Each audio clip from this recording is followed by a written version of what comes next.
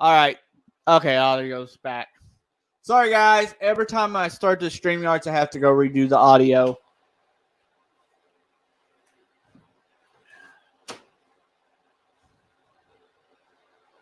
Let some people get in here.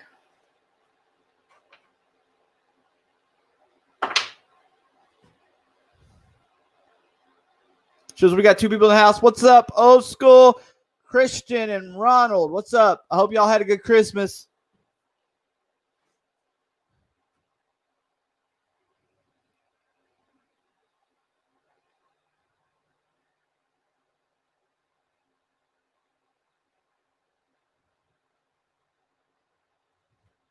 What's up, Robert?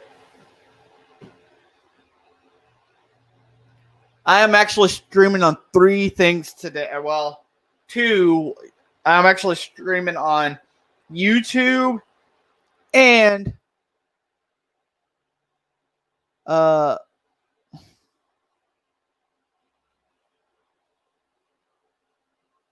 Facebook. Facebook, my personal page, and the other page. Who likes chocolate milk? It depends.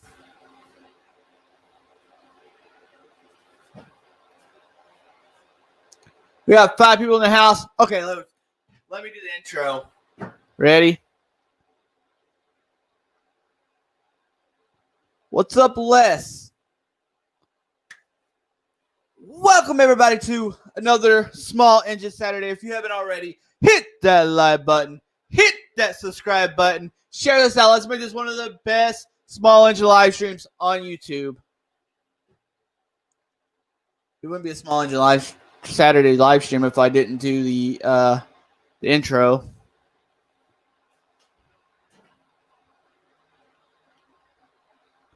I don't think you are, Robert.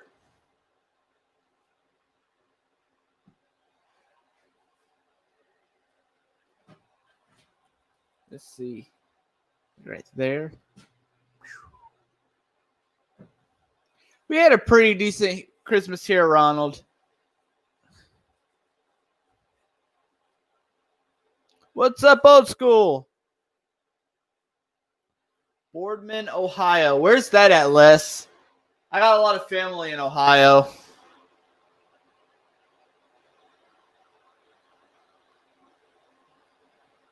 What's up, Brian? Awesome. Awesome, Christian. Y'all ain't hearing too much noise from the heater, are y'all? I mostly use it to push my my videos, Robert. That's mostly what I use my Facebook for, and business.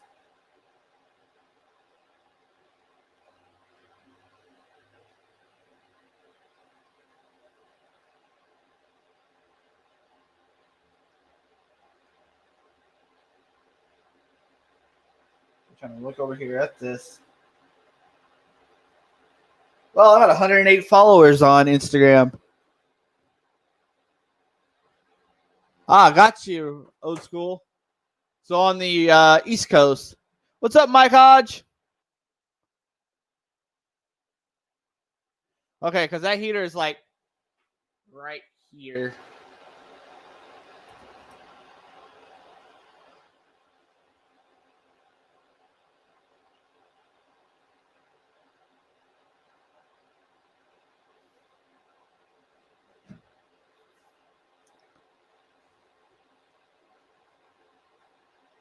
It ain't too cold in here, but I was trying to stop it before it got too much colder in here. Thanks, Etar Adventure. I appreciate it. I can't wait to get working on it. It might be, like I said in the video, it might take a couple months. Gotta get the parts together. I think the real expensive part, other than the engine, is going to be the seats, getting the seats for it.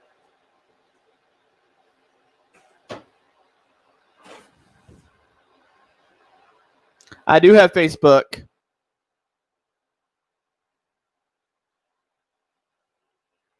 Yeah, I can't wait to see yours done, Etard.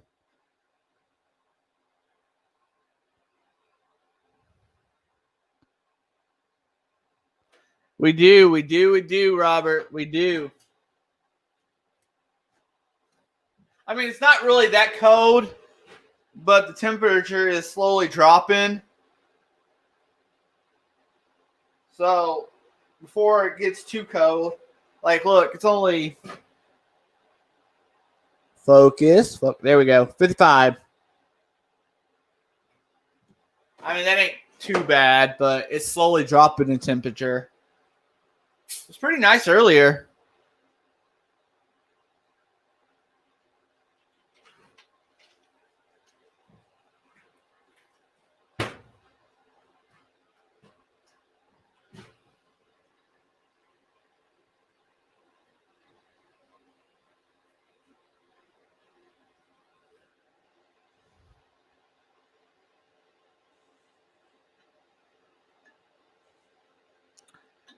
So, what's everybody's projects been this weekend? Okay, Christian. What's up, Mater? I did that glove holder over there. If y'all see my video, just cherry Pepsi, Mike. Not tonight. I'm taking some pain medicine for a broken tooth.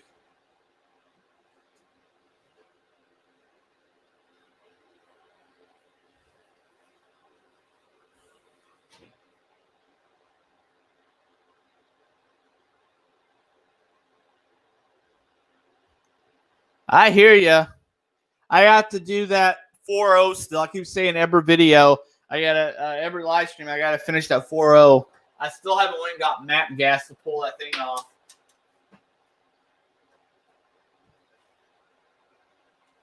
It's 31 degrees.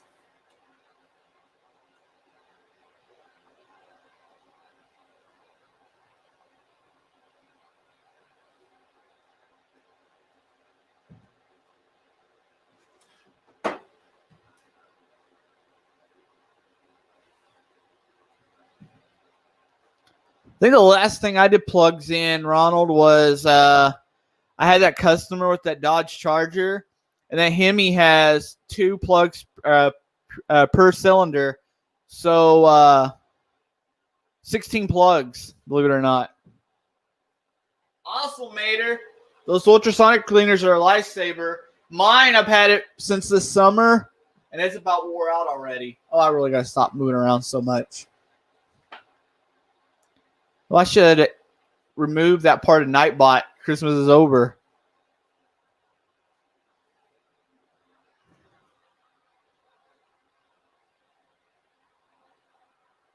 What's the plans with the go-kart? So the plans is talking to Tampa Boy Customs. We might put another GY6 that was originally in those back on there because he has one, or it might get fabricated with a 420 Predator. I got a 420 Predator.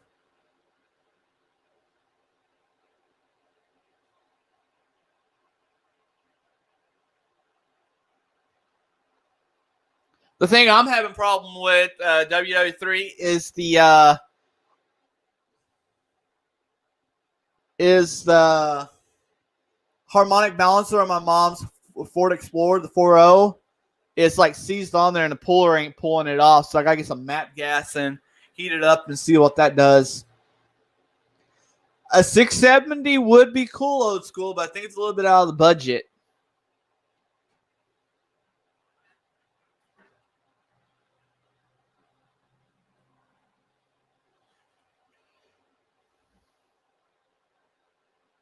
Yeah, see, and that's the thing is about the GY6 is there's so many mods. I'm actually pretty handy with the GY6 engine. What I don't like about the Harbor Freight one, Robert, was they're too small. A lot of the bigger carburetors stick out, so you gotta clean one side, flip it, clean the other side, and just keep doing that. This is mine's full of water. I'm not lifting it up. I ain't got a credit card.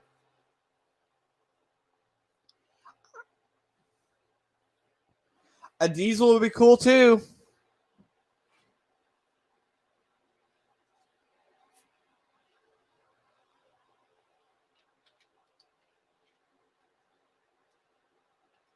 I mean, putting a 420 on there, diesel or something like that, would probably be cooler for the channel. But a GY6 would be a lot easier for me to put back on there. And the wiring's pretty simple on the GY6. It ain't that too difficult.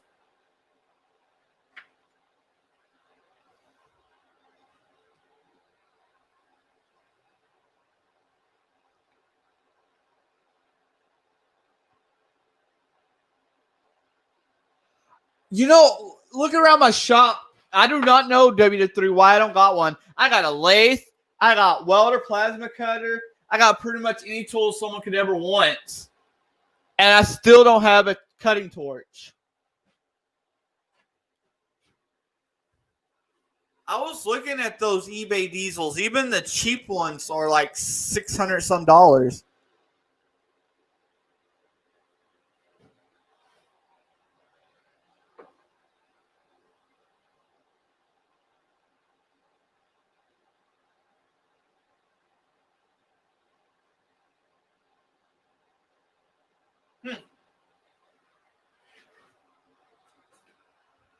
I might try that. What's up, Greater Parrot? Welcome to my stream. What's up, Stefan? Or Stefan?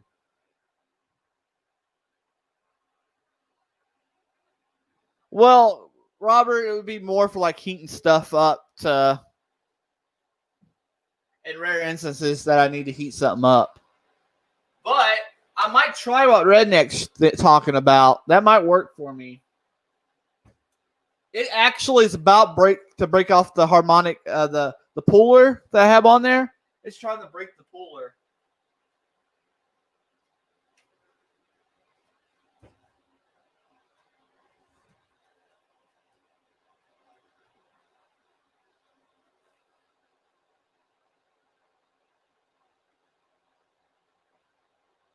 The snowman.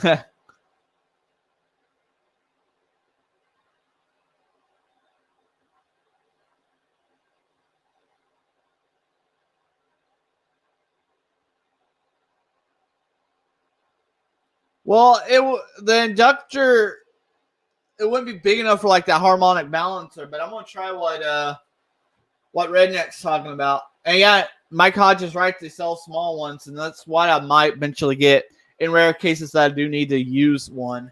But those inductors are nice. My uncle, I remember when they first started selling them big time off the tool trucks. My uncle bought one. He was showing everybody it. His tool guy brought it back from a tool show. What are RX-7 engine in a go-kart? That would be fun to take a lot of work. What's up, Tommy Power?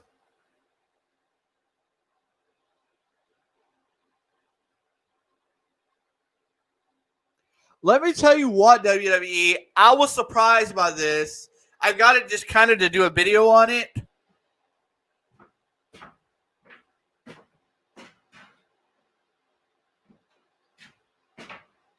I mean, it's not as good as like the high dollar one, but this $150 plasma cutter actually does a pretty good job. I mean, it don't have as clean of a cut, but I always clean it up with a flat disc anyway, so it does its job.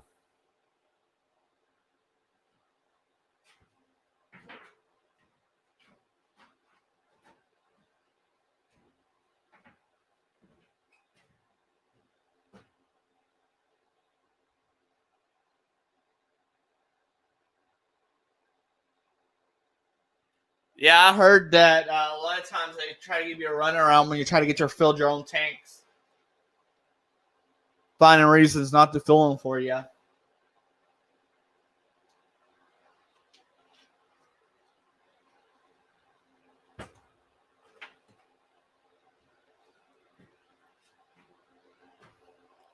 How's the late?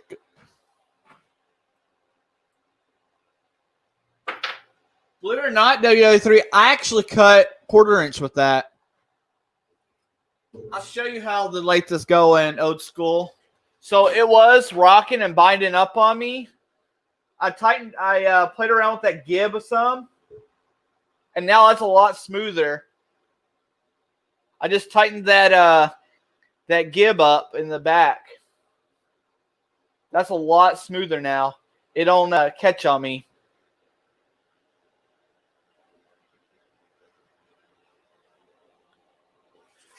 I do not know, Jimmy. I think it's I think the 50 might be like they have the. I think the 35 got replaced by the 50 because when I bought that one, it was no longer in stock. Of course, around the same time I bought that one, was the same time that Wrangler Star did a video on it, and that probably sold a whole big bunch of them.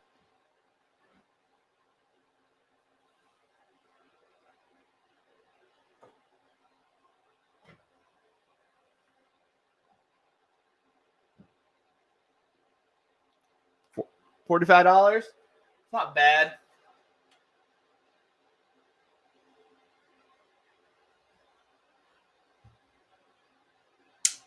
I think when they replaced it with the 50, though, it went up like that was 150, and I think the next one's up's like 200.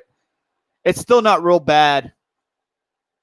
I like it. It's done its job. Yeah, that's the same exact one.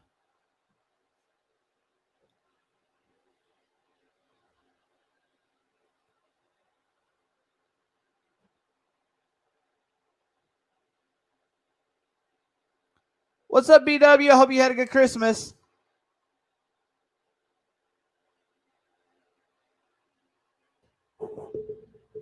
Here. Wow, we got 14 people in the house already. What's up, everybody? 17 minutes in and 14 people. I did get rid of Nightbot, but I brought Nightbot back. But I fixed Nightbot. He don't ban people. See, people get bad concept thinking Nightbot bans people, but you just got to go through and turn the settings down.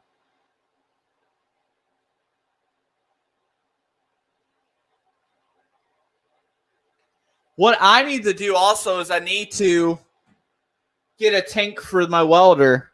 I've been welding with FluxCore forever. I hate welding with FluxCore. I mean, it's not bad. I can weld outside when it's windy, but I started doing a lot of small jobs inside the shop here. It would be nice to have an actual gas. I got the hookups for it. I even got wire for it. I got a big old thing of wire over there. I just never went and got a tank for it.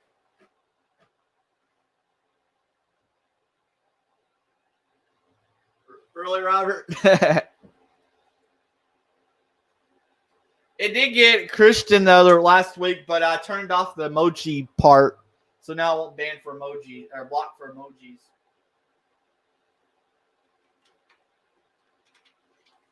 I just use them to, Nightbot to run links. Which, let's run our link.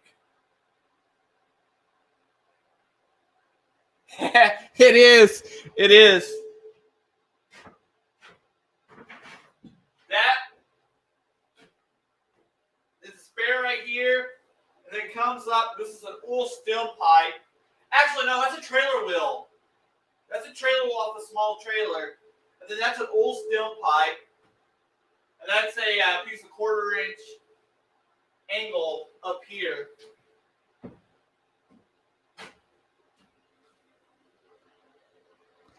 Yeah, it's an old Co 11.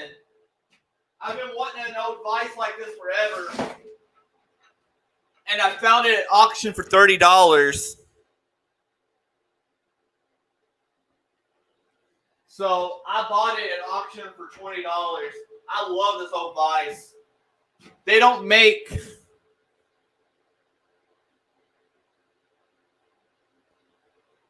it. They don't make modern vices as good as the old ones.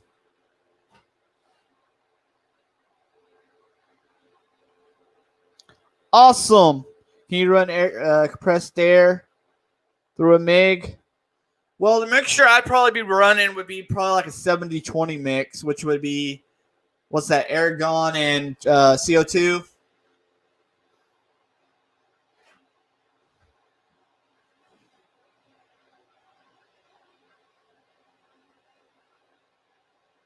Yeah, these old vices, they're worth it. You know, it'd be cool to make my own vice. I need like a smaller one for the bench. This right here was the first vice that I bought for the shop, and I actually broke it the first week I had it. I bought this new. All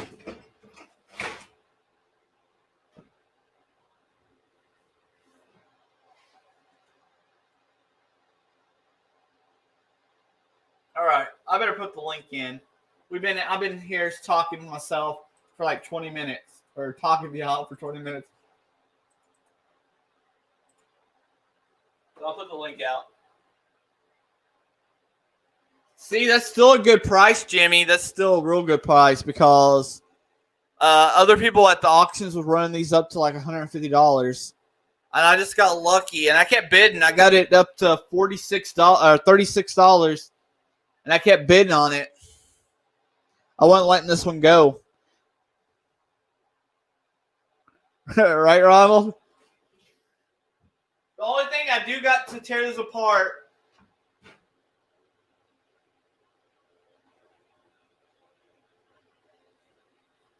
I do want to tear this apart. One of the vice jaws, this one right here, the screw is broke out. It was like that when I got it, and I eventually need to fix that. What's up, Hot Rod? Okay, Hot Rod. It's crazy. I blame, like, honestly, I love this whole YouTube stuff. I like doing this whole YouTube stuff.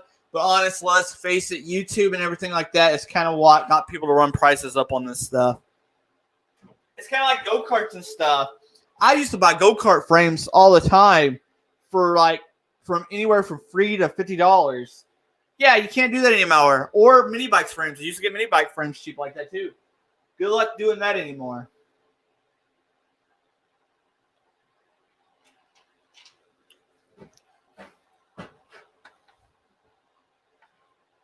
Robert, did you see my glove holder? This is my glove holder. Let's see if I can show y'all. This is a piece of angle iron with some rebar welded to it. It's a glove holder.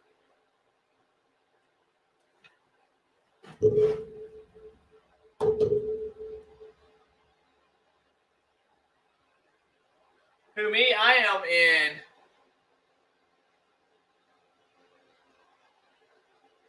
am in Central Texas.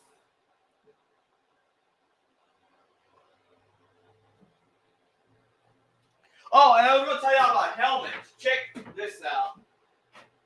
Guys, someone asked not so long ago about helmets. And I always said, I hate the Harbor Freight helmets, and I still do, because that Harbor Freight, let me get my Harbor Freight helmet. This thing right here is hard to see out of.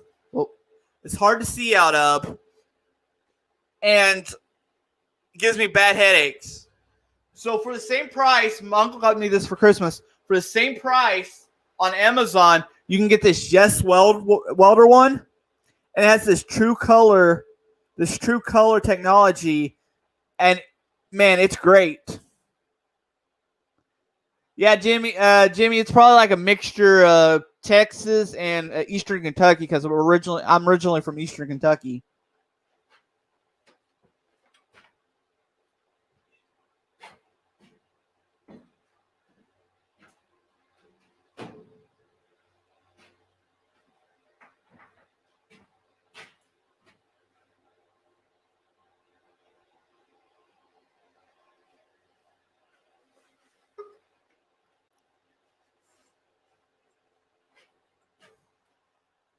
Yeah, the Yes Water one though, Robert. If you ever get a chance, try that water one. What's going on, BSS? What's up? B or BS?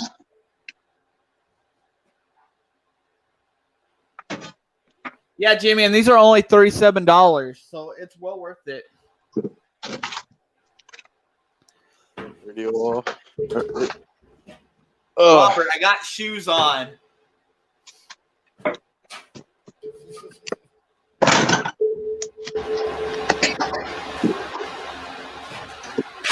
Let me get this hung back up here.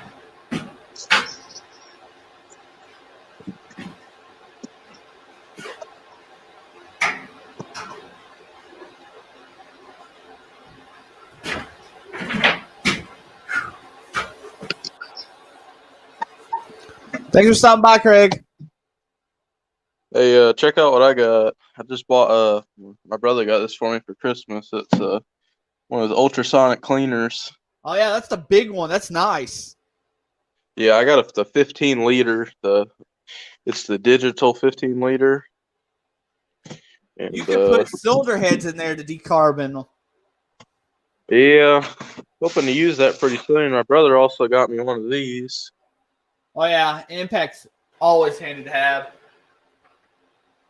Hey man, I tell you what, I was at my neighbor's house, and they wanted to do some trading with me for some Briggs and Stratton engines.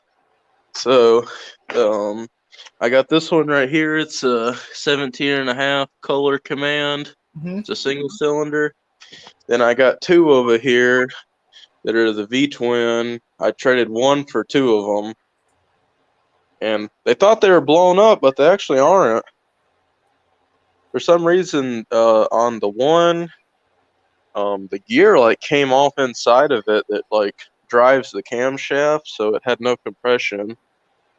Because I guess they were both open. And it kind of sucks. I was like, I wanted to get on my computer and watch the stream and stuff, but I broke my headset. I pulled the wire out of it, so I gotta go buy a new one tomorrow. I tell you what, though, it's cold. My friend just called me and he's like, he was wondering if I had a PVC end cap because his water system just kind of broke because of how cold it is. I always got to keep end caps here because the horses, they'll break them off. Well, when I had the big horse, he was terrible for breaking the water spigots. We lost him. Yeah, I want to get a bigger one too, Jimmy. I got this little. What is that one? 7 liter, if that. Harbor Freight one. I need to replace it before the repair season starts. Right now, there ain't a whole lot of repairs going on, but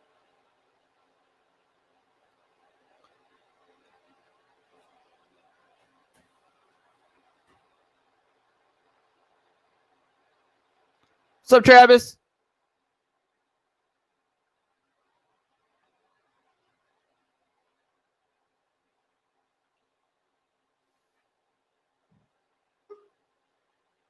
And here's Hot Rod Back.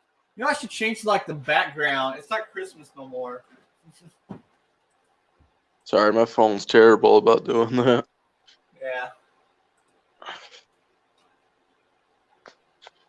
Yeah.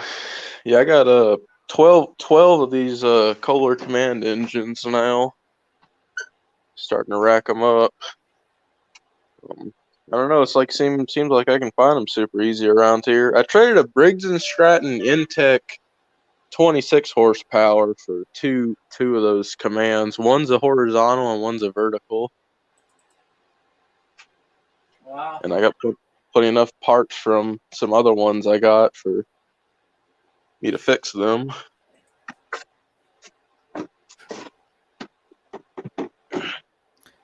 Yeah, I need to do that, Jimmy. I really got to invest in one. What's up, Patrick?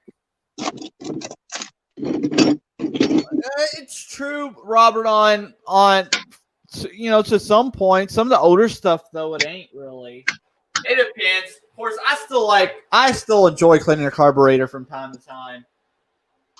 it keeps me. I don't know. I like doing it from time to time.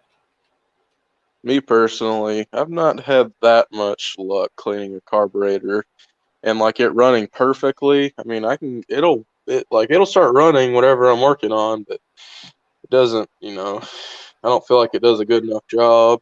That's why I was reading online before I even bought it, like I was wanting to get it like a month ago, and Yeah. people were saying to get the 15 liter because it has the most cleaning power. I don't know if you watched my video on those. The best thing I found to use, and I got told by a few people this, you go to the dollar store and you get that LA Totally Awesome. It's part that and part water. Works the best on that. Oh my, that awesome cleaning, yeah. My friend says that's the best thing to use too. Yeah, I bet some of that stuff will work good on it. I was thinking about using just Dawn dishwashing for now. I've heard people to use that too. Yeah, Jimmy, my Cub is down too. I got to put another clutch in it again. Ugh.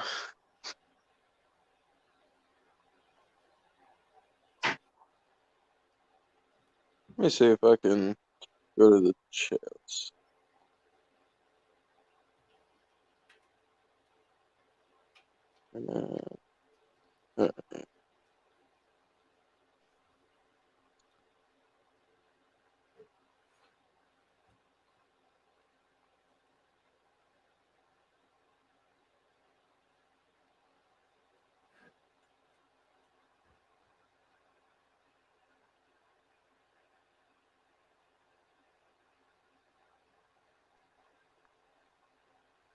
Can you still hear me? Yeah, I can still hear you. All right. I see Maters, I'm saying that right, workshop. He's wanting to know about the command engines. Yeah. Around where I live, I guess you could say they're definitely more like harder to find than like a Briggs and Stratton engine, but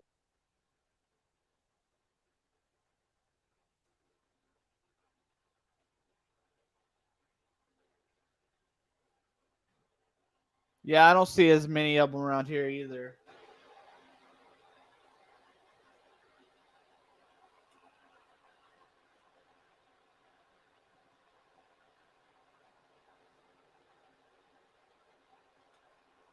You still there, Hot Rod? Oh, we might have lost him again.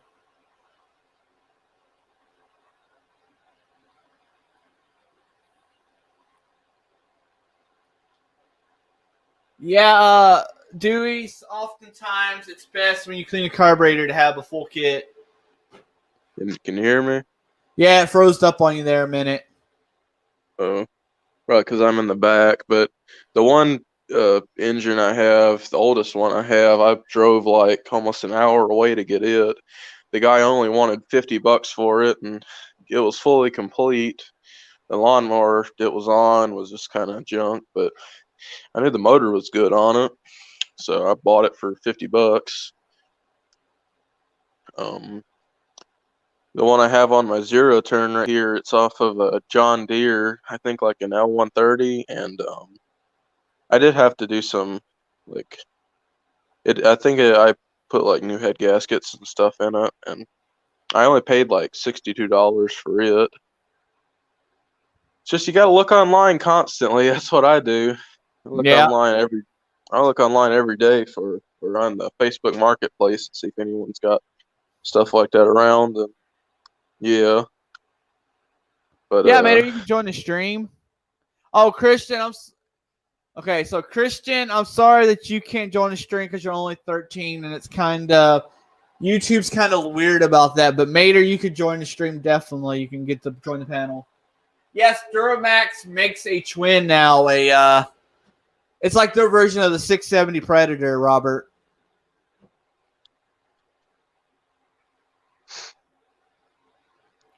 Awesome, BW. Yeah, still gotta get your package out.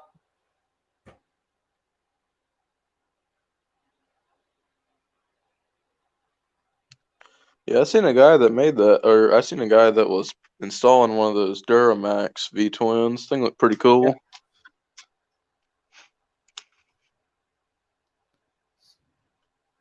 Yeah, sometimes, Jimmy, sometimes you can reuse. I've done it a few times on my own stuff, but it's iffy. One of these days, Mike Hodge. One of these days. Yeah, they got them on Amazon. We'll take a look at them. Let's pull them up.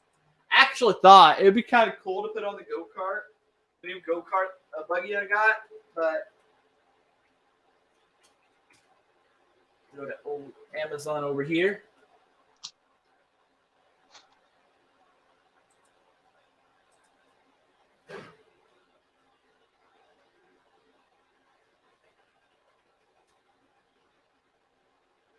That one, and where's that beach win? I saw it right here.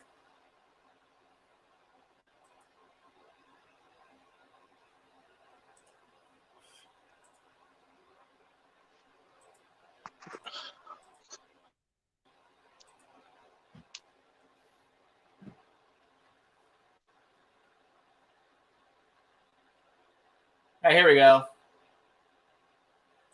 Yep, that's it. Yep, that's it right there. It's got 1 star, so someone got it, didn't like it. But honestly, with these reviews, you kind of have to, because some people just don't know what they're doing when they get stuff. So it's kind of hard to go by reviews sometimes. I personally never used one. See, there's a rating, but there's no reviews. It's still like $1,000.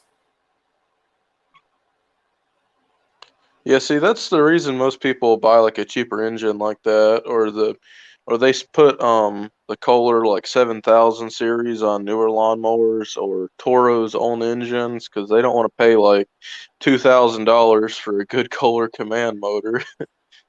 Yeah, They're just a little bit too expensive nowadays. there's the link Mater and Dewey. It's there in the thing. Man, I would love a gas-powered welder generator. I thought about it, Jehu, just to joke around. I really did. I tried to play with it. Just to joke around with the whole thing.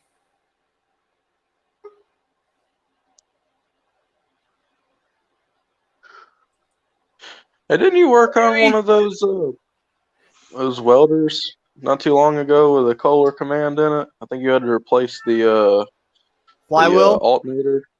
Yeah. Flywheel, yeah.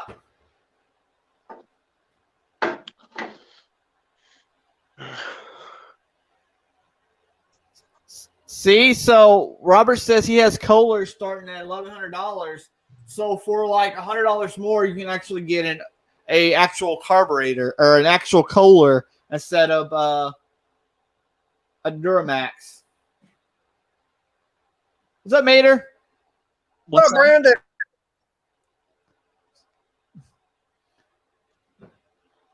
How's everybody doing out there? Doing pretty good. I'm freezing.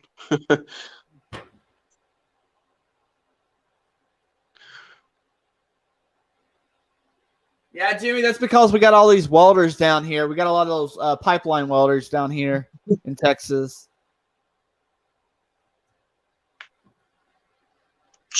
Like I said, not bad. After getting that second test result back, coming in negative, I can go back to work Monday. Awesome. I bet you've been bored. Actually, no. I've been getting a lot of my new storage shed put together, which is coming along pretty good.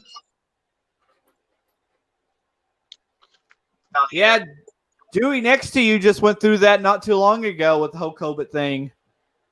Yeah. The best part about it was losing 20 pounds. There you go.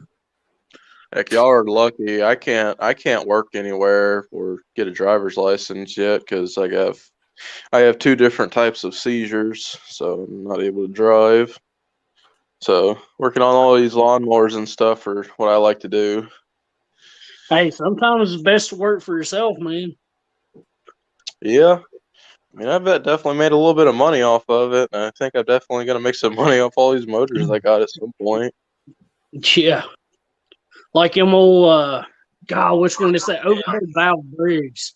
Them things blow heads. Like I've had them drop valve seats, all kinds of stuff. The Briggs and Stratton Intech or the Vanguard. No, it's it'd be the VTEC one, I think. Or the Intech. Yeah, Yeah. those were bad on those. And the heads Yeah. are like $100 and something bucks. Go ahead, Jehu. I don't care. Go ahead. I kind of want to see the video on it too. Yeah, the two of the motors I got, I traded a 26 horsepower, one of those junky Intex for two supposedly bad motors, but I think I'm going to be able to make a good one off at least one of them because nothing's really blown up or seriously damaged inside. My neighbors down the road, they think they're lawnmower mechanics, but yeah, they can't just like open the back of the motor up, like the 10 bolts in the back and actually see what's wrong with it. Because I don't know if you can see or not, but on this one they cut the shaft off and re-welded it onto the new motor they had got for it, which I don't think is a good idea because it'd be shaking. Yeah, if you that's get not it wrong. safe. Yeah, and that guy down there is not very good at welding or even fixing stuff. Like it's basically like the guy and then his friend that lives next to him. They share their yards. Brandon, did you ever order answer those that lights I sent question. you? Say again? Did you order those lights that I sent you? No, I never did get around to ordering it. I do need to get some. I never got around to it. I never even got to the post office to send off a package to BW yet. I'm terrible behind on everything. Maybe they'll get their act together. Hey, dude, I had no lie. The bolsters that I sell. Yeah.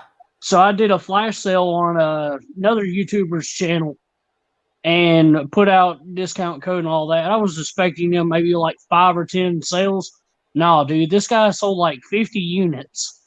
So I had to order, I think it was like 45 units that I ordered, and the dude only lives 45 minutes away. So he shipped them out on Monday, and I got them the following Sunday. That's how jacked up the post office is. Wow. I'm like, Yeah, dude, my I could have brother- jumped in the truck and drove and got them. My brother was coming over. He came over like Christmas Eve and brought me all my presents and stuff. But like literally, he was almost to my house, and they called him on the phone, or I think he might have got an email, and they had my ultrasonic cleaner at his house, so he had to go all the way back and get it, which was good timing. I about ordered one of those the other day, and I'm like, I need to find a good coupon because $70-something, that's a bit much for the Harbor Freight one, I think. Well, that's what I got today over there because I was actually going to get it Wednesday, but they're running their after Christmas sale, so they're dropping $10 off on it. That's why I went and picked it up today. Yeah, I think it was about 220 for mine. Eventually, I'd like to see if I get one of those bigger ones, but for size of the garage I've got, my work area, this one will work fine for me. Well, I need a bigger one. That's the problem is, like I said earlier, the bigger carburetors, you have to put them in there, clean them on one side, turn them around on the other side and clean them because they don't fully set in there. Gavin, how big a ultrasonic cleaner did you say that one was? 15 liter? Yeah, 15 liter. It's the biggest one I think they make. That's Yeah, probably the one I one got that Musty's got then. Yeah, that's about the same. Eventually, I'll- I would I'll- see Yeah, if I you could can get set one a of those. how cylinder head big down this in there and is. clean it. Yeah, that looks like the same thing like what he's got. Yeah, Yep. you can kind of see how big it is, like versus my hand. That's how much sets in there. Just don't stick your yeah. finger down inside there when it's running. Yeah, I don't plan on it. I've heard people that they stick their finger down in there and their bone marrow gets destroyed. Ooh. I never stick my hand down there, but I always have these close by to grab stuff out of there. Right. Now I Yep. can understand if it's being heated, but if you actually got the sonic section going, vibrating everything, yeah, you do not want to stick your finger or any part of your body down in there because it'll actually destroy it.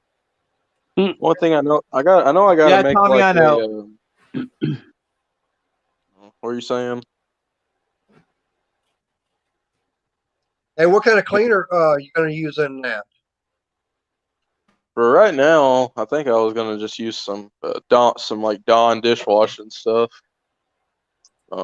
Just for now. But if I can find some of that whatever BS said it was over at Dollar General, I'll go get some of that. The Awesome. Yeah, they sell it at the Dollar General. It's in a yellow bottle. LA Totally Awesome. Yeah, they It's got plenty of it. I was thinking about running Simple Green in mine. That stuff looks Okay, good too. so here's the thing about Simple Green, and they actually got a different type of Simple Green that you can use, and Robert Water could tell you about this more probably.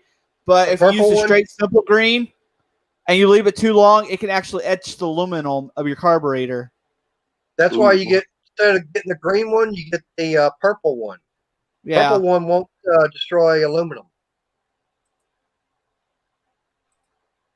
But that stuff works great too. It smells better than Awesome. I know I want to use it. I got this mine because I got these Coleman lanterns and stove. I need to be able to clean the parts and everything on, and I've got some generators. I want to get the carburetors fixed on. So hey, why not? That's exactly what it'll be perfect for. Mm-hmm.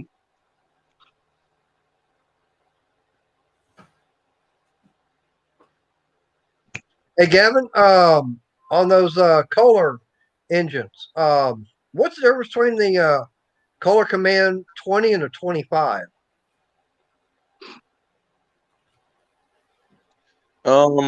Bigger. I would assume bigger pistons because it's bigger CCs, and usually the difference would be how like wide the shaft is.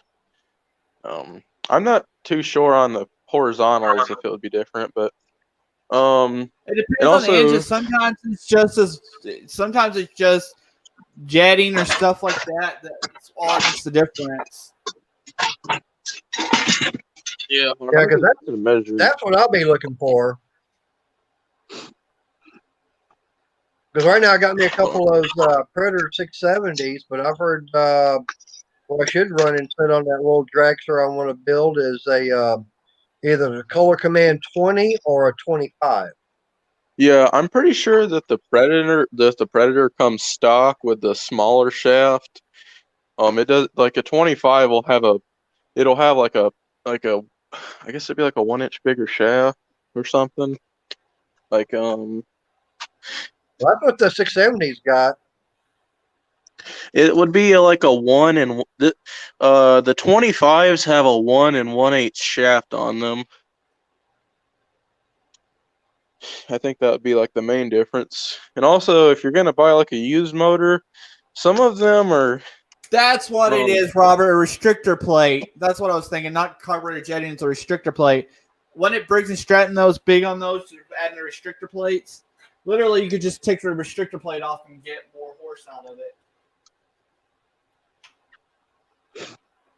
Yeah, so I'm looking at this other one I have, and it's just a 1 inch shaft, so it's a little bit smaller, and it's 3 inches, 3 1/8, I think, out from the end of the shaft.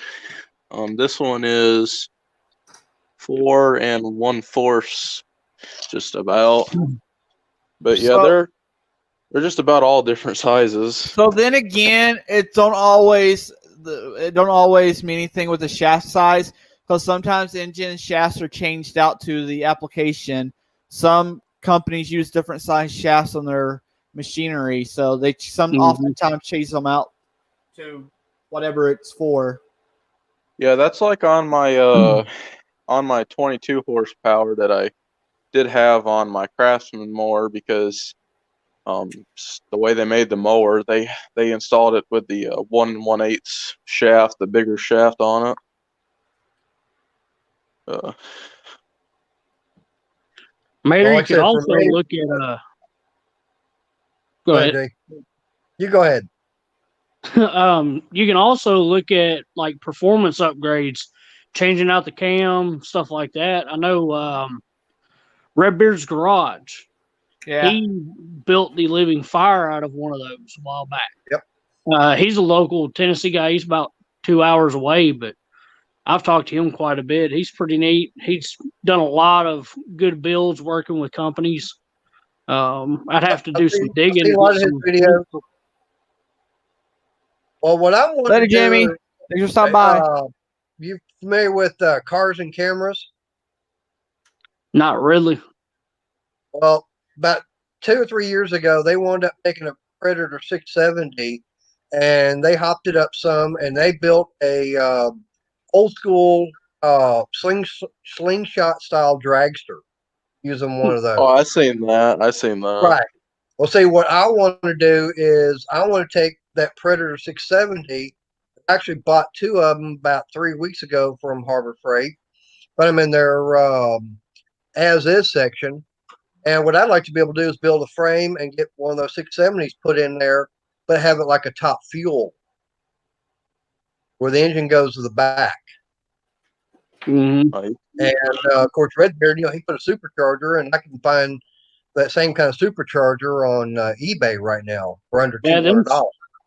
And all those are is a Volkswagen smog pump. They're like $100. Yeah, well, actually, some of them coming off of BMWs.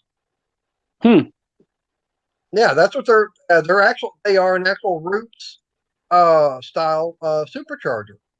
But I also watched the video by some engineers that show that turbos ain't really effective in a small engine. They're not, and they'll cause them to overheat. Yeah, but I'm only running 1/8 mile at a time. You'd almost be better off with a smaller turbo and like chill it. Do a liquid air water cooler. It's not that. I could. It's the air-cooled engine. It causes the heads to overheat. Does it? Yeah. Kawasaki put them out on a couple engines. Dixie Chopper had one for a show. Hustler had one, and somebody else did. But they all overheated. Yeah, but would they get hot enough, say, in an 1/8 mile drag strip? I don't know. They did run them for a little while, so it may. I don't know if it'll do anything because there was no noticeable horsepower increase. Kawasaki did get noticeable horsepower increase when they retarded the cam a little bit. Caused the engine to lope and sound badass too, but those are hard to find because they put them in production but never told anybody. Huh. In an 1/8 mile, you're only going to have it running for probably 2 minutes total from the time you crank it up to the staging lanes, turn it off, get it back up, and then putt back to your pit. Yeah. I mean, I got the worst that's going to happen is they'll blow a head gasket. Yeah. That's easy to replace. If you're going to do that, run copper gaskets. Spend the money and get a copper gasket cut. Yep. Yeah, that's something else that Redbeard had done, and so did Cars and Cameras. They actually used the copper head gasket, but they also a place called 670 Performance. They actually had the head cut to where they actually had the copper wire installed into it. Yeah. A lot of companies, I'm trying to think, Harley did something with it. You can do it on a lot of Chevrolet stuff, but when you put it in, you're basically crushing that into it, and it seals it up better. Right. That's something else I was looking at getting. Plus, I wouldn't mind getting the billet rods and getting the You'll flywheel. need to. Once you take that Oh, yeah. governor off and stuff, you're going to be increasing your RPM so much, you will throw a rod through the block. Well, I do know that with the now the 670, it's just aluminum in the cylinder walls, but now with this Predator 708, I've got on my riding lawnmower. It's actually got steel sleeves. So I'm actually going to see about trying to do a combination between the 708 and the 670 to see what kind of cubic inch displacement I can get out of it. If you look at rods, holler at Carrillo. I just got some custom rods done and some pistons for a build that I've got going on, hopefully sometime this year or 2021. I would say you ain't gonna have much time this year left. Yeah, I'm just ready for 2021. Oh, no kidding! I'm so happy that I got my second test result come back today saying negative because 2 weeks ago, actually, yeah, 2 weeks ago today, I went to a Christmas party, and a few days after that, everybody that was there, except for me and one other person, have all been tested positive for COVID. And I've been out all week because of that. My boss said, "Nope, you're on quarantine until I get test results." So came back negative today. It's like, okay, be back to work Monday. I got my first positive. My first symptom was on Black Friday. So I took that Ooh. whole following week and the next. So I had 2 paid weeks off, got back to work, and here we are. Like last week, I worked 2 days, was off for my birthday, Christmas Eve and Christmas Day. This week, I worked 3 days. And then New Year's, it's like, dang, these are the best weeks right here. Well, luckily for me, the company I worked for, I told my boss and everything. I was able to go Wednesday and pick up my Christmas bonus. And he said, I don't have to worry that the holiday pay I'm still going to get. So at least I got 2 days of pay from last week. I can still use maybe a couple of days of vacation to help make up. Well, I don't My know work- about Robert, but I'm still waiting on my Christmas bonus. My boss is a bit of an asshole. Man, I'll Yeah, tell you, that's your boss, Brandon. Christmas bonuses ain't all they're cracked up to be. I got an $850 Christmas bonus. You know, old Uncle Sam took about 60% of that. So, My asshole boss has not given me a Christmas bonus since 08. Or paid vacation. You need to talk to your Oh, wife. they don't give me a day off. y'all She want works to for me. change the subject right quick? Brandon, I know you know I'm around Nashville area. Yeah. What all have y'all heard about this bombing versus me being a local and knowing more about the area? All I heard is they found a body, so it was a suicide bomber. Supposedly. I haven't watched or paid attention to the news because I don't like to. I got other things to do. Well, I lost Yeah. cell phone service till about 30 minutes ago, so I've been like MIA since Christmas Day. Someone really, really hated AT&T. So there's So say true, this, like- they should have gone over to the Tennessee Titans office area and let the bomb go off. the Nissan The team's Stadium. doing enough. No, over to the headquarters for the Titans. Yeah, Team's well, doing the enough of stadium's that. called Nissan Stadium here. Yeah, because So, my hometown is Houston, so it's like, yeah, that's my, the Titans Well- are my old team. yeah, we stole the Oilers from you. No, we got rid of him because we didn't like the damn owner at the time. He kept wanting to be a jerk. We had a big old party here when they said we're leaving. It's like, all right, fine, hustle la vista, baby. Yep. Heck, other than back when the day Javon Curse was in, and this past year, I guess they ain't done all that hot. Nah, the Texans ain't doing all that good. I'm a little upset. Of course, I'm glad they got rid of McNair, or not McNair, but yeah, the coach and everything. I can't even think of his name right now. I know it, but yeah, McNair is the owner. Yeah, I'm just glad they did get rid of that coach, especially if getting rid of Hopkins to Arizona, I mean, that was the stupidest mistake. Mm-mm-mm. I was gonna say, you know, I think my mom's screaming at me. I was gonna say, anything else y'all need to know about a Kohler motor? Kind of freezing. Go and get warm. Yeah, go get warm. I'll sit in front of a heater. Yeah, Hell, I'm inside my house right now. I'm not out in my I don't garage. got too much for a heater outside my garage, but all right. Well, see you guys another day. I'm kind of freezing. All right, man. take care. Rod. See ya. Ew. Mm-mm. Hey, can you turn that off, boy? Hey, Brandon, want to let you know. Thanks for letting me join your live stream tonight. Oh man, you're always welcome. Anybody's welcome on my stream. The only person I couldn't have on here was Christian, and it was only because he's 13 years old, and YouTube's kind of funny about that. Right. I've been accused of having the maturity of a 13-year-old. Does that count? Yeah. Well, I think everyone on this panel right now is guilty of that.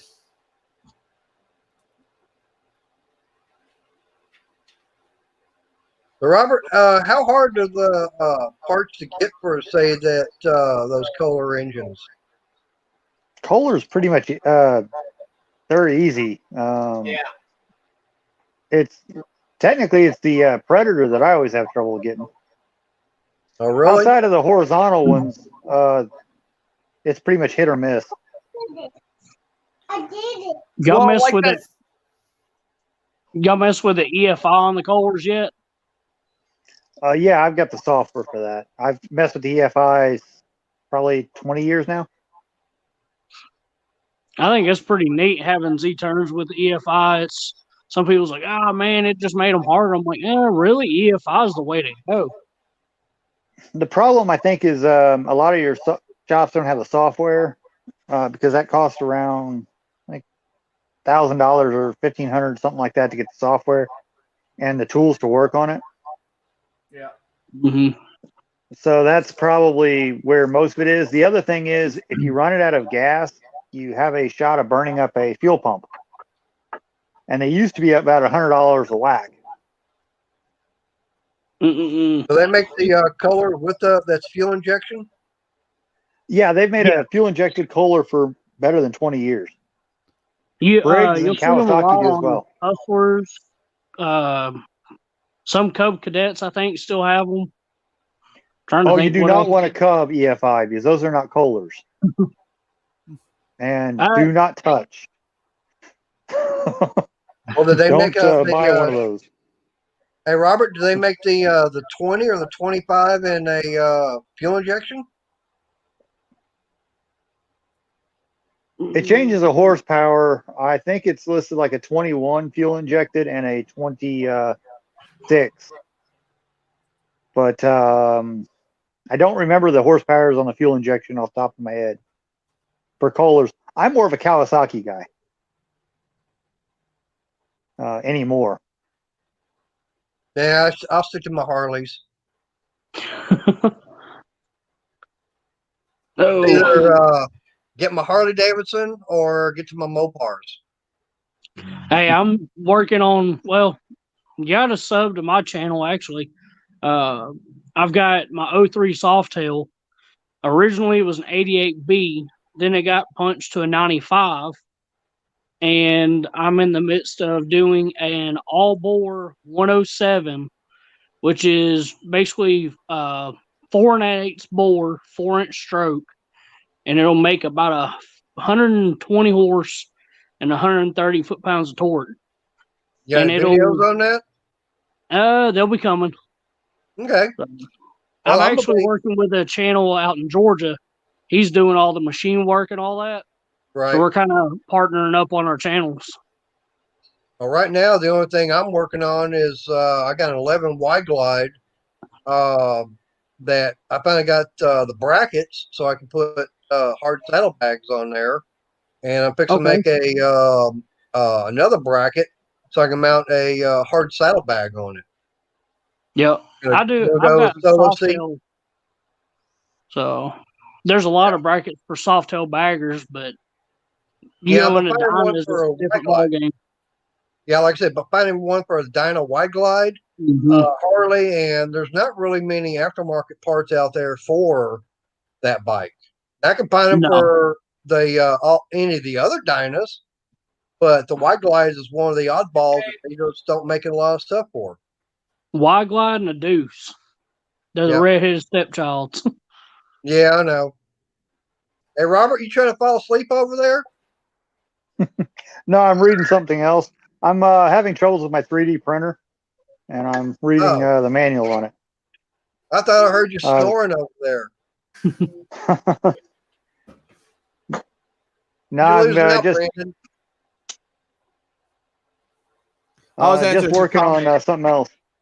But yeah, like I said, after I get that those saddlebags put on, because about a month ago I found a place on eBay that actually had the brackets to mount the hard saddlebags.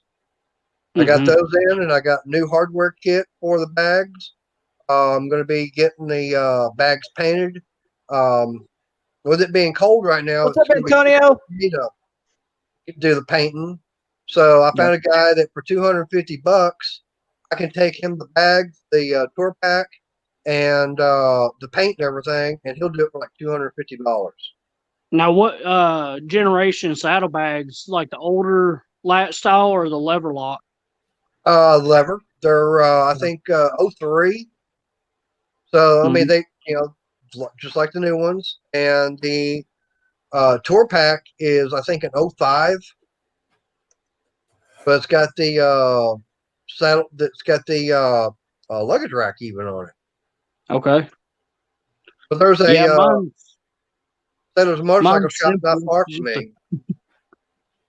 But he's got a bunch of used stuff. That's where I got it at. I bought my first set of bags from MotoZoo.com. Yeah. They got a lot of like cheap bracket kits. You can buy bags and brackets for like 200 and something bucks. Damn. So I just got regular old Vivid Black. Mine's a black bike anyways. So what's up, Briggs? What's up, Briggs? Hey, Well, for me, I paid. I found a what are you guy guys who had doing these up Harley so bags late? for like So $100. late, it's only 9. Oh, we got Bubs the Cajun. What's up, Bubs? Oh, you're interrupting my drinking. How are we doing that? You're the one that joined. Yeah, you're the one I'm that picking joined on in you. on us. We didn't twist your arm or nothing. No. Now Brandon might have twisted it a little bit. Nah, I just had to. Everybody keeps talking about Predator. I hate Predator. Biggest pile of crap ever made. I personally like the Duramax myself. They're a smidge more, but and Brandon knows they're blue, so that's a dead giveaway for me. Well, to be honest, guys, I like the one of old my favorite- Briggs and the. Yeah. Those old flathead Briggs, they go forever. I ran one with just RTV as a head gasket when I was younger on a go-kart. You can't kill Exactly. an old Briggs. No. Well, you You can can kill but anything. It's hard under normal use. under normal use, yeah, but there can be some abnormal use and conditions and not properly taken care of them. Yeah, you can destroy one. You can destroy any engine. Well, putting the wrong spark plug, because that was a common mistake for a while. Yeah. Hey, I used to work Putting for the a shop years ago. We did Japanese engines. And you would not believe how many people come in with the Toyotas, cars and trucks, and they complain about overheating. And first thing we would do is we'd pull the oil cap off of it, and 9 times out of 10 it was milky white. We already knew what the problem was. They had that 22R engine in it, and they wouldn't change the timing gear set, and the chain guide would wear away, And that timing chain, hell, it drove a hole in the timing chain cover right where the that was. Well, I've got a 1990 Toyota pickup. It's got a 22 RE in it that's built. But the original ones for it was around the early 90s. They used the plastic timing chain guards. If Yeah, you went and that back wore with out. the 20R, they were steel. Yeah. Well, the early ones, the 20, the 22, that you actually had a 20, you have a 22, and a 22 RE. Yeah. And those are the ones that were in America. Now, I did actually see a 21R, and that was actually from a car. It was actually from Japan. And they're totally different. You can't put a Japanese engine in one. The one I've got outside, it's a Japanese motor because you can look at the VIN and it has a J in it that shows it was made in Japan. But one of the funny things, I'll say, yeah, all of them are made in Japan, but you've got to find out if it's one that was actually manufactured for use in Japan, or if it's one that was for export. The export ones you can use here in America. The ones that are for Japanese use, which there in Japan, you're required, I think, every 45, 50,000 miles, you have to actually pull that engine out and put a brand new one in. But the only thing is the emissions for the ones in Japan are not compatible with America. And on top of that, parts you actually have to order from Japan to get them. Not like the American ones where you can go to your Napa, you can go to O'Reilly's, AutoZone, any local parts house. You can actually order and get them. Those others you have to get directly from Japan. I've got over 330,000 on mine. Yep. As long as you do the maintenance on Never those heard of having to Japanese, change a motor at 40 grand. Yep, it's something that they did over there in Japan for emissions that they would require you. I think it's about every 45. It depends upon the manufacturer and everything. Of course, it's been a while since I've had to deal with it, but yeah, I mean, you would have to literally pull your engine out and get a brand new one put in. It's something the Japanese government was requiring them to do. I'll tell you, you've probably dealt with one 2RZ and a 3RZ water pump. Call up to the part house and order one of those and ask them to describe it to you. Oh, hell. What's up, Andy? What's up, Mark? You got to see how you got to change the front oil seal on the any of the Wankel engines on those the Mazda RX-7s. Yeah, the rotary. Any of them rotary engines. We literally, it was leaking, and we told her $800 to change the seal out. And she was going, want to know why? Well, because we got to pull the engine out of the car and take your bolts and everything, because you got several bolts that go from the front to the back, or actually from the back to the front. And that oil seal is in the front cover, installed from the inside of the front cover. And the only way to get to it is you literally have to pull the engine out and disassemble it. And I know that those rotor engines, they were Toyota's noted for seals.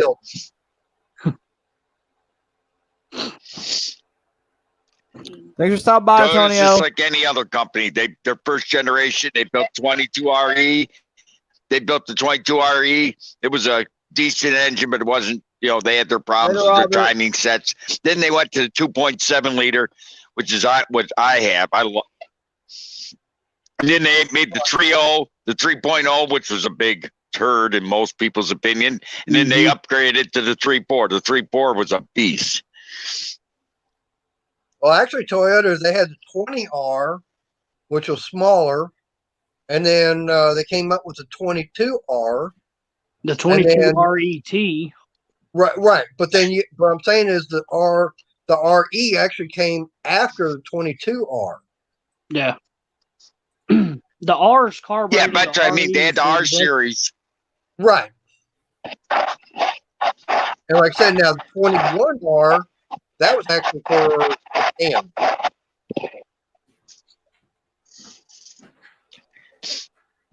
That's what I mean. They had that whole R series on 4 cylinders, the whole series, and then they came out with the 2.7. The 2.7, quite frankly, is a beast. Yeah, the 2.7 is That the 4-valve 2RZ. I love that 2.7. That's what I got in my Toyota. I'll tell you, a good Toyota motor you don't see much is the 1UZFE, the V8 that they had. Oh, the one they got in the Lexus? It's a 4-liter. Well, I It's mean, like- they got. I know there's a 2.4E, I think. Yeah, But, the yeah, 1UZFE is nasty. Yeah. I've worked on those, Mm, and they're actually in Toyota cars. I mean, you got the Toyota and you got the Lexus. Of course, yeah, a lot of people don't realize Lexus is actually manufactured by Toyota. yeah. It's like And- Infinity's by Nissan. Yeah, Infinity's Nissan, and Honda makes Acura. Yeah. Speaking Yeah, of Acura, Hey, I got a $5. good question for you. You remember? I'm trying to remember that that one car company, Geo. Geo was a Chevrolet. No, believe it or not, no. There was Toyotas, Nissan, Hondas, and Suzuki's that were making them. Well, the Suzuki, Isuzu, all that was tied in. No, well, okay. Like you got your Geo Tracker. That's nothing more than a Suzuki Samurai. And your hood releases inside your glove box. Yeah. Yep. Now, what's the only oddball engine that you could ever find in any one of those cars? The 3-cylinder. You got it. I had fun when I was working at Sears one time. We had one come in, so I'm doing a tune-up and everything on it, and I got one of the tire mounters to come over. So man, I got 3 of these cylinders, changed the spark plugs in it, but I can't figure out where this 4th was at. And man, I was having fun having him look all over that thing for about 20 minutes. You gotta reach around back. Well, I had one guy. That I brought in a standard, and it's like I'm doing the oil change and everything on it. And I had one of the other techs over there, and I said, "Man, I can't find the dipstick on this transmission." That's a standard, okay? This guy's looking all over a dipstick for a standard. It's like, "Oh, I found it." I go, "Where?" He goes, "It's right there." He goes, "Huh?" Yeah, I showed him on the side of the transmission. Pull the little plug and stick your finger in there, and that's how you check it. It's like I going had a in. buddy of mine's father had one of those. He had the Chevy Sprint with the Mhm. 3-cylinder Suzuki engine in it. It was Yep. nothing but a motorcycle engine turned outside. Go and order from somebody new. Yeah, I need spark plugs for my 4-cylinder on a Ford 2.3 liter. They're like, oh yeah, and they go back and you pull out 8 of them. They're like, there's 8 spark plugs in that thing. Yeah, Brandon, not you know, the like- original ones, the old ones, but yeah, the newer ones. Yep. Yeah, And Brandon, I remember like what you were talking about earlier about the that Dodge Charger having 16 spark plugs. I had a Durango a few years back. Yeah, it had that 5.7 Hemi with the 16 plugs, and I was going to change them. And when I saw how hard it was to be getting to those back 2 cylinders, I said, forget that. Those plugs ain't the ones he bought for that Charger weren't cheap either. Yeah, they're what, about $15 a piece? Yeah. Yeah. It was like $300 to change the spark plugs altogether by the time it was all said and done. That's one of the main reasons why I never changed them on that Durango. I mean, hey, I could have changed them, but it's like just getting to those 2 back cylinders by that firewall. I had hardly any room. It's like, man, forget it. It's gonna be too much of a pain in the you know what. And it was still running good. Correct, Mike Hodge? That's what I like about Hemis too, Mike Hodge. They make money because they're always breaking down. That Dodge Charger, the power steering pump, it was electric. $1,000 part. Ford, we had one lady at work. She had a, I think Ford, I can't remember the make on it, but she had one. Power steering was going bad. Come to find out, yeah, it's got an electric power steering pump. I'm going, really? I go, yep. But it was like $600. Yeah, this one at O'Reilly's Hey. was 800. They all do it. They all do stupid stuff. The Oh, Chevy Link's a General Citation, the Motors. original Chevy Citation. You had to disconnect the motor mount, take out the radiator, and tilt the motor forward to change the back spark plugs on that. Oh, The B6 model. Yeah. It was also came under the label Pontiac Phoenix as well. The front wheel drive Pontiac Phoenix and Chevy Citation. They made that in the 4-cylinder and the 6-cylinder. The 4-cylinder was what they called that 2.5 liter Iron Duke. Anybody own them usually had to cry every time they had to have it worked on. They were a turd. Yep. But the V6 model was great. It was like called the RST model. Great car, but literally change the spark plug. You had to drain your radiator, take it out. Some of them you had to. The Pontiac version was a slight difference. You had to take your AC compressor off and hang it, and hopefully not lose any freon, and tilt the thing forward, the whole engine forward, and have someone hold it or a chain hoist, whatever, to change the back 3 spark plugs. Damn. Took 10 minutes to change the spark plugs once all that was done, but a couple hours to put everything back.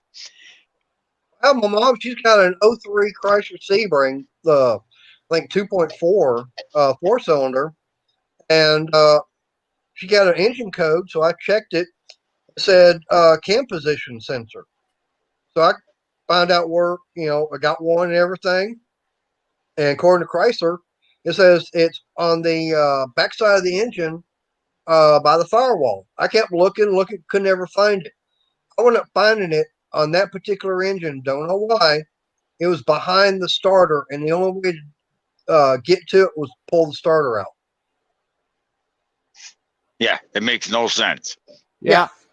I think I saw a picture on Facebook the other day, and I think it was one of the German cars where they put the starter was inside the bell housing of the transmission. So you had to pull the transmission. Yeah, I saw that the other day on Facebook. Well, it's like that could be the Audi 4000. I think you're right. Yeah, could be.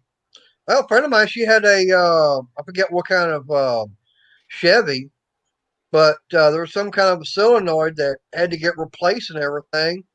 And I think she was looking at about $1,500 to get that done. And come to find out, the damn thing's up underneath the intake manifold. So just to change out that solenoid or whatever it was, she had to pull the intake manifold off. Well, that's a damn got mechanic coming in here for you. Oh, the Trident spark plugs. Yeah, I've heard those are a pain. My grandma's 5.4, her truck has never had the issue, but I hear some of those V10s were terrible for that, breaking off spark plugs. Antonio, I see you're here. He already left. Oh, did he? Yeah. Honda and Toyota. Toyota's made in Georgetown, Kentucky, most of them. I see. Not the Toyota I got. Not the Toyota I got. Oh. Mine's that T100. That's all Japanese. I'd scroll down. And the old tech guy. It's crazy is Japanese brings a lot of their factories and stuff here. They own the steel plant. They own the steel plant in a town we used to live in Ohio. They bought that out. Kawasaki. Well, it's called AK Steel. Because Kawasaki bought them out. Damn. I got about 10, 15 engines that I've been collecting over the years. I've slowly got to build up the old flathead Briggs.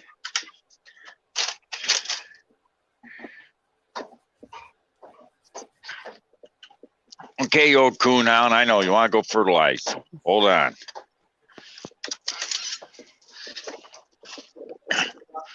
Come on.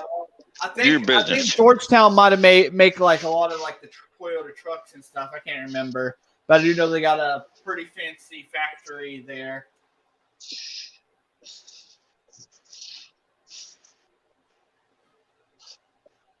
Hey, Brandon.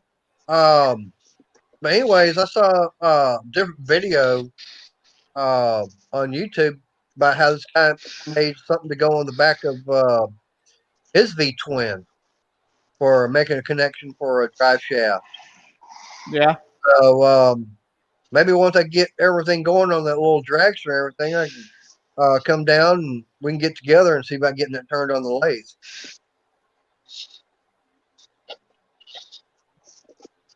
How big can you turn on that?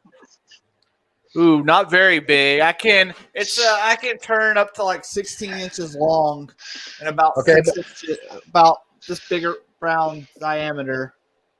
Wait, that. You might be able to go bigger than that. What you probably have to do is measure from the center of the hole down, and that should be able to tell you how big. Because what you do is then double that measurement. So if you go down, you can go down 4 inches. Put a piece of flat iron down there on the rail, and measure from the center of your chuck down. So say if it measures 4 inches, then that means you've got an 8-inch. You can do 8 by 16.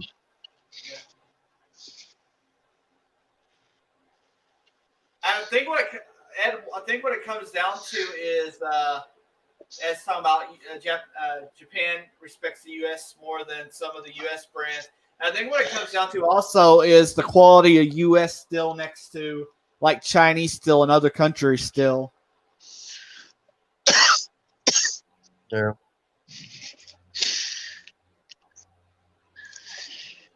Well, let's see, Ed, the old tech guy is here in the house. Yeah. That's what I was saying when I said Ed. Yeah.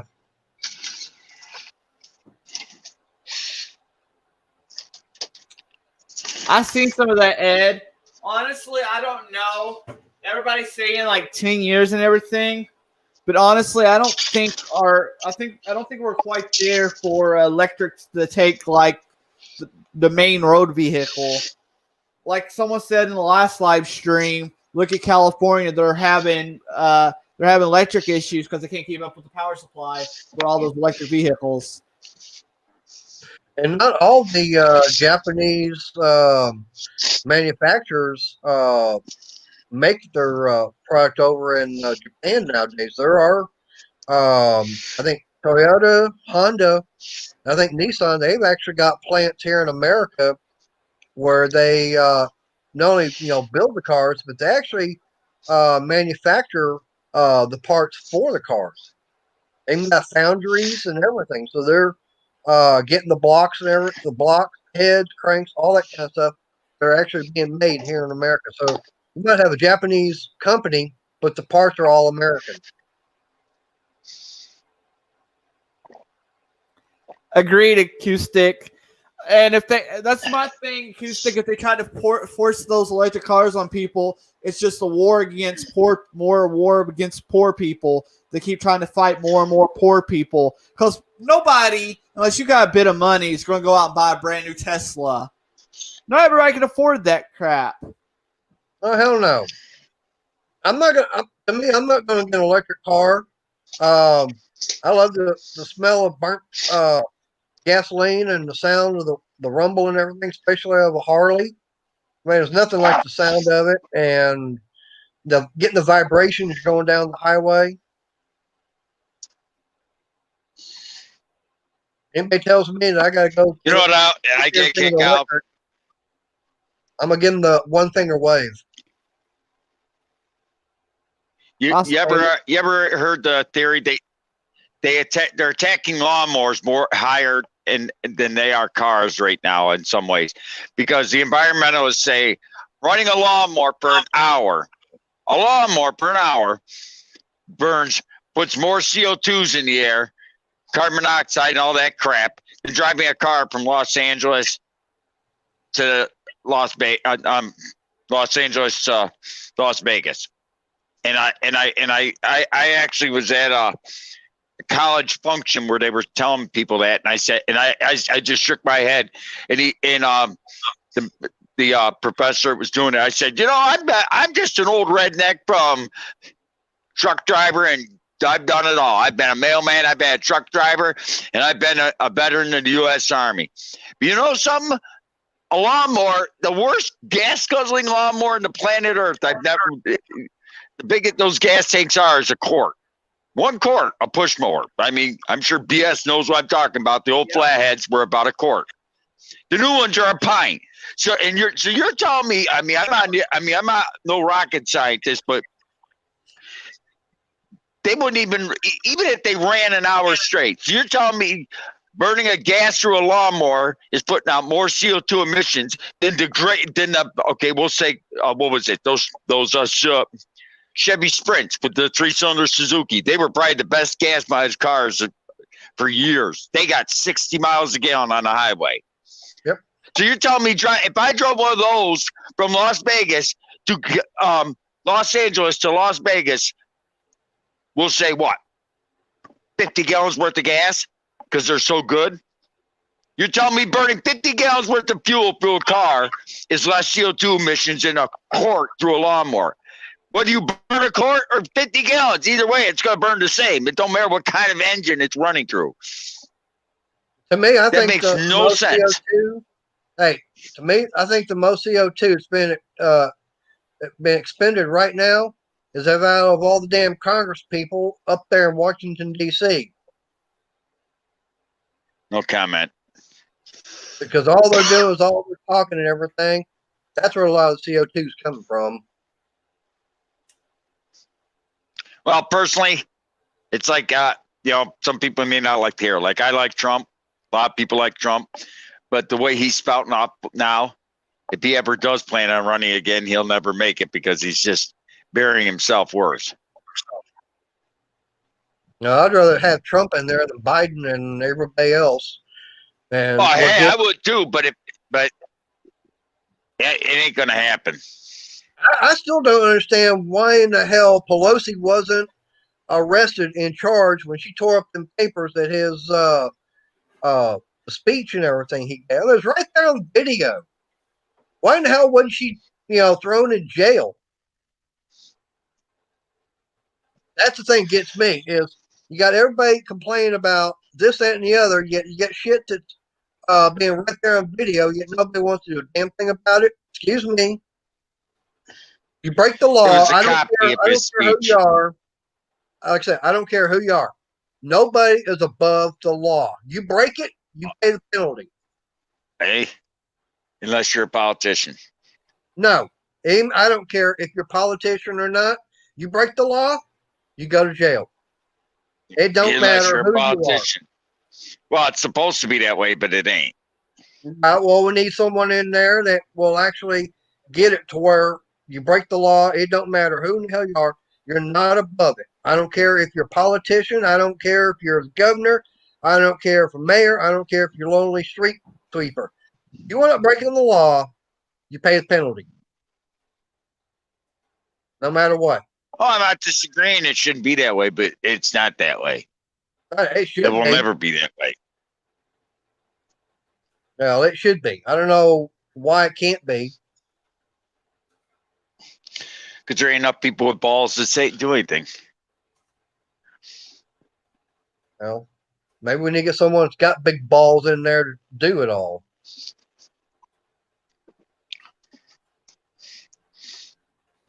It's like my father. Go ahead. I love my father to death. He's a good man. He worked 45 years as a journeyman maintenance machinist. And he would, even if the law came out that he didn't like, disagreed with, he's one of those guys that will follow the law to a letter. He's not a rebel. But talking about If they made it a law, that you had to go outside every morning when you woke up and raise your American flag and play taps and salute that flag while it was going up, and go out every night and play taps and while it was coming down, he would do it. Yeah.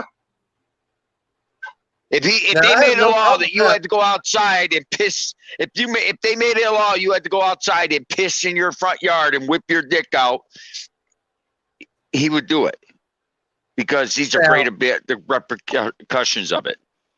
Now, to me, on something like that, I'm going, Me? no, that's too damn ridiculous. No. I mean, there are some laws and everything that. Yep, and he would say it was ridiculous too, but he would do it. Right. I mean, like I said, to me, I agree.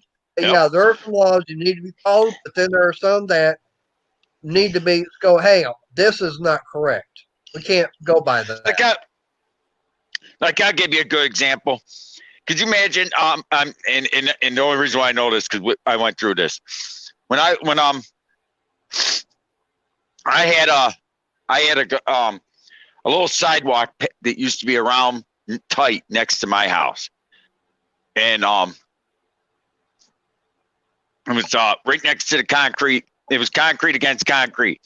It was actually tilted towards my house to act like a gutter against the house, and then it was sloped towards the front of the house.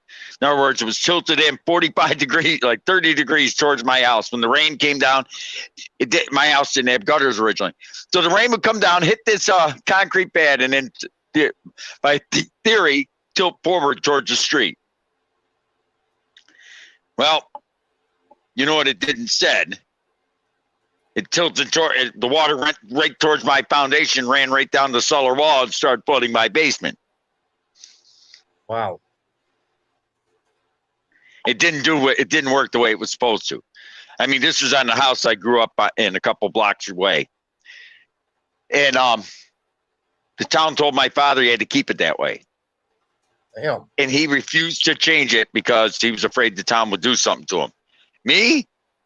I went out there when he was gone one day, and I took those concrete blocks off, ripped them off, because I got tired of sump pump in the basement. I took those concrete blocks out, put in stone and gravel, regraded the whole yard. Didn't even put the concrete back. We didn't want it back anyways. And tilted away from the house and put in some gutters. Problem solved. Yeah. My father was so worried the town was going to come up and start yelling that he wanted me to put them back. I said, fuck the town. Why should we have our basement flooded? Oh, yeah. We never had a problem with it. I've got a guy that's on there's a guy that does the going around looking at people's places, make sure they're not make sure they're following the rules and everything. Code compliant. Anyways, he's gotten me a couple of times for having tall grass. Well, I got one section over by my corner that about 4 inches out into the street, out in the street itself, past the curb. It's tall grass. Okay, fine. I am not going to cut that grass because one, it's out past the curb in the street. It's not my responsibility. I'm waiting for his ass to come over and say I'm in code violation and take me to court and everything because of all that. I'm going to go, no, that's not my responsibility because that is out in the city street. It's not on my property. Oh, yeah. Hey. I mean, hell, he comes walking up, taking pictures of stuff I had in my backyard. I put up an 8-foot tall wooden privacy fence, and now he can't even go back there. If I'd known back then that what he was doing was illegal, yeah, I would have fought it. I didn't know what my rights were at that time. I've learned since then. It's like, okay, fine. Come on, dumbass. Come on, bring it. I'm going to fight you on this stuff now.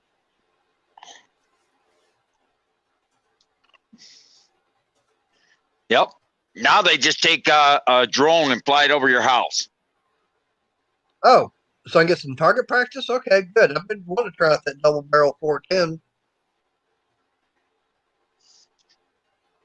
You don't want to shoot that a drone by the government. That's big fine. I say it's invading my privacy, and they don't have a search warrant.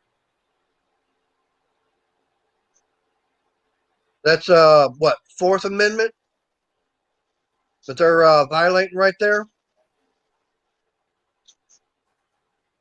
I think it's was it not where they have to have a search warrant to be able to look at your property? Airspace is different. No, actually, I think the judge ruled that up to a certain height, you can actually go up to a certain height. Anything over that is considered against the law. Yeah. Good luck with that one in court. I'd have to find out what the rules are here in Texas. There's certain things you can't win. Certain things you can. Hey, I had a code guy. I shit you not. That's another thing they did to my old man that he didn't like. Me and my brother were putting a roof on his house. Oh, this is about 20 years ago. And we had a flat room in the back. It was an addition, and they put a flat roof on it. And when you are in a wet climate like I am, a lot of rain, a lot of snow, I don't care what you do. It's almost impossible to get a flat roof not to leak.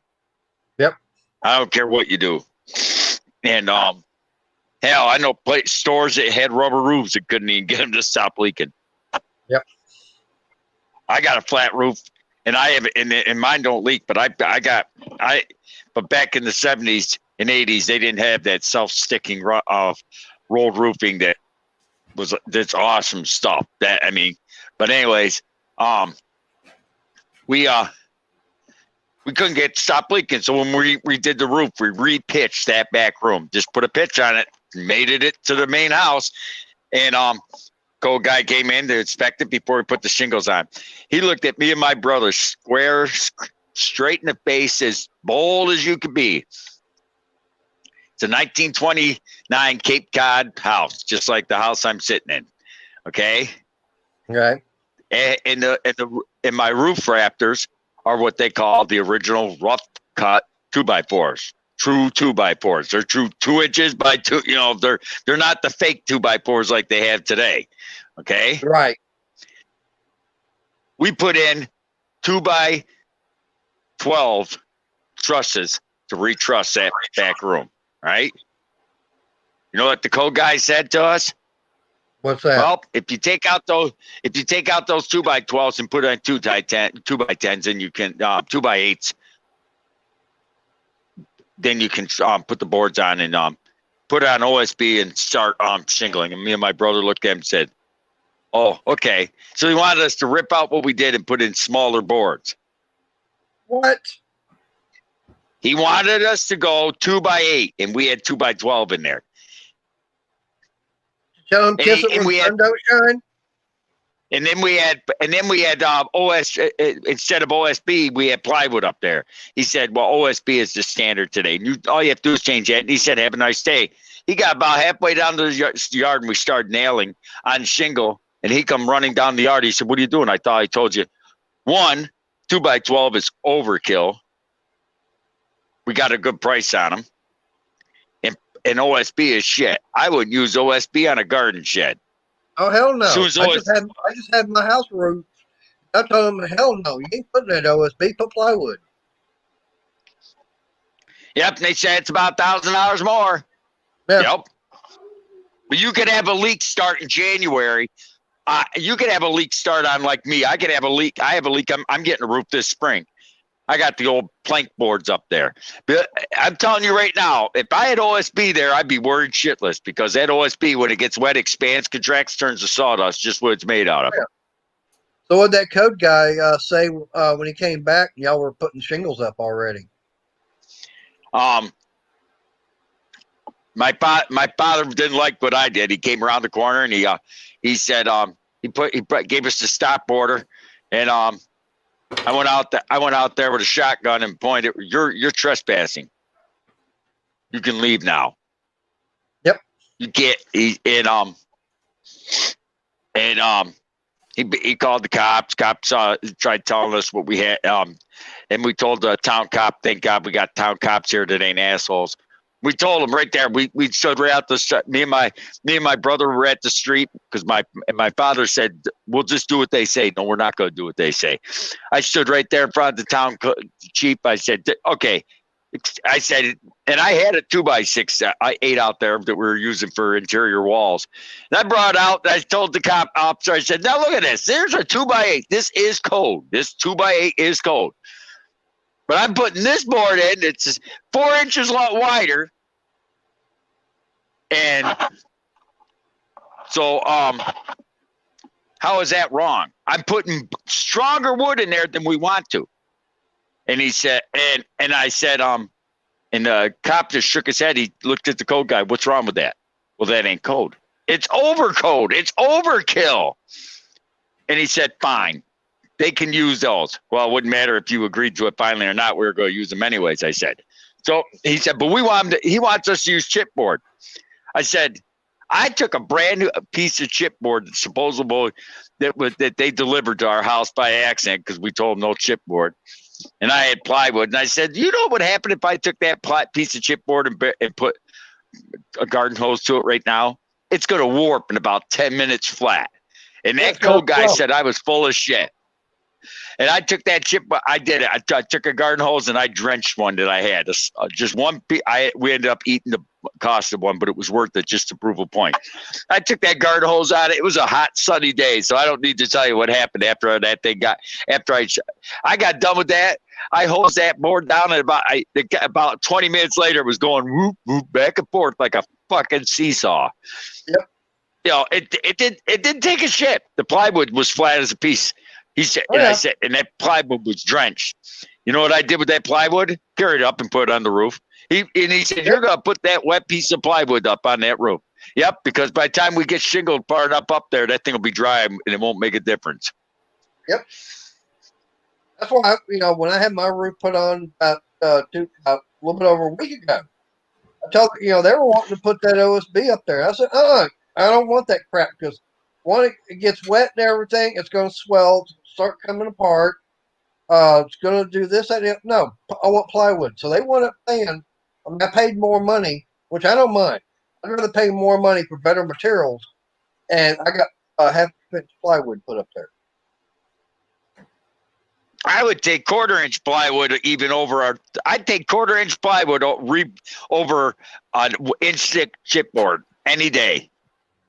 Well, what I had up there was 1x6s. When this house here, I've dated it back to 1908, and they instead of using plywood, they put 1x4s and 1x6s up there. So they just want it going over. Yeah, but you know what's funny? My roof, I mean, they want to do it quick and easy.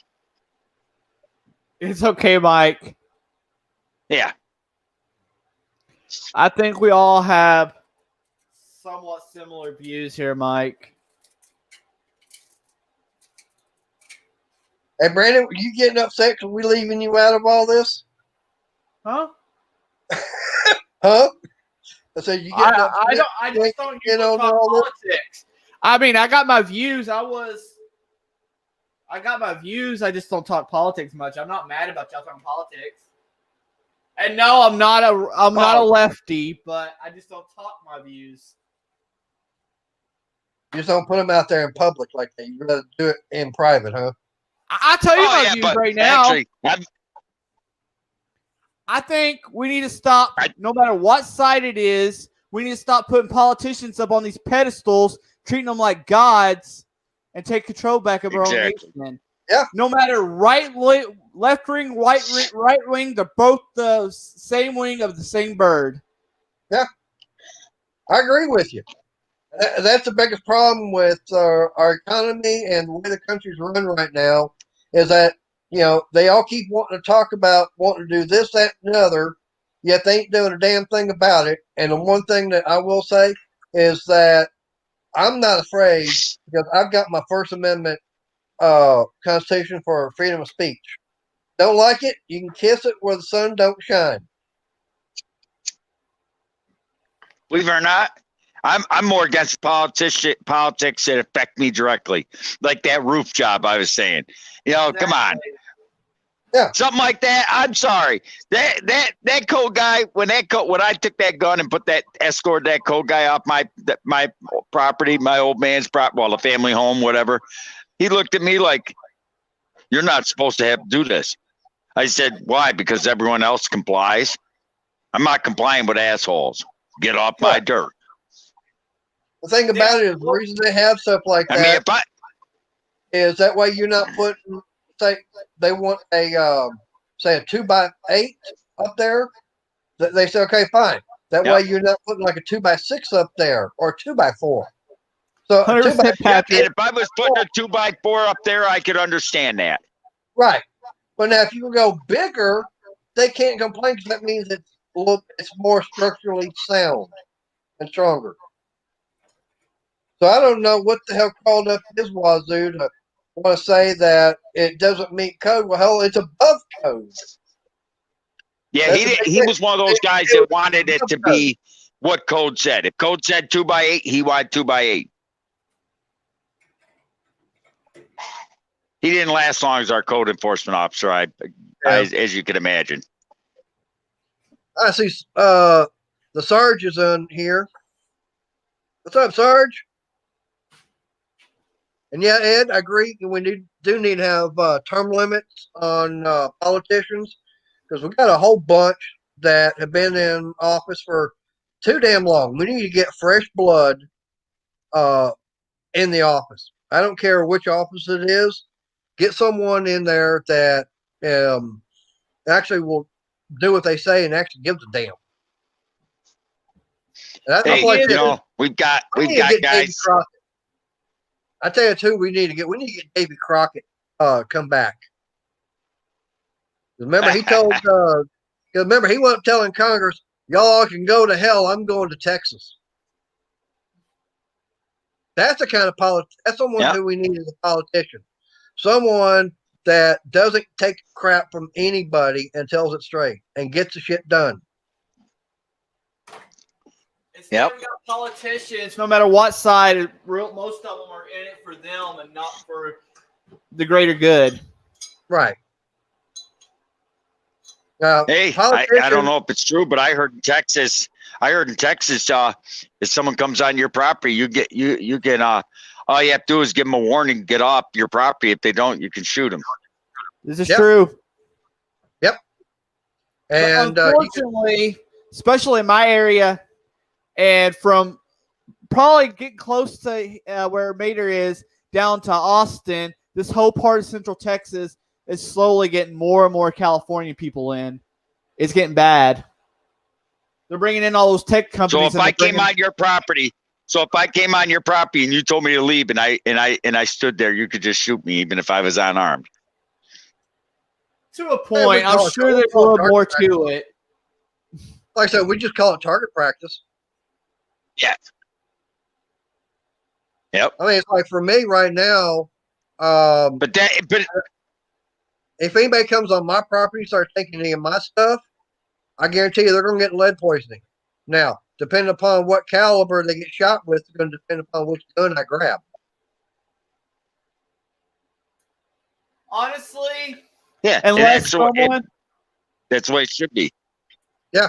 Unless someone is a direct, dangerous threat to me, I probably ain't going to shoot them. But I sure in the hell would scare the shit out of them with the gun. Yeah. I'll probably think I'm going to shoot them. I mean, I ride my bike. Oh, yeah. I carry. When I'm out riding around on my bike and everything, I carry with me because I've got my license. I'm in my car. I've got one. I've got several here at the house. So I'm not worried. You're right, Ed. My sister's boyfriend's sister in Chicago was getting beat up by her boyfriend, and she pulled her legally registered gun on him, and they took her to jail and took her guns, and he got out of jail. He didn't even get to go to jail. Illinois is really messed up on that stuff. Yeah, now that's where see, that's one thing I don't agree on something like that. Yeah, they should have gotten both of them. Okay, and then let they go to court, and he's the one that should have had the charges and everything go against him, not her. Yep, exactly. That's why I'm glad here in Texas we don't have to register our guns. Nope. The cities will ask you to, but nobody does it. I don't do it. You don't need to know what I have in my house. Yeah. What I have here in my house is none of your damn business. Don't like it? Kiss it where the sun don't shine. And Oh yeah, want, hey, you know, like I say, if you want to kiss it, fine. I'll make sure I have a bad case of diarrhea.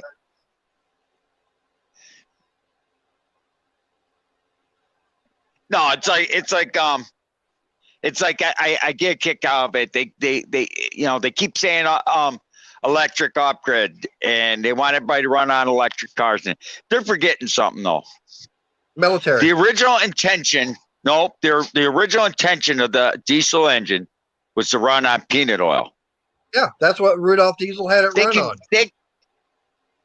Yes, and if they And had Henry Ford- everything, did it the way they could grow crops of diesel, peanut, convert it back to run on diesel oil. I mean peanut oil, Yeah. and it produces zero emissions. Or corn oil. Any kind Everybody of can have diesel oil. engines. Yeah, you can actually run it on vegetable oil. Matter of fact, there's a Renaissance Festival that's about 30 minutes away from me. I used to work at, and I was able to start obtaining some of the waste cooking oil from them. And I would take it home, run it through a filter, and I was actually putting like a 50-50 blend of that veggie oil and along with diesel in my truck. And you don't even have problem. to do that. They make kits, and I have a buddy of mine that converted bought the kit. He took his tank, cleaned out the tank, and made it and ran nothing but vegetable oil and used vegetable oil. And he took believe it or not, he has a 5-gallon tank next to that's diesel. He starts his engine on the diesel, runs it for about 2 minutes, flips the switch, and it converts over to the vegetable. But when he shuts it down for more than an hour, he has to purge the system. So then he flips the switch back to the diesel, runs it, and purges it. And when it's purged, a light comes on his dash showing that the diesel, it's all on diesel now. Then he can shut it off. You can He's been running that way for years. You can also refine it. Right. My Go Uncle ahead, Stan refined his own using a it's like a water heater thing, converted over, and then you add some stuff to it.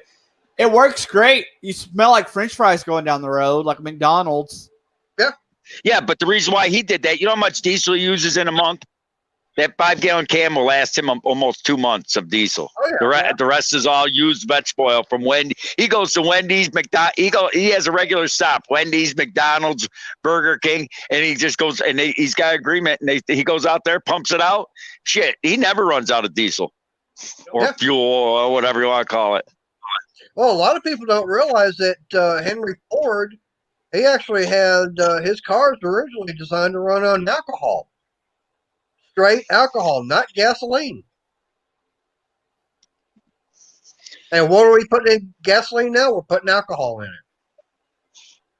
Yeah, but the thing is, that peanut oil concept is natural. It don't produce the carbon. No, it don't. But also the bad thing is that Rudolph Diesel, when he died and everything, he was penniless because of everything that was going on. Yeah. Hey, there was a guy. I read an article years ago. I don't know if it was true because I only read it. I read it I think it was Popular Mechanics. Believe it or not, it was back in the 70s. There was a guy that invented a way to convert salt water to run in an engine. Salt water. Well, I know on cruise ships you get the salt water so probably like a hydrogen fresh setup. water. Yeah. That could be what it is. No, he convert a fuel system that could be adapted to any gas engine that would run on salt water. And I'd like to see that. he was killed. They Wow. say he was murdered in his home by a home. He was murdered in his home by a home invasion. But yeah, I bet you someone named someone hired him named Mobil, Exxon, Sunoco. Yeah. I call BS on that. Yeah.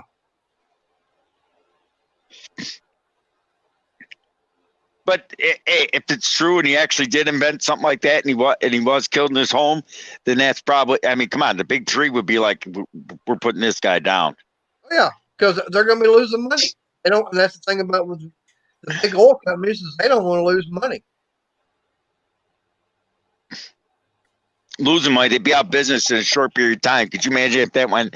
Come on, if I invented something like that, a little like a filter type system that you could put in your car, and you could run salt water in it, and it would run. Yeah, I'd be a millionaire. Oh yeah. But yeah, I mean, but like I said, as far as with the diesel, yeah, I remember like when I was working out there at Scarborough. I was getting that oil, the veggie oil, and actually I was using part of their filter system to get it cleaned up before I bring it home.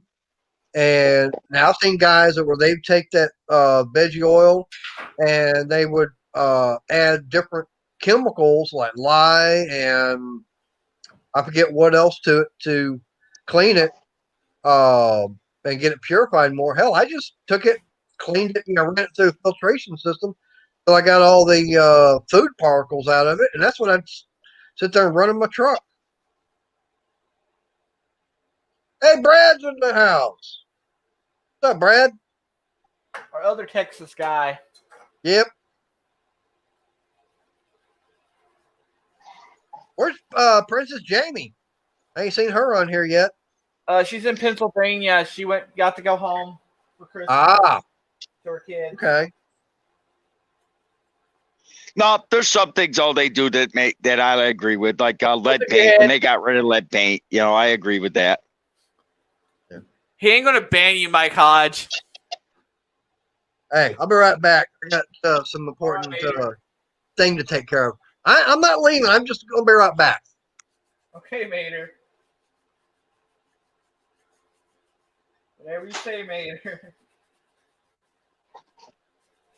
He's going to the little boy's room. Yeah. He could just said that. I mean, we all say it.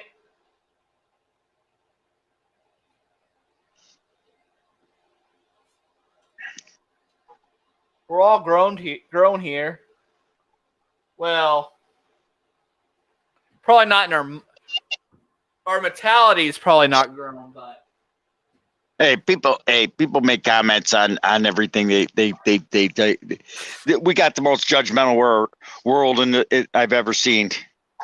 Yep.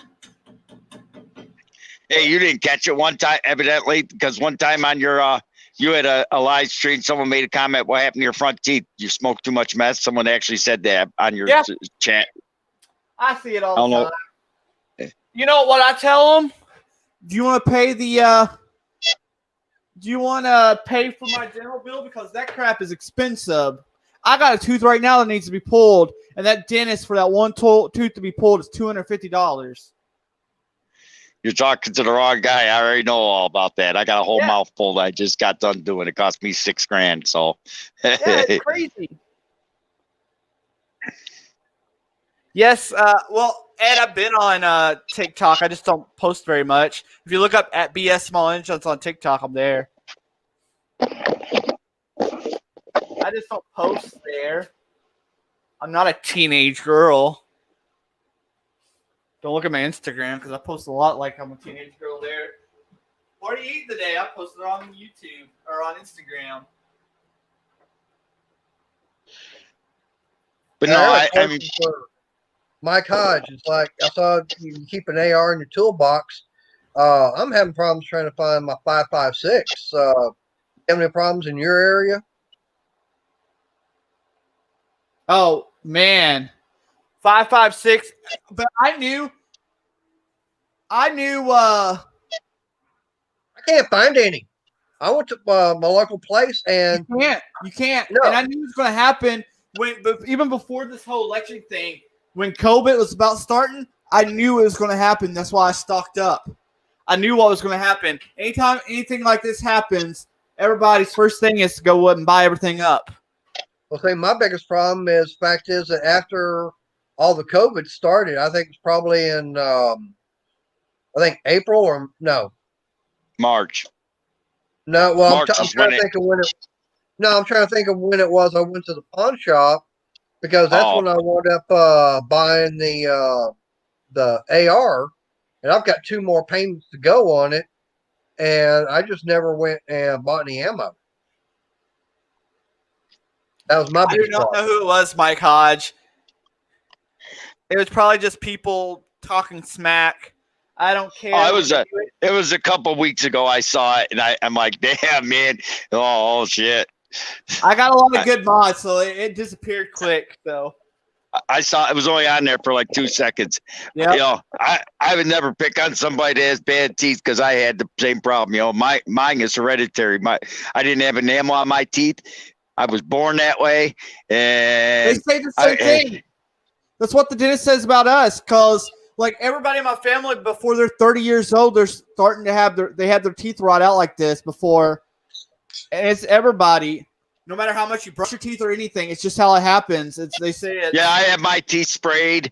Believe me, do I miss my real teeth? Yep, but do I miss the toothaches? Hell no. There ain't nothing worse than a fucking toothache. Excuse my French. No, there there is ain't. nothing. No, and I don't have to worry about that anymore. All thanks to the damn dentist I went to about 20 years ago, just to have a couple of root canals done.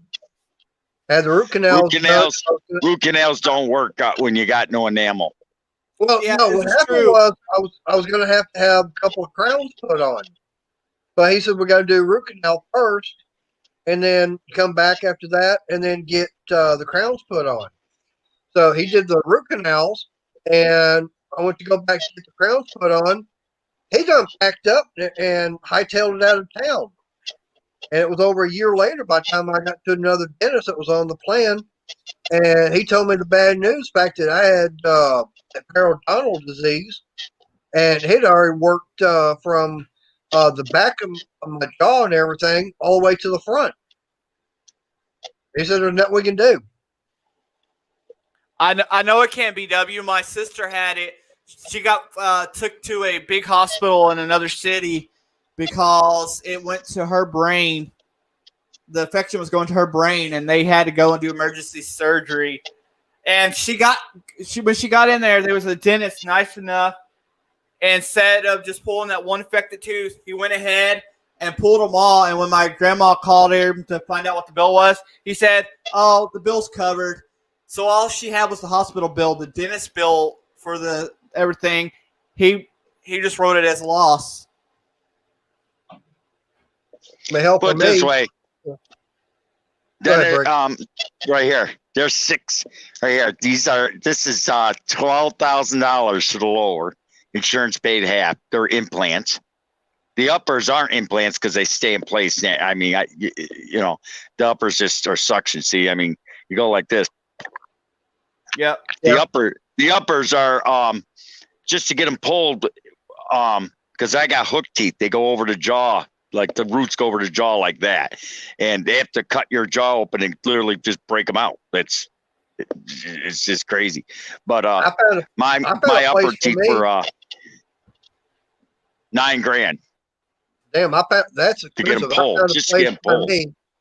There's a place called Affordable Dentures over here by me, and I think for about $2,200 they would pull the remaining teeth and get me a set of dentures. So I wound up doing that process. And You got hook teeth? no, You got hook teeth? Yeah, affordable No. dentures won't do hook teeth. but well, They they literally wouldn't have to do it cut online. your gut. They had to cut my gums on the inside and the outside, and go on Damn. both sides and cut. And take it like a Dremel tool and cut both sides. Get the hook out, and then pull the tooth. Well, all that was for me. They wound up making my dentures, and I got that temporary set.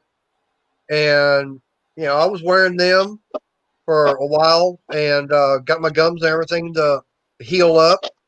But man, I tell you, I tried every single thing they had out there in the market for keeping the dentures in, and nothing was working.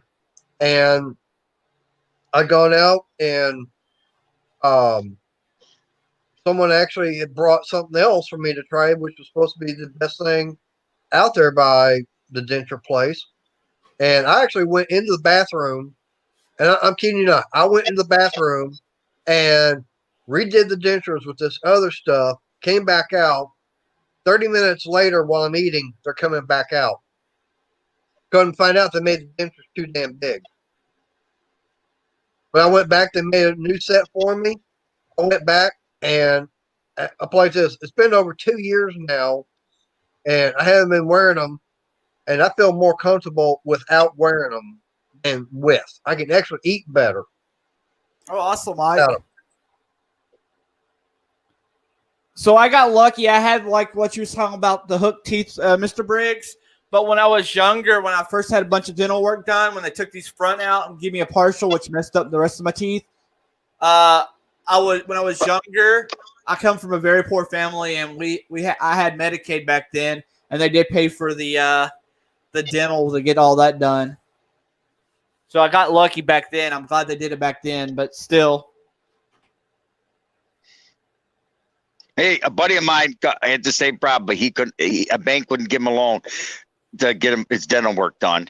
What's funny is a bad tooth can cause a heart attack and send you to a hospital, but yet a dentist can refuse to work on you if you don't have the money, but yet a hospital can't. Now that's the kind of stuff they need to work on. Yeah. That's fucked up. Because you can go to, I mean, like now, if I went and had a heart attack right now and had no insurance, and the hospital has to treat me, and they can't let me die. And if I had to pay them payments for the rest of my life, well, that's what I'd have to do.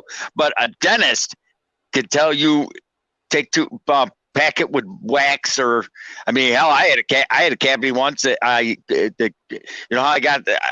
didn't have the money. I was like 24, 25. I remember that. I went out and got canning wax, melted it in the microwave because it didn't have to be real soft, and I packed that in that cavity. And then when it dried, I took JB Weld and covered that wax with JB Weld. I walked around with that in my mouth for 2 years. It didn't hurt a bit, and it stayed in place because as long as air didn't get to it, it didn't hurt. Right. Oh, hell, I made heard my own about, redneck filling. Yeah. Well, sometimes you got to do what you got to. I mean, I hell, think I heard mine's messed with my blood pressure here lately. Yeah. But she contacted her insurance company that she had to have some kind of a surgery done, and her insurance company was not going to cover it. And it was something that was life-threatening to her.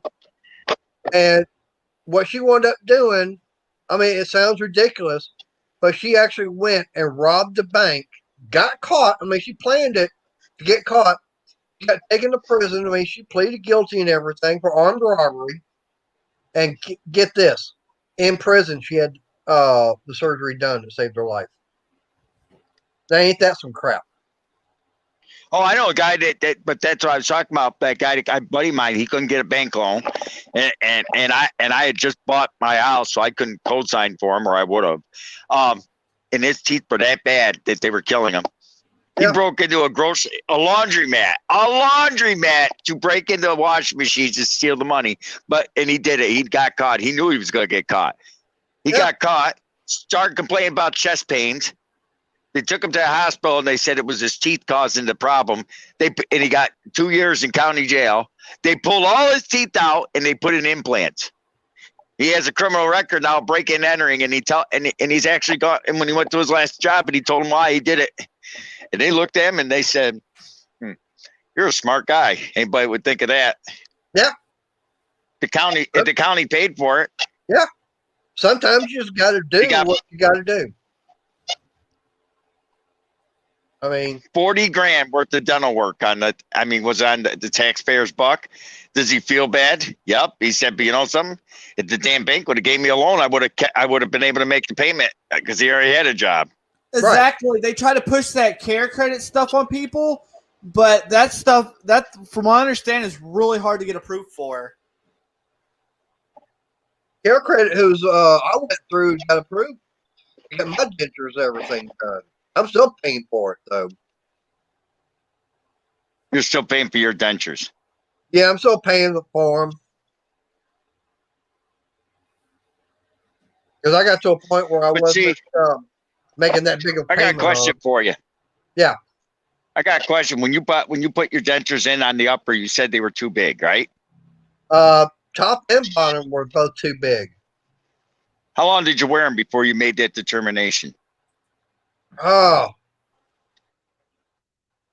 probably a couple of months, and I kept complaining to them. They at weren't the too dental big. place. I hate to tell you.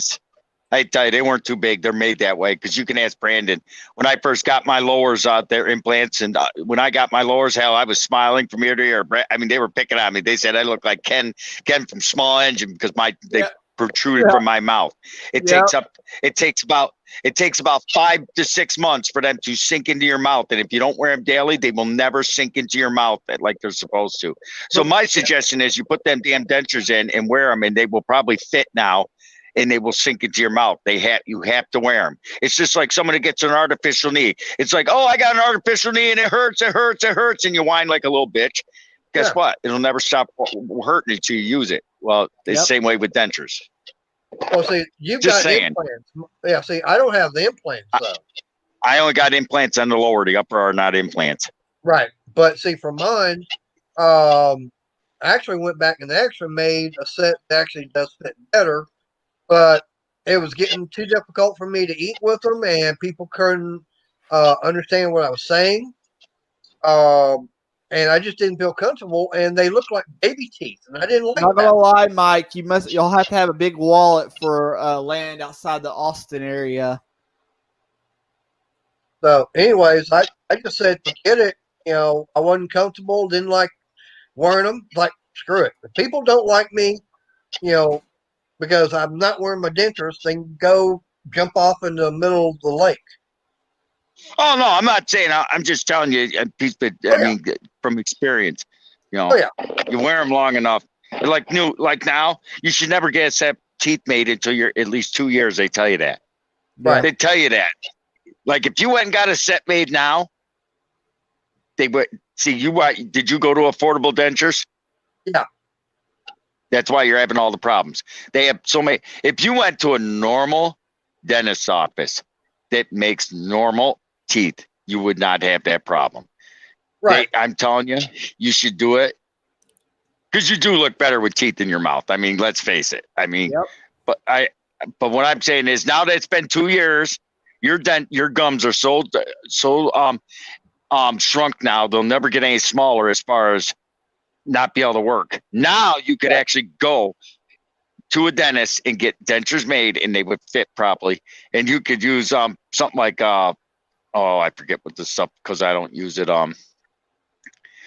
Fixodent, zinc-free Fixodent, and they would hold those lowers in for 24 hours. Now you could probably do that. Well, actually, if I wanted to, I could get a hold of Affordable Dentures because the set that I do have is actually my temporary set. I never did go back and have them get me my permanent set. Well, I can go back. I guess I wanted to and get those. If you're smart, you would do that. You would probably feel better because believe it or not, chewing with your gums eventually will break down your jawline until the point where it'll make it difficult. I had an uncle that he never had a problem, and that's exactly as far as I can remember. He never did have teeth, and he never did wear his dentures either. Yeah, but his face eventually sunk in. They might have. So what happened to mine is they did the partials the same day that I got my teeth pulled. Yep. And they messed up. So when I wore them, it actually broke the teeth off where they hung onto it after a while.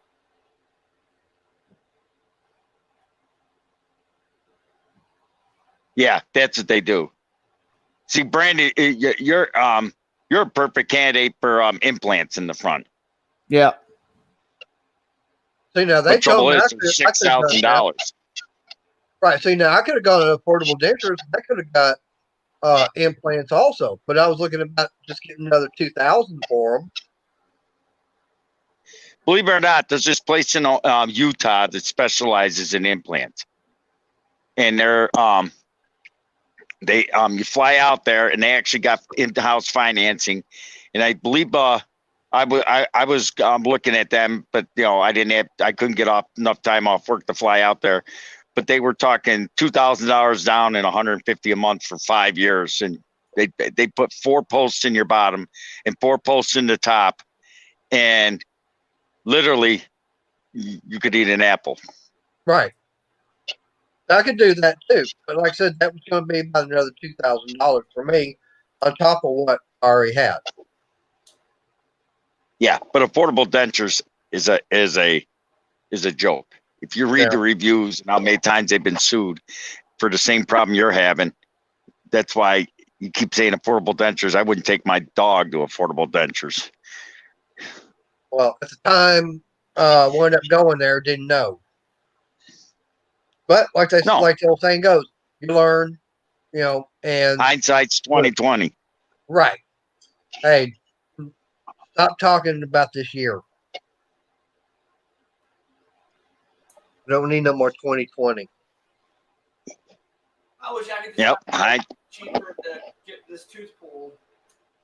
I tell you what pisses me off is I had a cruise I was paying on, and at the end of November, I got the email saying, "Hey, congratulations, your last payment has been made on the cruise. So, go for it." And days later, I got an email saying, "We're sorry, but we're canceling your cruise."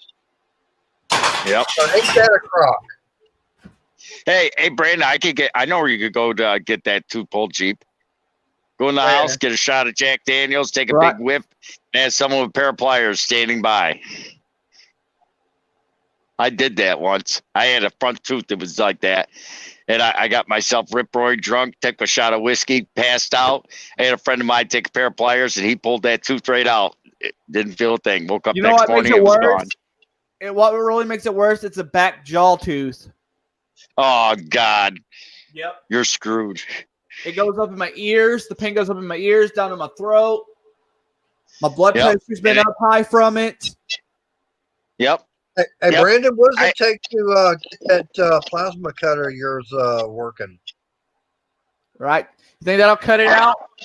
Yeah, I'll just come over there, we'll hook up, get that plasma cutter going, everything, and cut it out.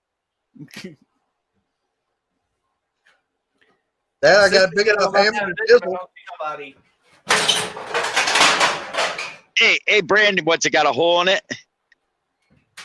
Yeah, it has a hole in it. So every time I eat, a piece of food gets down in there and hurts. Makes it 10 times worse. Oh, God. I'll tell you, I'm not kidding. It worked for me. Just take a popsicle stick, take some JB Weld, and fill that hole with some JB Weld. You have to hold your mouth open while it dry. I'm serious. I'm serious. That's what I did. I put canning wax in it first, and when the canning wax dried, then I took JB Weld and put a light coating of JB Weld over the top of that, and it dry. I made it extra hot. In other words, extra hardener, and that shit dried in about 20 minutes. You had to hold your mouth open for 20 minutes. When that stuff was dry, you could take that and shit. I had a tooth like that in the back. I had a molar like that for about 2 years before I finally got it pulled. The dentist said, "What the hell's on that?" I said, "That's a redneck filling." And when he pulled it out, he looked at it. He said, "That looks like motor compound." I said, "That's JB Weld." And he tried digging it out. And he dug it out. There's wax under. He said, "What the hell?" It kept the air away from it. Kept it from hurting. Who gives a shit? He looked at me. He said, "It worked." I did. I whole crown, and you know something. The tooth wasn't rotted at all, any worse than it was when I first did it. When he finally dug it out, it was kind of funny. We looked at it. It was kind of cool. But I'm telling you, canning wax. Fill that thing with canning wax, and then put JB Weld. Is it on the side or top?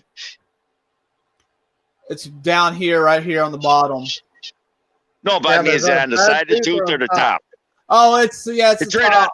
Well, it's kind of the top and the side. Hell, That, like I said, okay, can on the top side, JB Weld and can with that you could probably use just JB Weld. Just put JB Weld in a popsicle stick and smear that shit in there. It don't have to look pretty. It just has to keep the air out of it. Once the air is out of it, it won't get hurt. I'm telling you. What do you got? What do you got to lose? Yeah. My niece is standing outside the shop. I don't know what she wants. I'm scared when she's just standing there.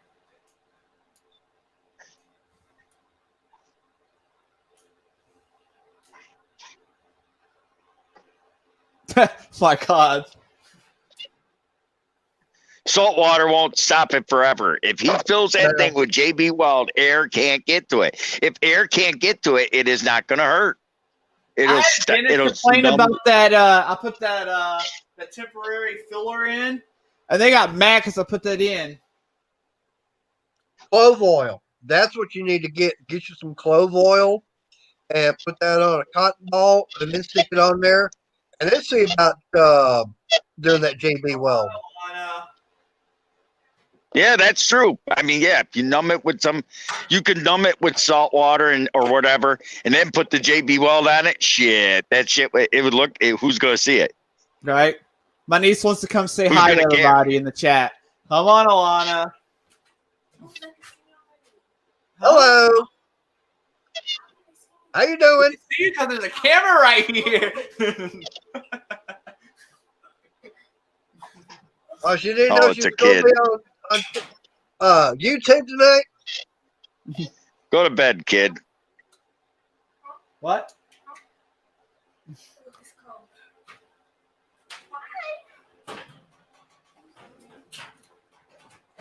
Yeah. No, JB Weld that hole up.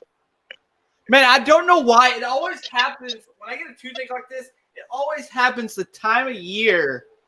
This time of year is always the worst time of year for it. Hey, Brandon. Because it's the year all the goodies. Say, let me come over with a 10-pound sledgehammer and hit you on the big toe. You won't remember about your tooth hurting. I got plenty of different pliers we could try here. I mean, plenty of pliers and hammers. And don't you have you got a grinder, don't you? What kind of grinder you got? Oh wait, look. I'll bring over my Dremel. We can grind it off like a dentist. Hey, that'll work. Hey, don't you have I'll bring over one of them air hammers they use for breaking up concrete with. Oh, God. Just get some JB Weld out. My God, you guys are nuts. Thank you for the compliment. I'm serious. Take some JB Weld and a popsicle stick and smear it in there. I guarantee you, after you rinse with salt water, it would stop that pain. Clove oil would do that too. What's that? Clove oil? Yeah, but it won't stop it permanent. The JB Weld will. It won't stop permanent, but it's antiseptic. It's an old antiseptic that is a painkiller. I tell y'all what, one time it worked. Yeah, I do the salt water in my college all the time. I'll tell y'all what, one thing, I had a toothache real bad when I was up in Ohio visiting, and my uncle had some moonshine, and he told me just to hold the moonshine on there. It hurt like hell for a minute, and then I couldn't feel nothing in my mouth after that. That's kind of like that, or what it does works kind of like that Orajel. Yep. You clean that out real good, brush that out real good, then use whatever moonshine oil, whatever.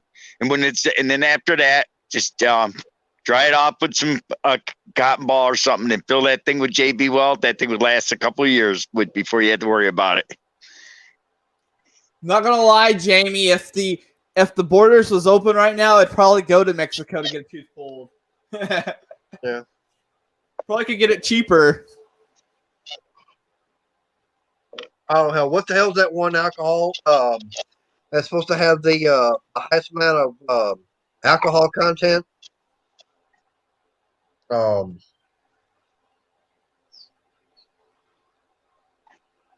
is that green alcohol? It's supposed to be like about 90. Was it not about 95 percent?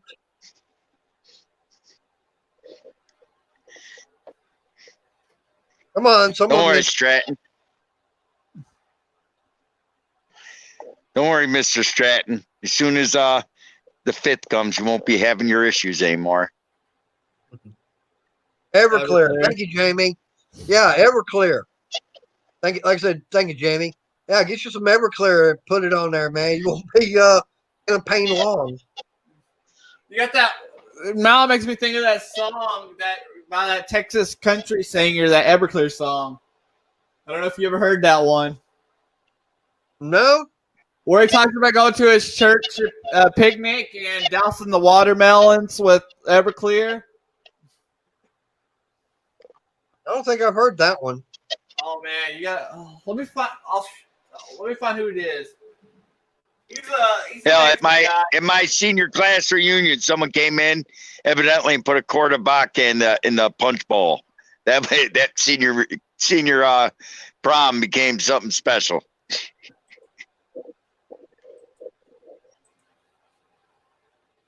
I don't know who did it though. You're going to plead the 5th on that one? Roger Krieger.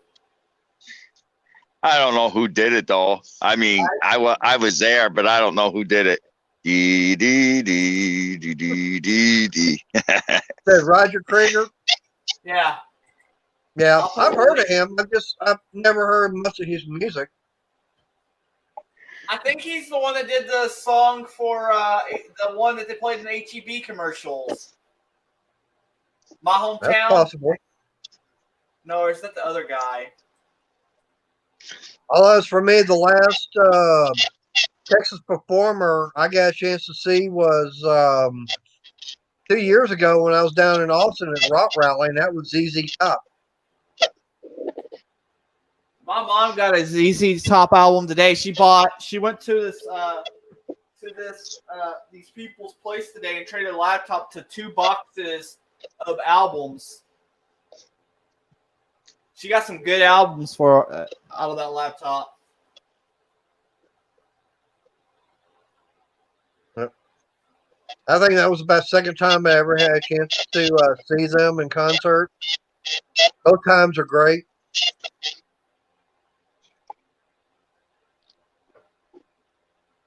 Right, Jamie? You want to complain about that? Hell, I actually went to Harbor Freight today, Jamie. Had to buy some stuff. Yeah, as a matter of fact, Brendan, I was going to be uploading a video. When I realized what time it was, I was like, nope, if I do this upload, that's going to screw with my internet. So I'll have to upload it. I'll upload it later on. The stuff I went and bought. Yeah. Often I'll post the video at night, but I'll have it scheduled to release in like the morning time usually. Well, for me, for some reason here, my internet sucks because if I wound up trying to upload a video, I mean, I did one just the other day. It's taken almost 2 hours to upload. I think maybe an 8 or 9 minute video, like 2 hours. Wow. Yeah, so I've got to get my, I got to figure out what the hell's going on and get a better internet connection, speed and everything.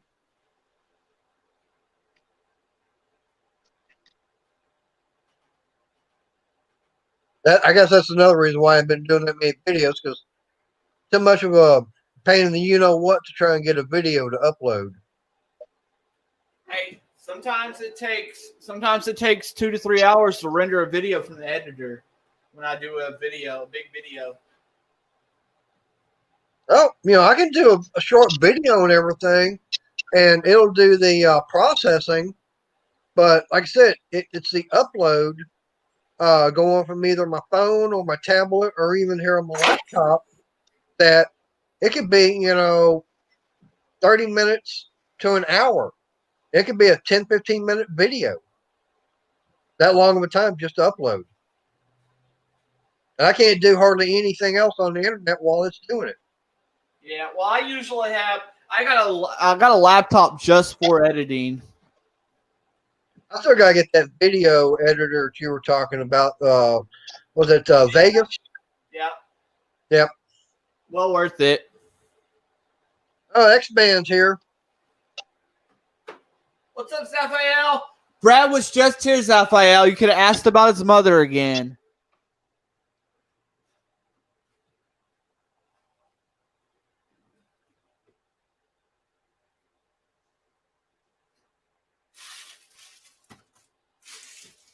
I put they had a red punch at my senior class reunion. I put in a bottle and a half of vodka. Yeah, Jamie, I know what you're going through on that. It's like, yeah, I know exactly. Trying to get that, short video uploaded.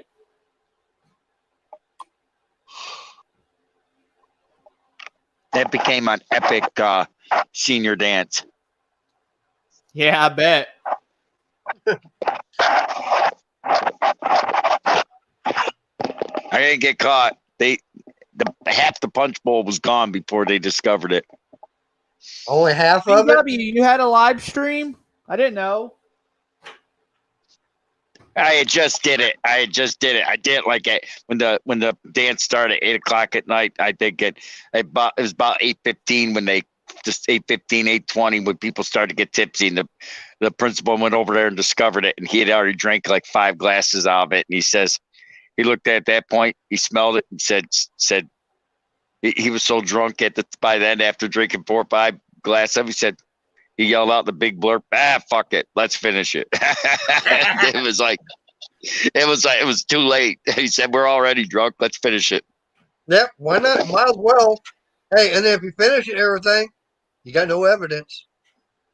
That's just what he said. We all had parents giving us ride homes anyways. It was funny watching these kids, these 17 and 18-year-old kids stagger out of school like, why are you drunk? Oh, someone spiked the punch. So you kept drinking it. Well, principal said, we didn't know until after drinking it for a while. He probably figured he was getting rid of y'all in like the next month anyway. Yep. Our senior prom was in April, 2 months before graduation. Damn. Had some side effects though. We had about 8 kids that were conceived under the bleachers that night.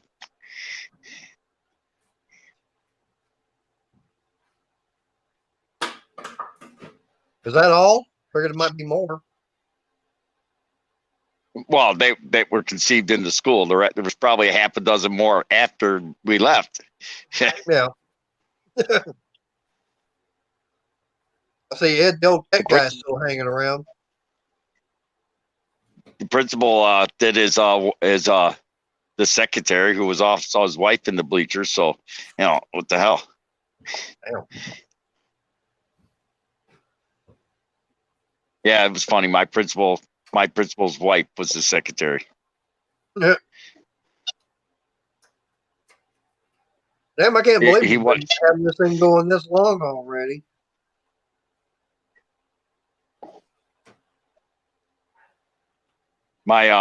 It was funny. They weren't married when I started in my freshman year. She was Mrs. Snowflake. That was her last name, Snowflake, and Snowflake, and he was married. The principal was married, and he got his secretary pregnant when his wife was in getting chemo treatment for lung cancer. Yeah. I got a question for you, Mr. Briggs. She was consulting him. Hey, Mr. Briggs, I got a good question for you. You just reminded me of something.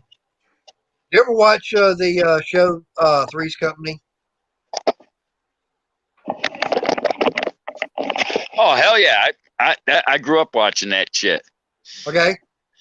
What was the full name of the blonde on the show? Her character name. What was her full name on the show?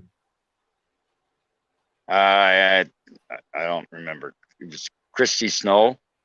Yeah, but what was her full name? I can't remember.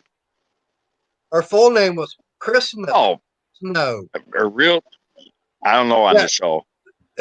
Her character's full name was Christmas. Oh, that's right. No. That's right. And they always said it one time. And that was something their father had named her. Nope, the principal's wife died at the hospital during a chemo treatment, and the principal was banging his secretary and got her pregnant. Actually, Damn. That ain't right. it was well known. Everyone knew it. No, I didn't say it was right, but it was well known. His wife died in the hospital, and he's banging his secretary at the school after school. I don't care if your wife, I've been married twice now, okay? My first wife, she had somewhere between 10 and 12 small strokes, and she was bedridden for the last 16 months out of, her life. And I stayed with her, took care of her, and that was, to me, okay, I'm married to her. She's my responsibility. I shouldn't be looking at anybody else. And that guy there, he should not have been dealing with secretary. He should have been taking care of his wife. That's what his responsibility was. You know what's hilarious? He is still principal of that school.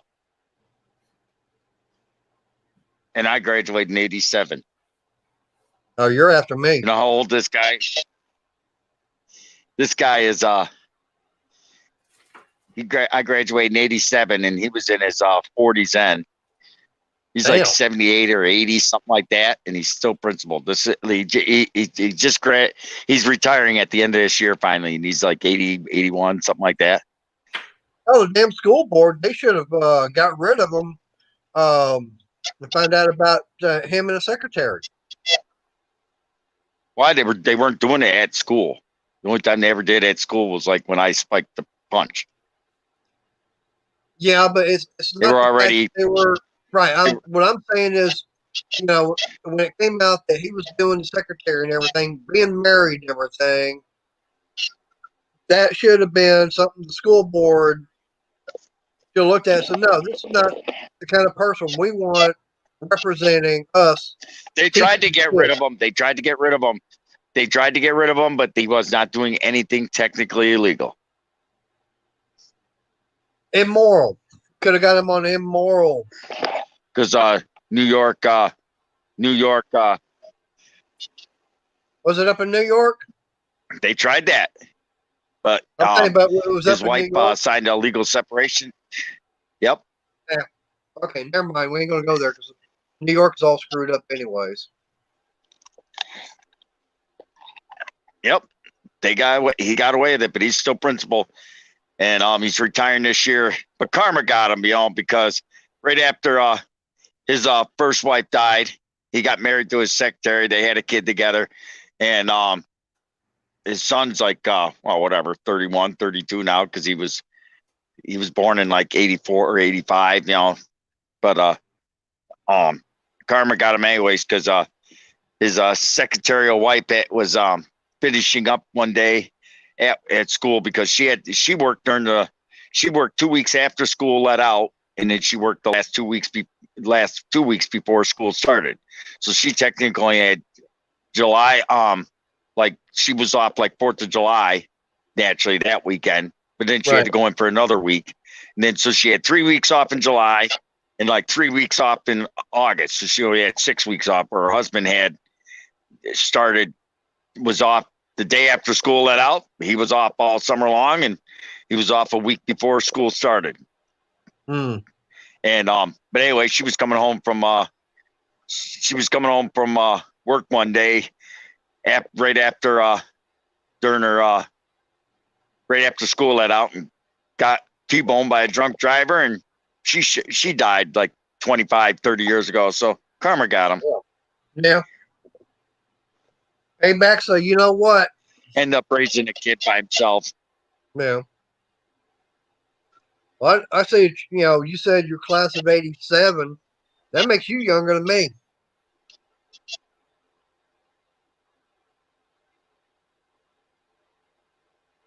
Not much. No, not much. Just a few years.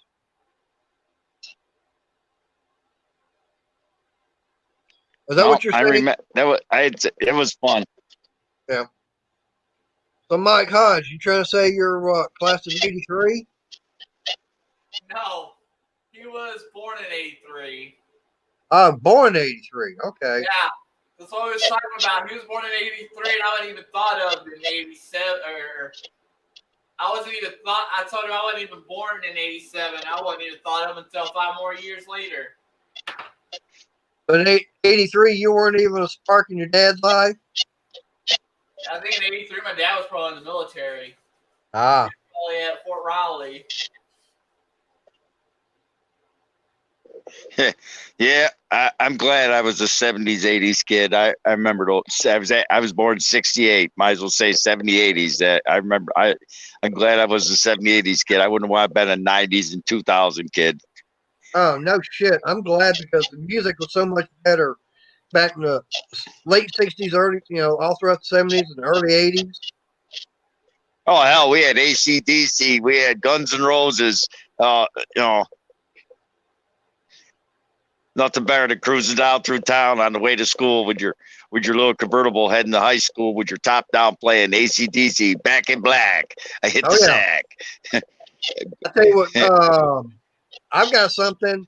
I can tell you about a story. I went to a little nightclub. It was over in Fort Worth one night, and I got a chance to meet the lead singer of a group that was going to be playing the following week. And he wound up getting into a car wreck. He recovers and everything. And they're going to be rescheduled. Well, I called over to that bar and everything that they rescheduled it. I got him on the phone, and I asked him, man, is that offer of me getting into the concert for free still count? He goes, yeah. So, okay, well, I got there's going to be me and 3 other people. He goes, okay, fine. So we go all the way over to Savvy's in Fort Worth, and these guys are going, who's this band we're going to go see? I said, man, it's supposed to be, a band that is pretty good. They're a local metal band. And they went going, who? I said, it's just a little local band. I said, well, who's that? Said, it's Pantera. So I got a chance to see Pantera with their original lead singer, Terrence Lee. And at the time, they had a guitarist named Diamond Darrell. Hey, that's all right. I was in Binghamton when I was 27 years old. At Binghamton, New York, when I was 27 years old. And AC/DC's bus broke down on the side of the highway. They performed a concert. They performed a concert on the side of the road while their bus was getting fixed. It was hilarious. I mean, as soon as it hit as soon as they broke down, we're talking the age before internet. It was on the local news that AC/DC's bus broke down at exit number blah blah blah right near a nightclub. I was in my car so fast to get down there. It was midnight when they broke down, and that bar stayed open till like 3 a.m. Still, they did. It was epic. Free AC/DC concert. I'm there, buddy. That was great. Yeah, I'd go for that. Yeah. I was going to say I got 2 of Pantera's albums. They put out on their own label and autographed by all 4 original members. Well, put it this way. The mechanic was working on his bus. You could see the bus on the side of the highway. The engine blew up, and they were bringing in a crate engine off. I mean, that's how big those guys were back then. They were bringing a brand new crate engine to put in it. And I can't remember the name of the bar. You could actually the bar's still open. The bar was a hole in the wall. I mean, we're talking, it didn't even have a stage. They just played in the parking lot almost. And whoever, the lead singer said, screw it. Free beer's on me. Yeah, I think there was like a $10,000 bar tab there. Yeah, they were going to local grocery store. Yeah, Princess Jamie talking about Sam Halen. Yeah, like I said, Princess Jamie, she's talking about she saw Sam Halen back in '96.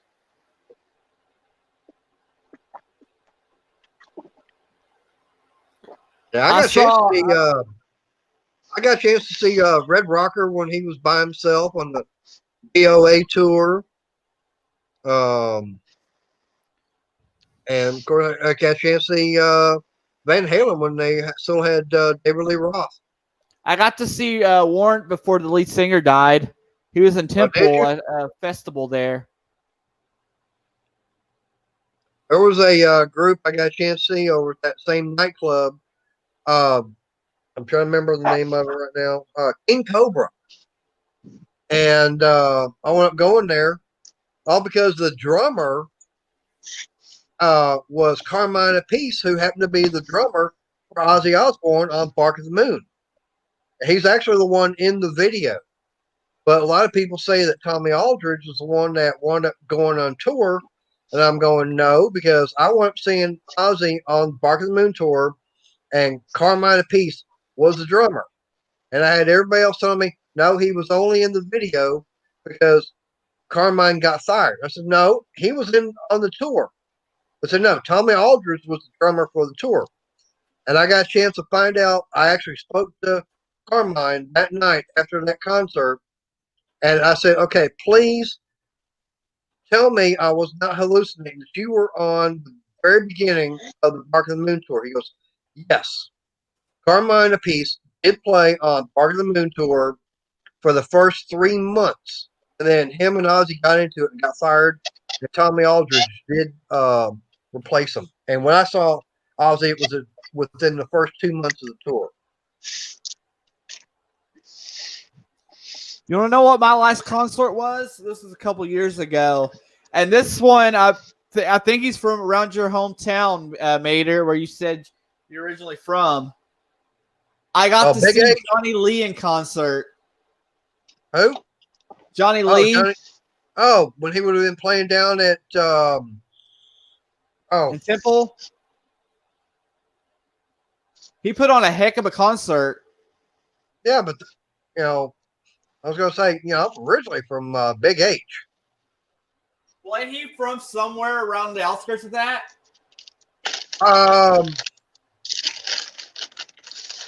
He might have been. I'm not that familiar. I know he played Gillies, but that was down in Stinky Dina. Also saw Whiskey Myers. I don't know if you know the Texas band Whiskey Myers. No, They played never the heard same of night. them.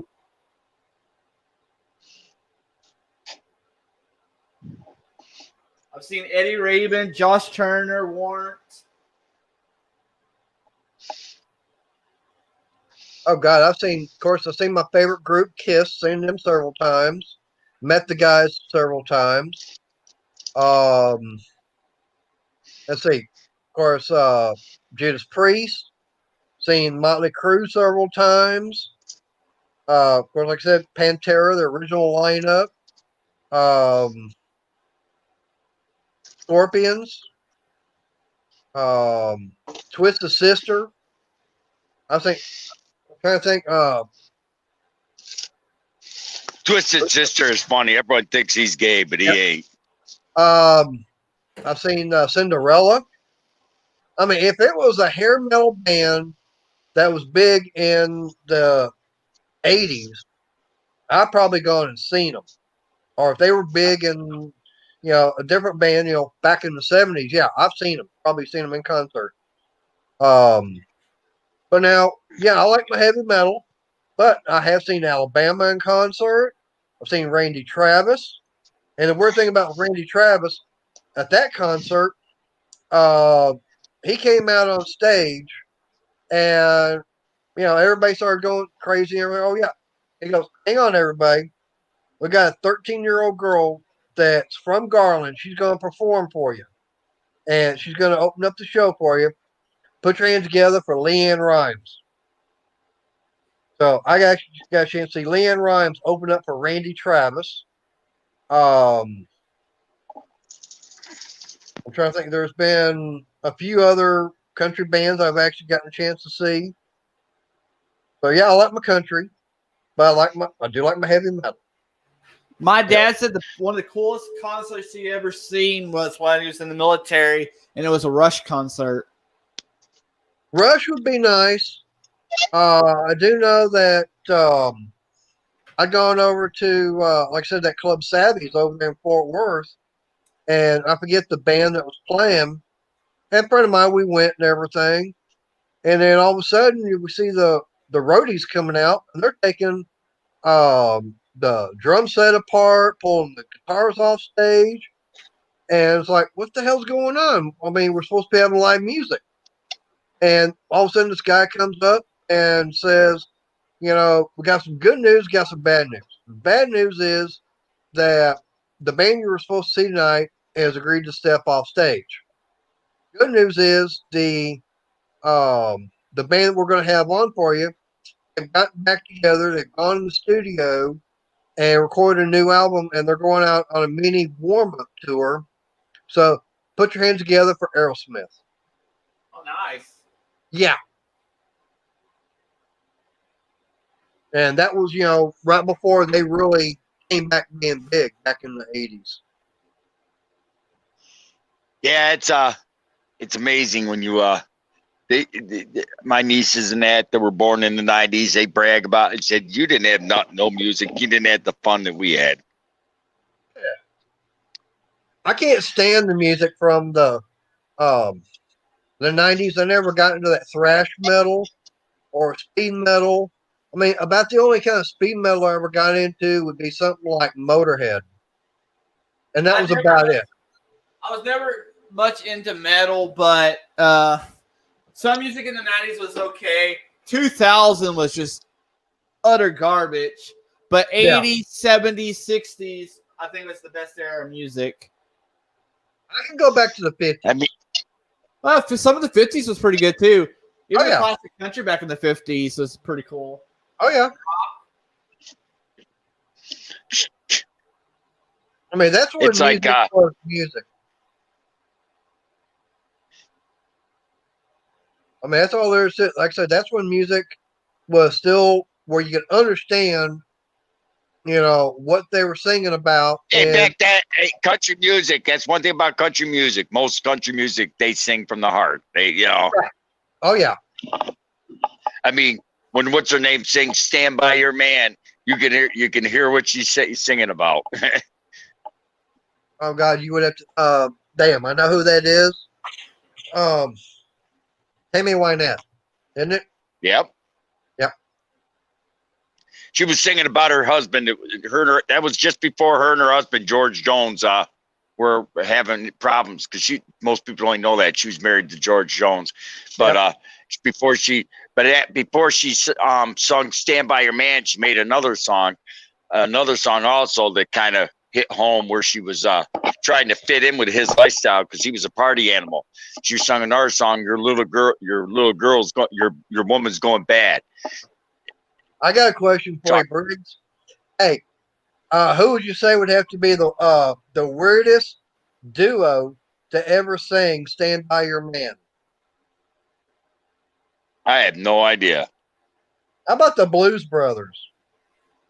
Oh, yeah, that's right. I forgot. They They sang would have that. singing that in, you know, at that country bar. Now, do you remember what the opening song was that they were playing? Yeah, "Stand by Your Man." No, what was the song that they played before that when they had the lights and I everything don't turned remember. off? It's been too long. Spencer Davis Group, "Give Me Some Lovin'." One of my favorite songs. Been too long since I seen Blues Brothers. Now I have to go watch it. But I do remember when they sang "Stand by Your Man." It was like, Dan, they don't belong singing it. Right. Like I said, that would have to be the most unusual duo or group to ever sing "Stand by Your Man." But who was it? I can't remember what there was another female artist that tried singing "Stand by Your Man," and they booed her on stage. They said you're not Tammy Wynette. You can't sing it right. There's probably several of them. I know there's been several female artists that have tried doing covers. No, this one woman that sang it, they booed her. Really? They booed her. That I've never heard. She was actually being booed, and she stopped singing it because she was embarrassed because they booed her so bad. But Tammy Wynette sang that song with passion, man. That woman, you could hear it in her voice. Yep. She was singing it from the heart. Damn. It's just like it's like everyone thought Jolene Joplin there was such a great singer. I thought she sucked. She's just a druggie that came out in the psychedelic era that she was drunk and stoned on stage half the time. I thought Jolene Joplin sucked. I don't care. I said that to a buddy of mine whose father, he said she was a good singer.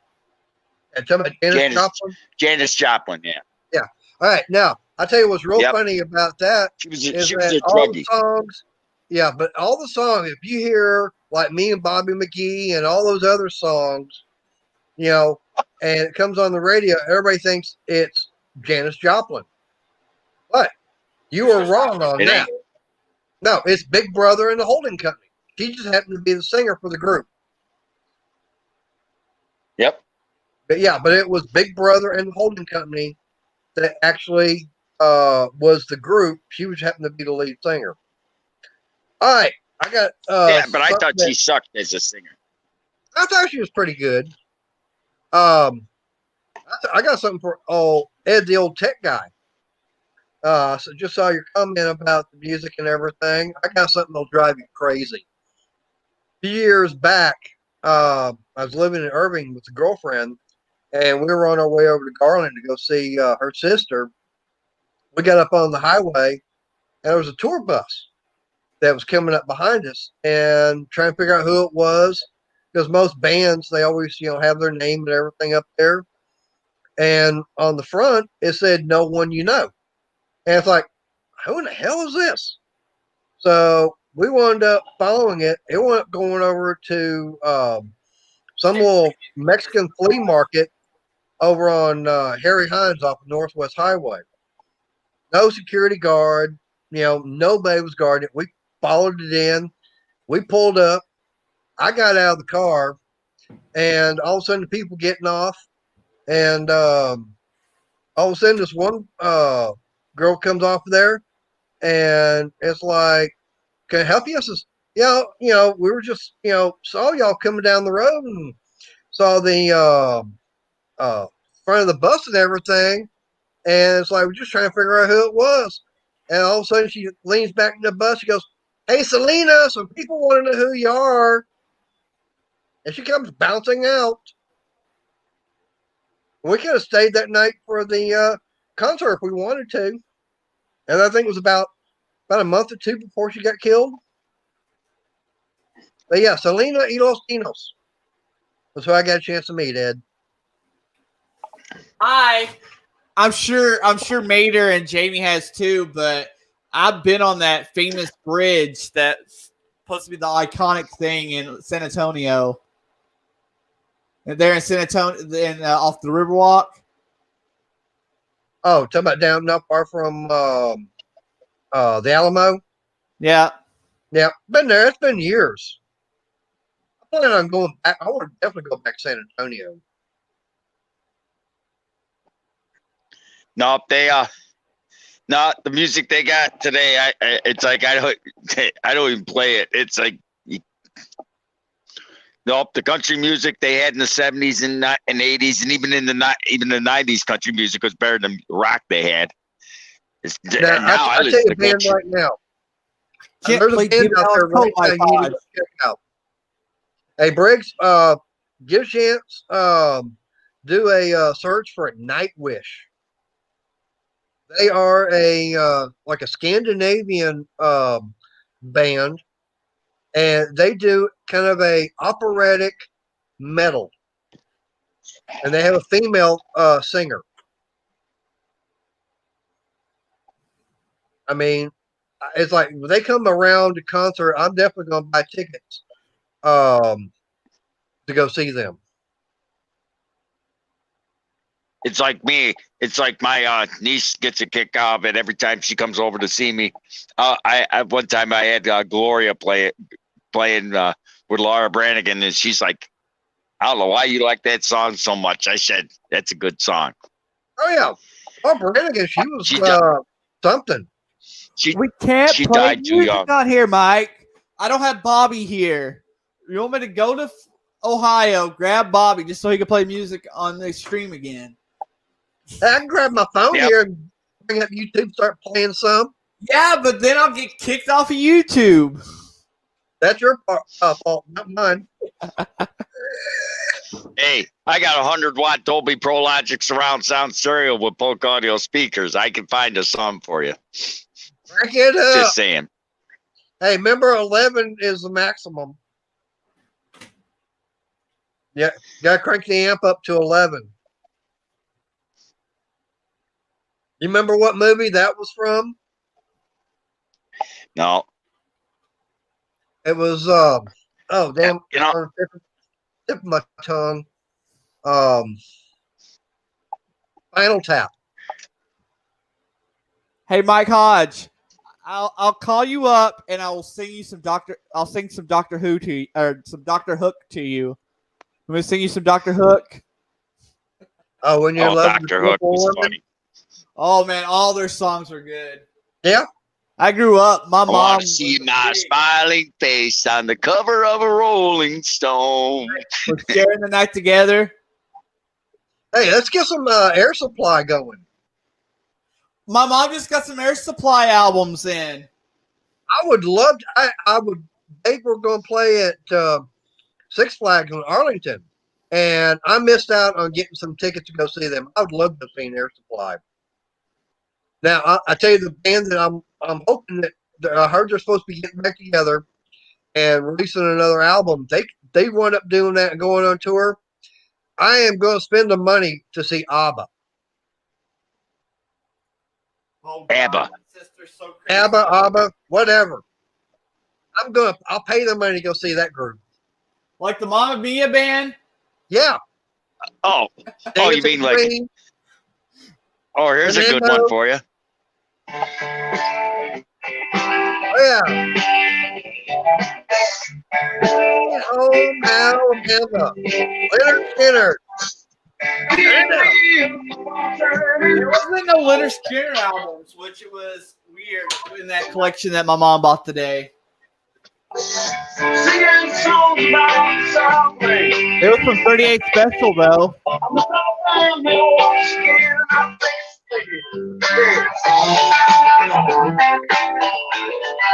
You want music? I got music.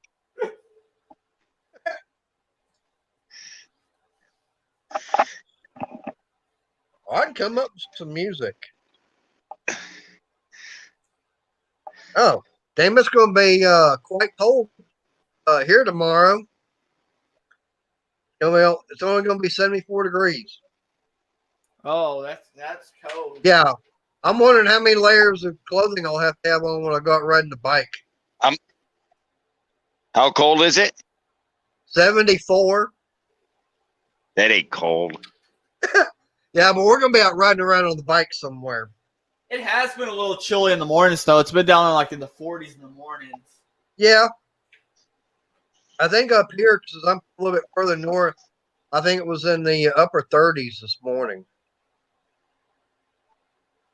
Around lunchtime, it gets pretty warm. Yeah. Of course, it only dropped to 52 so far here tonight, so that ain't too bad. A lot warmer. I'll do it. I do it after the stream every night, Ed. I don't really leave my streams up. The reason being I don't leave my streams up is because I'd rather people, instead of replaying these, watch all the videos that I put all my hard work into instead of watching a replay of a live stream. Hey, Mike, you can keep that 18 degrees wherever the hell you're at. We don't want it here in Texas. He's in Ohio. Hey, yeah, you can keep it up there. Hey, Ed, are you drooling over the fact I got a chance to meet Selena? Yeah, he was talking about it in the thing. Yeah. I know he was going, Selena? Question mark. And it's like, yeah. It's like I knew they had to be getting to him because I got a chance to meet her. I've actually been down to her little salon down there in San Antonio. And the weird thing about it is the guy that was doing security work down there, he was actually the bus driver. And he goes, I remember you.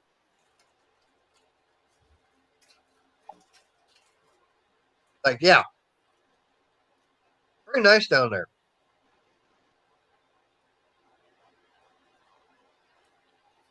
I love going to the Riverwalk, but there's not for the partying and stuff. There is this little place off the Riverwalk, and it's a little taco stand, and this guy has the best tacos. What's the name of it? I think it's called Fat Boy Street Tacos. It's outside of a place called Drink Texas Pub. Okay. I'll have to try to remember that when I go down there and go check it out. Yeah, it's like 5 tacos for $5. That's not bad. They're the little street tacos.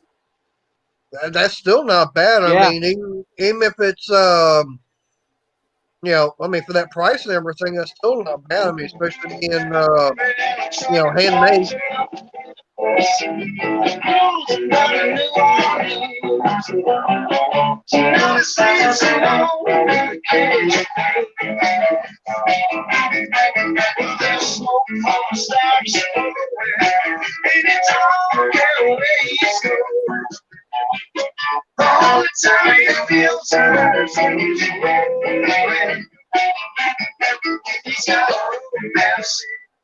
I mean, we could crank music. Oh, who about the legendary Saturday Night Special?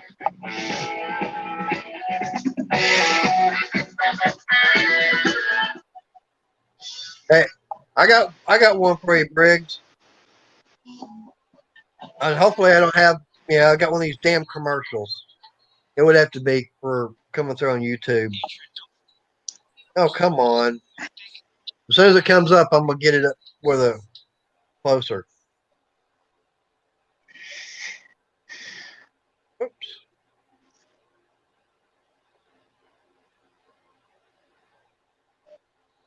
I didn't even see all the comments on the Facebook side. I wasn't getting the comments on the Facebook side. What the heck?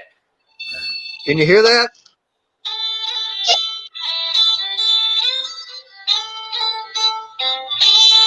Later, Jamie. Can you hear that, Briggs? Yeah, barely. I don't know where my speaker is on this laptop.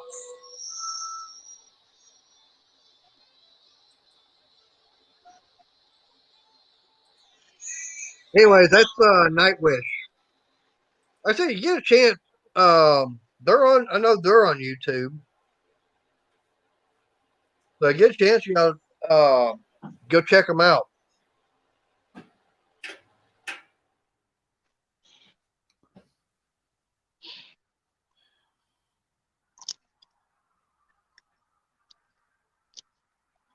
Oh my God, Mike.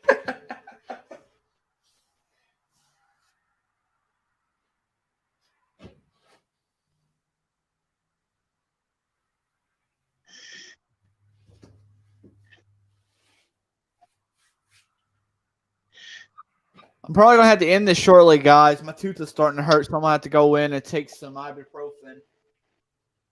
Yeah. Yeah, you got JB Weld in that shop. Get to work. JB Weld on a live stream. Hey, Brandon.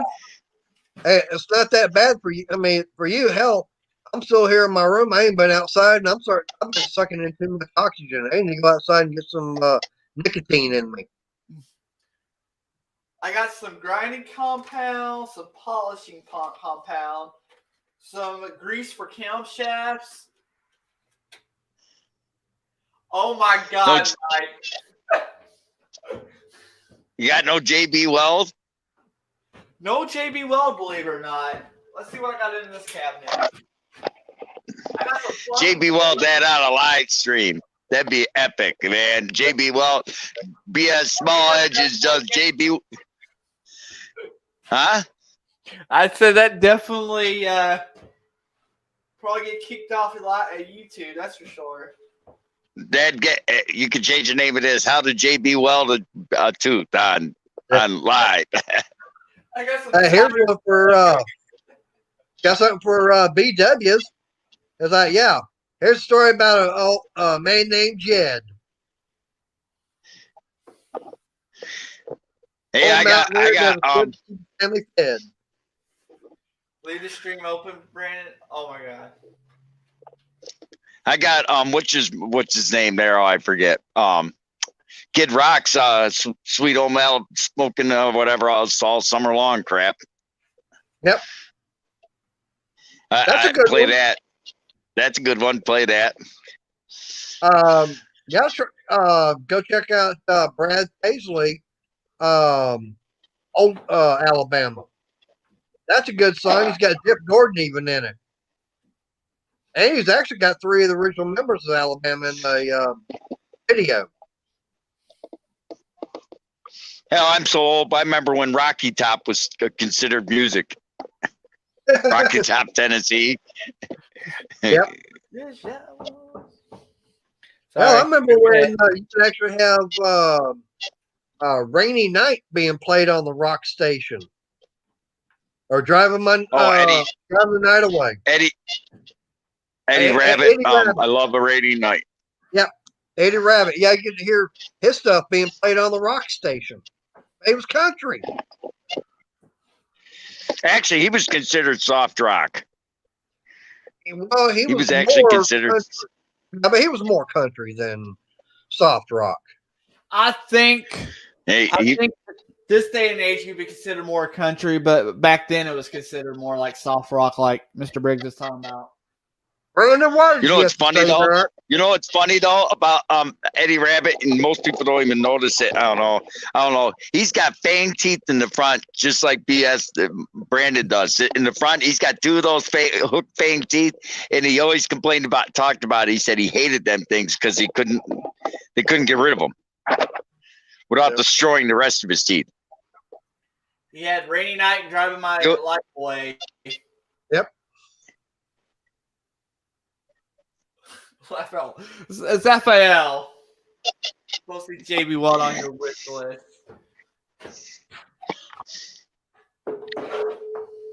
I don't use JB Weld much because I can actually weld most stuff that I do. It's funny. When I was a kid, when I was 10 years old, I fell out of a tree.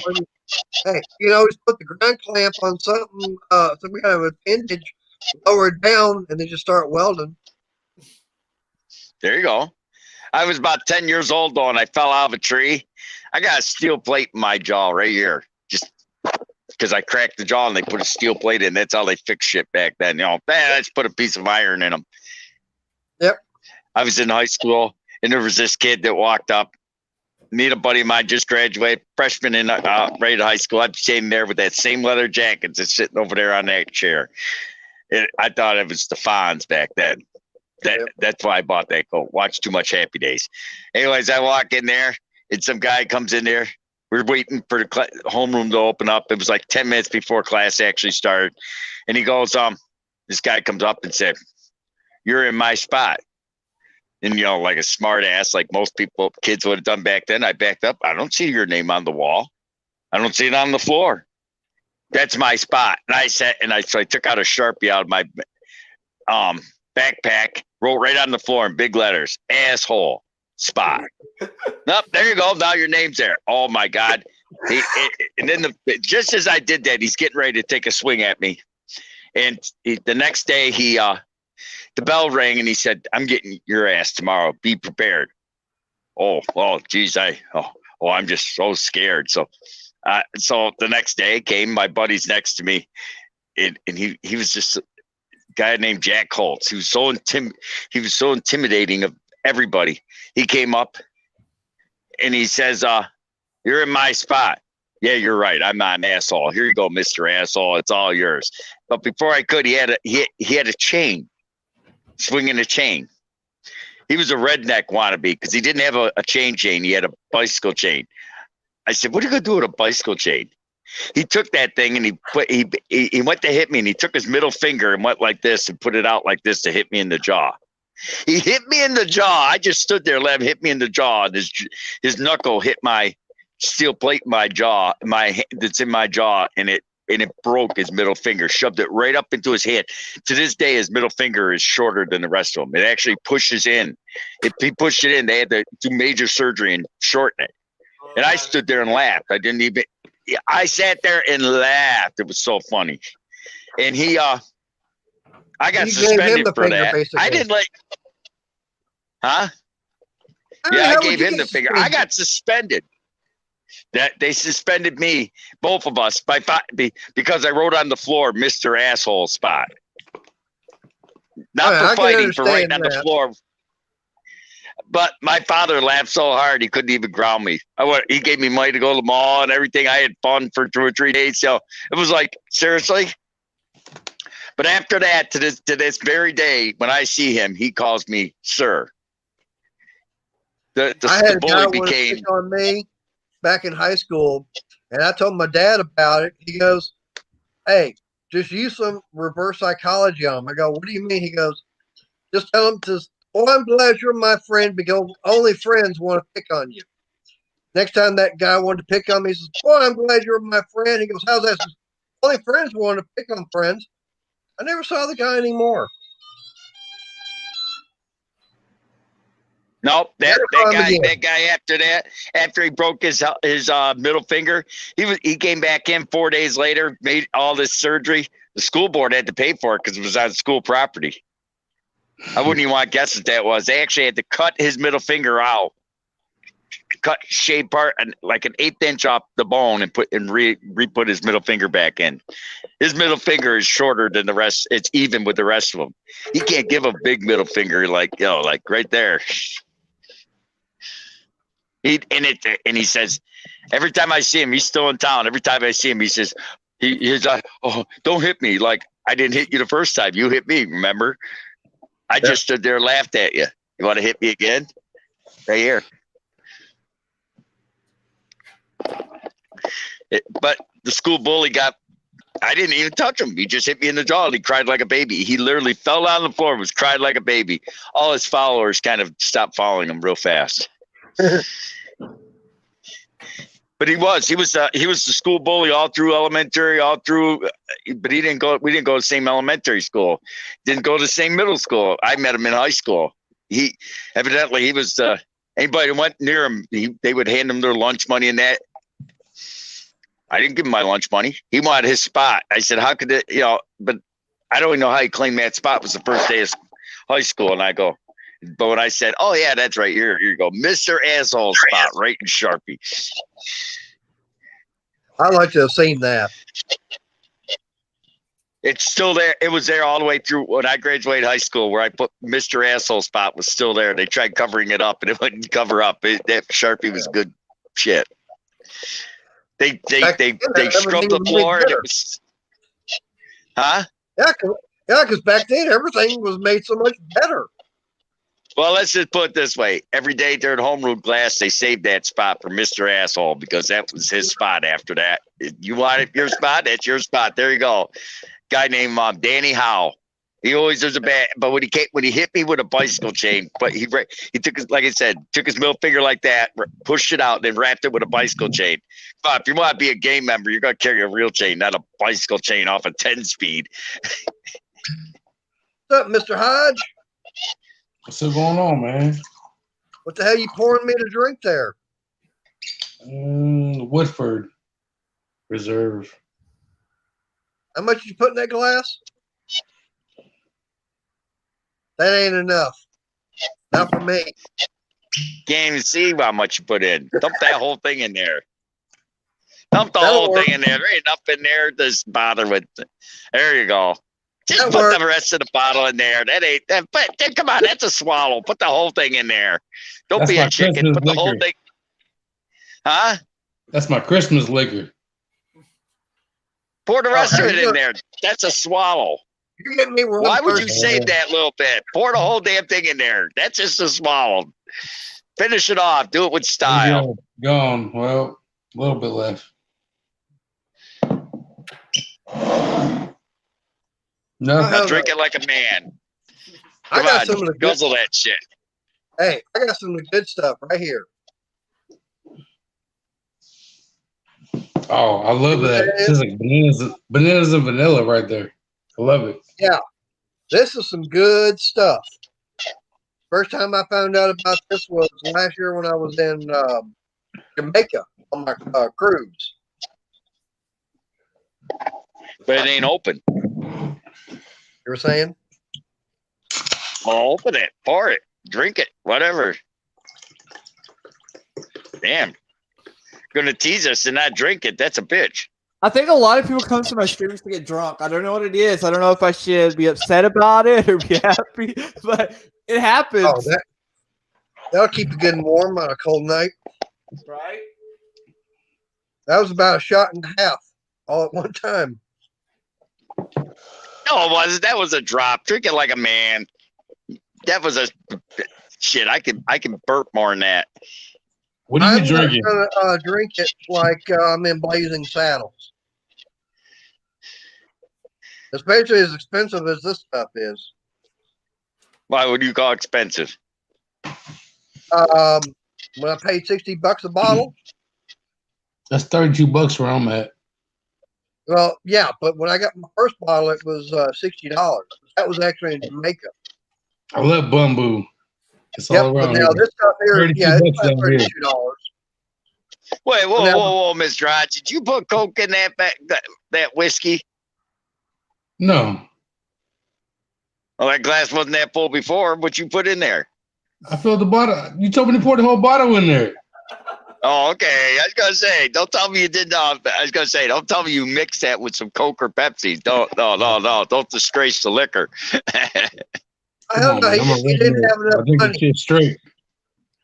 Hey, Mike, he didn't have the money for it because he wasn't paying attention.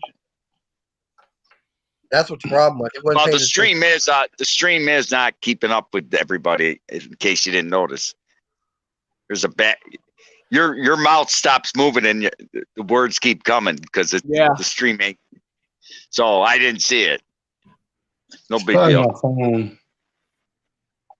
I'm not on Wi-Fi. I'm just on my phone. It also might Yep. be Mater's internet signal. That could be. Good on my end.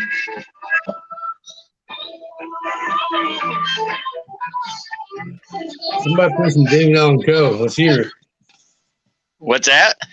Let's play some David Allen Coe. There you go. I'm gonna stream down anyway, so I guess.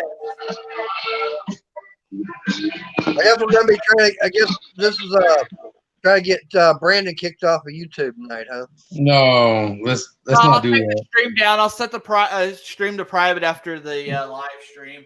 Nah, I'm not doing nothing. I can't play it that loud anyways. I don't want the cops at my door sitting, my neighbors complaining. Yeah, come on, Brandon. We're not gonna do that to you, bud. So what the hell is the deal about that, anyways? I hear people talk about it. It's as far as copyright. Oh, What copyright. is it like? What is it, like 3 or 4 seconds? They can copyright you and take all your money. I don't Yeah, know why they it's click on stupid. channels that's not monetized. I can see it more if they're getting paid off a video or a stream. But I'm not getting paid off a stream, so Really? Well, what the hell happens if you actually play it off of your own CD or record or cassette tape that you actually own? it'll consider copyright by YouTube. Even if it's something you actually own, Yep. that sucks. That's like a vacuum cleaner. It sucks. We had Bobby here. Bob used to sit around picking the guitar in the shop on the live streams. Yes, I want to hear Bobby play some Upchurch, some Rolling Stones. Where you at? It was too cold. It was too hot in Texas, so we had to go back to Ohio. Call Bobby and tell him to play some fucking. I'm sorry I for don't cussing. have Bobby's number. Call What do you Bobby and tell him to play some Rolling Stones. When he wasn't here working for me, No. why would I pay for him a phone? So I didn't pay for his phone. Oh, my bad, dude. Another song I like by the Stones is Jumpin' Jack Flash. That's the only one I like.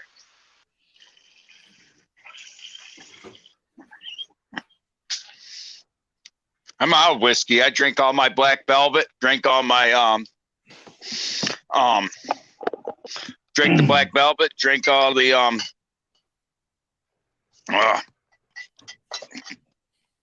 Yes.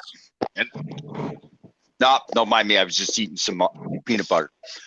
Drink all my Black Velvet. Drink all my Crown Royal.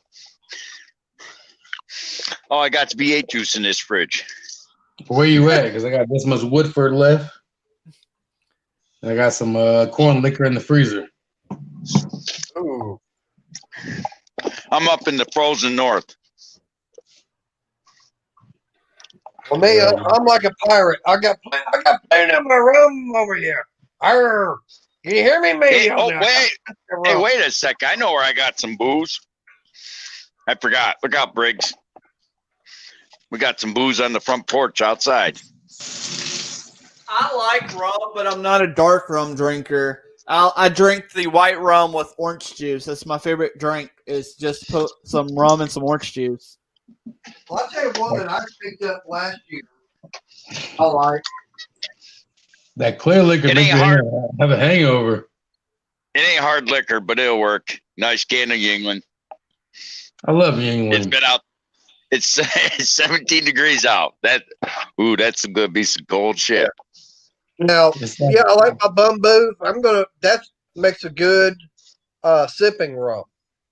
Because I love it's bamboo, not man. strong. You know, it might I love probably. it. Do you agree with me, Mike? That that's a good sipping rum. I love bamboo. Oh yeah. I hated rum until this past summer. My boss at the shop I was working at brought some bamboo through, and I bought 10 bottles since then. So I love it. The sip on it tastes like bananas and vanilla. Yeah, there's vanilla. I love There's my Black Velvet. caramel. But That's I think like- I can even taste like a marshmallow to it. And there's about 5 or 6 different flavors in that I can't tell exactly what it is, but it's so damn smooth.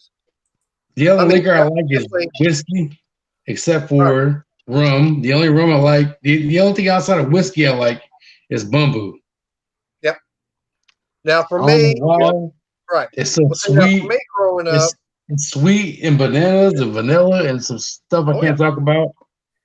I can't even point it I out. love my Right, I love Black it. Velvet. Black Velvet and Crown Royal. see, for me growing up, it was Captain Morgan. Crown Yeah. Royal. I have some Captain Morgan spice rum, I think and then that's I got Crown turned Royal, on to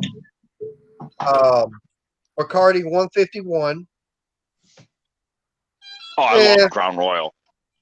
Crown's We got okay. a whole bunch of Tudors. Hold on, you can get some more if you want. Hey, Mike.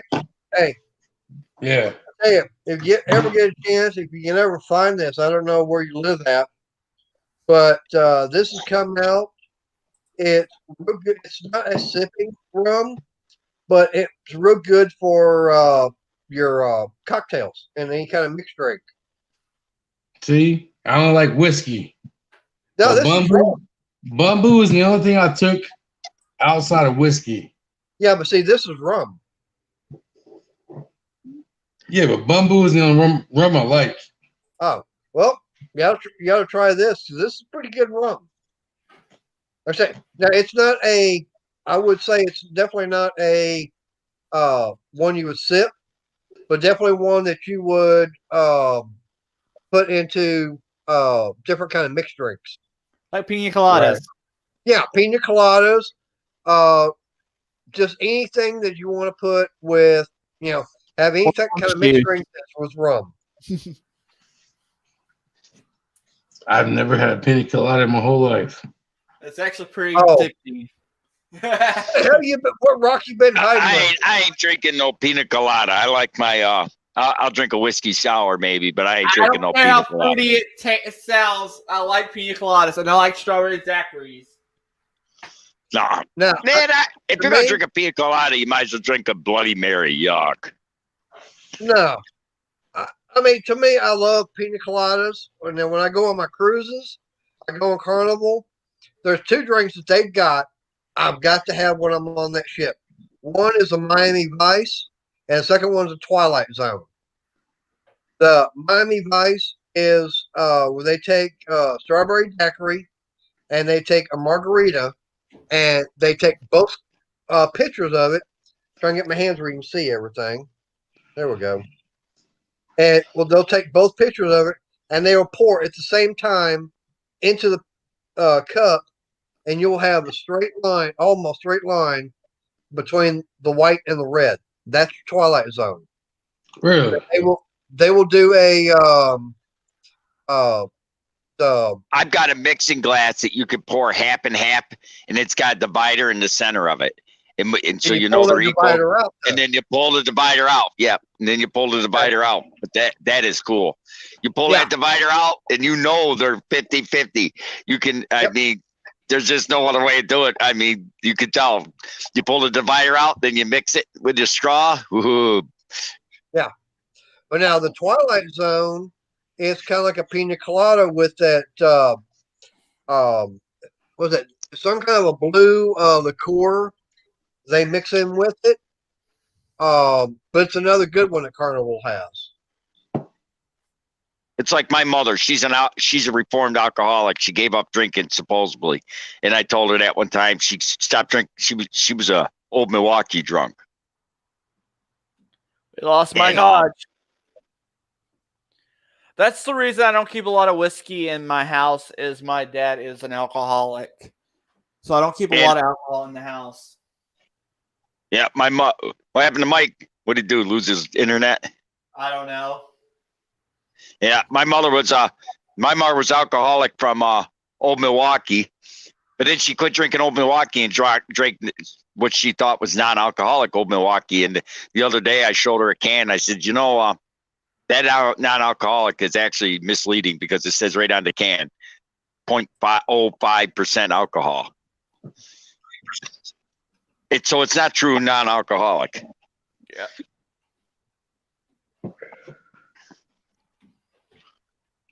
I don't know how she drank that shit. Anyways, I tried one day and I was like, how do you drink this? My dad always loves a nasty cheap beer. It's like Budweiser. I love the taste of Budweiser, but you always wake up with a headache. Always. I don't care how many times how good it tastes. You always wake up with a goddamn headache. You like butt wiper? I like the taste. I don't like the after effects. I always get a headache. I think I got like ulcers or something. If I drink beer, it bubbles up in my stomach and it hurts really bad. That makes me not want to drink beer. What kind of beer do you the only drink? beer I like drinking is Miller Lite. I like Yuengling. I like Labatt's. I like Miller High Life. It's usually Modelo or Corona or. No wonder. Drink a damn normal beer. Go drink a Miller or a Yuengling. Because my brother-in-law is Mexican and he's from Chicago and they like Modelo. That's Ed. If Ed's in here, he talks about it all the time. Modelo makes me shit. If you want a beer that won't hurt your stomach, a Yuengling won't hurt your stomach, or a Miller or Labatt's, they won't hurt your stomach. I used to like Rolling Rock. Say what you There you want. go. I like Ice House. Hey, Brandon, you going to keep this thing going for about another 10, 15 minutes? Yeah, I can do it another 10 or 15 minutes. All right. I'm going to leave the chat thing open. I'm going to go out for a cigarette. I'll be back. Okay. Actually, a Rolling Rock's a good beer. It's almost like a light beer. It's smooth. It's a good beer. Nothing wrong with Rolling Rock. But if you got a Miller or a Rolling Rock or your Yuengling, they won't hurt your stomach. You're just drinking a strong beer. That's why. Yeah. I drink Ice House. And Ice House that's a good beer. There's nothing wrong with Ice House. I love Ice House. I hate the price of Ice House. Ice House where I'm at is like $20 for a 12-pack. Shut up. Ice House is $1 for a 24-ounce can here. Not here. Hold on. Hello? That's a cricket phone. Yep. You know how much, right? Right. Oh, is it black on the YouTube You know how much side? you Who know how is much it? Yingling is? Crap, I have a copyright strike. Who is it? Brandon, who is it? This is my sister. She said the screen's black. Ed, is the screen black on your end? What up, BW. sister? Not on my end. Hey, sister. All right, I'm gonna figure it out. I don't have. It's working here. Let me try it Yeah, on we're my all good phone, here. your computer. If you got a copyright strike, it wouldn't be working. Yeah, that's what I figured. Well, we're also on StreamYard, so I don't know on the YouTube side. What we get copyright for? We didn't do nothing wrong. Right? Oh, it must be her computer because I can see us right here. Yeah. I mean, I didn't play music long enough to do anything. I just went No, 30 seconds here and there. I've had music played on here before. I always take these down anyway. Like I said, I don't leave my live streams up. But nope, Ice House is like $20 for. It's expensive here, but yet this Yingling, I can buy a 12-pack, or this is actually a 36-pack of 16 ounce. This was Where you at? $9. Where you at? New York. New York. Oh, there you go. The fucking Democrat states. That's why. Hey, my family's been here since 1864, buddy. I'm on the same piece of dirt. The back half of my house is the log cabin that every one of my family members have been conceived in. Yep. I'm in Ohio, and Ice House is only $1 for a 24-ounce can. So They don't sell individuals like that. They sell the cheap stuff like oh God, what's that shit called? Oh, I can't remember. Because I don't think I bought singles in New York, but I went to Pennsylvania once. I had to go. Well, to they sell Beer singles here. They sell like singles of Miller, Labatt's. I forget the name of that damn beer. It's like double the alcohol. Natty Daddy. Yeah. They sell tons of that. I don't know how it is in New York, but Ohio, you can go to any gas station and buy beer. Like when I went to Pennsylvania, we had to go to like a beer dock and buy beer. Oh, you can here too. I mean, but you could buy it at any store. I mean, but like PA is the one you got to have. You got to buy it at a state-run store or something. I can't remember. That shit was crazy. It took me like 45 minutes to find beer in Pennsylvania. That's like almost going to Canada. Like Ohio, I can go anywhere. The CVS, I can go to the gas station. I go anywhere here too. New York, hell, I can buy beer at a gas station. I can buy beer at the grocery store. I can buy beer at a drugstore. That's funny, man. You can walk into a CVS and buy a 12-pack of Budweiser. I mean, it's stupid. I went to New York one time. I went to New York City. I'll never go back in my whole life. But the other place I can buy alcohol was from the hotel, and that shit was super expensive. I was at a hotel once in Ohio when my truck broke down, because I used to be an over the road driver. My truck broke down right on Interstate 77. They called me an Uber to take me to a Holiday Inn. And in the lobby of the Holiday Inn was a vending machine that you put your ID into, and you could buy a 6-pack of beer. You could buy, I mean, they came out individually, but you could buy them by the 6-pack or the individual. A 6-pack was like $8. So I swiped my ID, swiped my credit card, my debit card, I should say, and it popped me out a 6-pack of Labatt. Whole beer out of a vending machine. Who would ever thought? Right? See, I don't smoke no more, but remember back in the day, we used to go to the hotels and the vending machines to buy cigarettes from around their age. Yeah, but how old are you? I'm 37. I'm about to be 38 on January 4th. Damn, you're a baby. Hell, they outlawed those tobacco machines in New York back in, hell, I was 21, 22. I'm 52 years old. I'm old enough to be both of your fathers. Well, but still, I'm in Ohio. I can still own an AR-15. I still have I can own an AR-15. Yeah, but I can own the AR-15. I still have 100-round mags and all that shit. I remember I can own going, anything. I'm sorry, Brandon. I remember living in Ohio and everybody going across the border into Kentucky to buy the cartons of cigarettes to bring them back cheap. Yeah, because it was less. Yes, the taxes You here are get crazy. cigarettes cheap on a cruise ship. You go there and you get like I know Marlboros. You can go on a cruise ship when they're out to sea and everything. Go in their little shop. You get like 3 cartons of Marlboros for like $60. See, I don't smoke, but I use I dip. And like a year ago, Copenhagen was like $2 and something. You go to the store now, it's like 5 something. Yep. You know why I quit smoking? I had to quit because cigarettes in New York are over $11 a pack. See, Damn. I went to New York in 2009. Cigarettes here, I bought 3 packs when I left. They were under $3. I had to go up there because my dad bought a truck in New York City, in Long Island, and something happened to us. So we had to get it fixed in the shop up there. So he asked me to go pick it up for him. I took 3 packs with me. I went up there. By the time I got to New Jersey, the shit was like 10 something. Yep.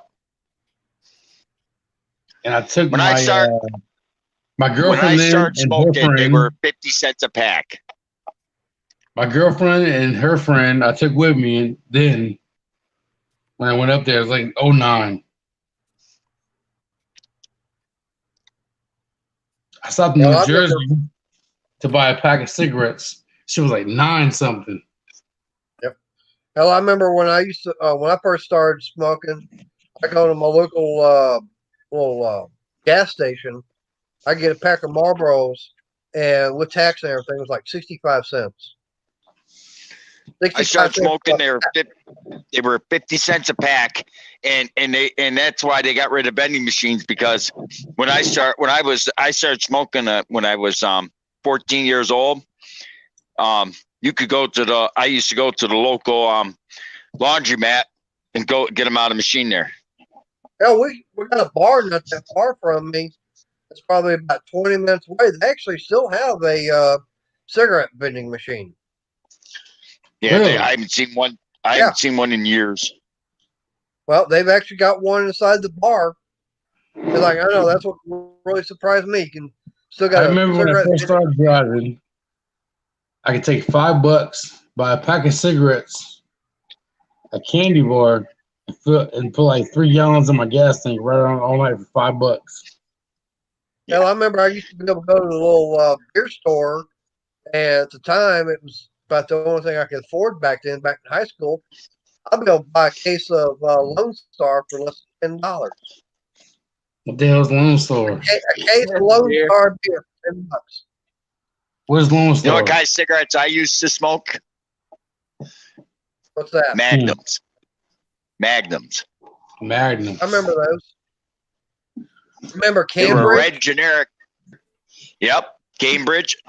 Yep. Magnums were they had 3 grades of cigarettes when I started smoking: generic, subgeneric, and regular. Yep. Marlboro was your regular. Like Old Gold, what I later smoked was called generic, and Magnums were subgeneric. They were like the floor sweepings. You could buy a pack of Magnum cigarettes for 35 cents a pack, and then they went to 50 cents. And then when Cuomo got in here, Andrew Cuomo's father, Mario, he tripled the cigarettes, and they went up to like literally tripled, went up to like $5 a pack overnight. Well, I remember when Marlboros, they went going up to, I think it was about $2 or $3 a pack. That's when Cambridge came out. Of course, you had Doral and a lot of the others that were a generic cigarette with a brand name. So I went smoking Cambridge, and that was like $1 a pack. Well, the late 90s, I remember going to the store and buying cigarettes for $1.74 a pack. Yep.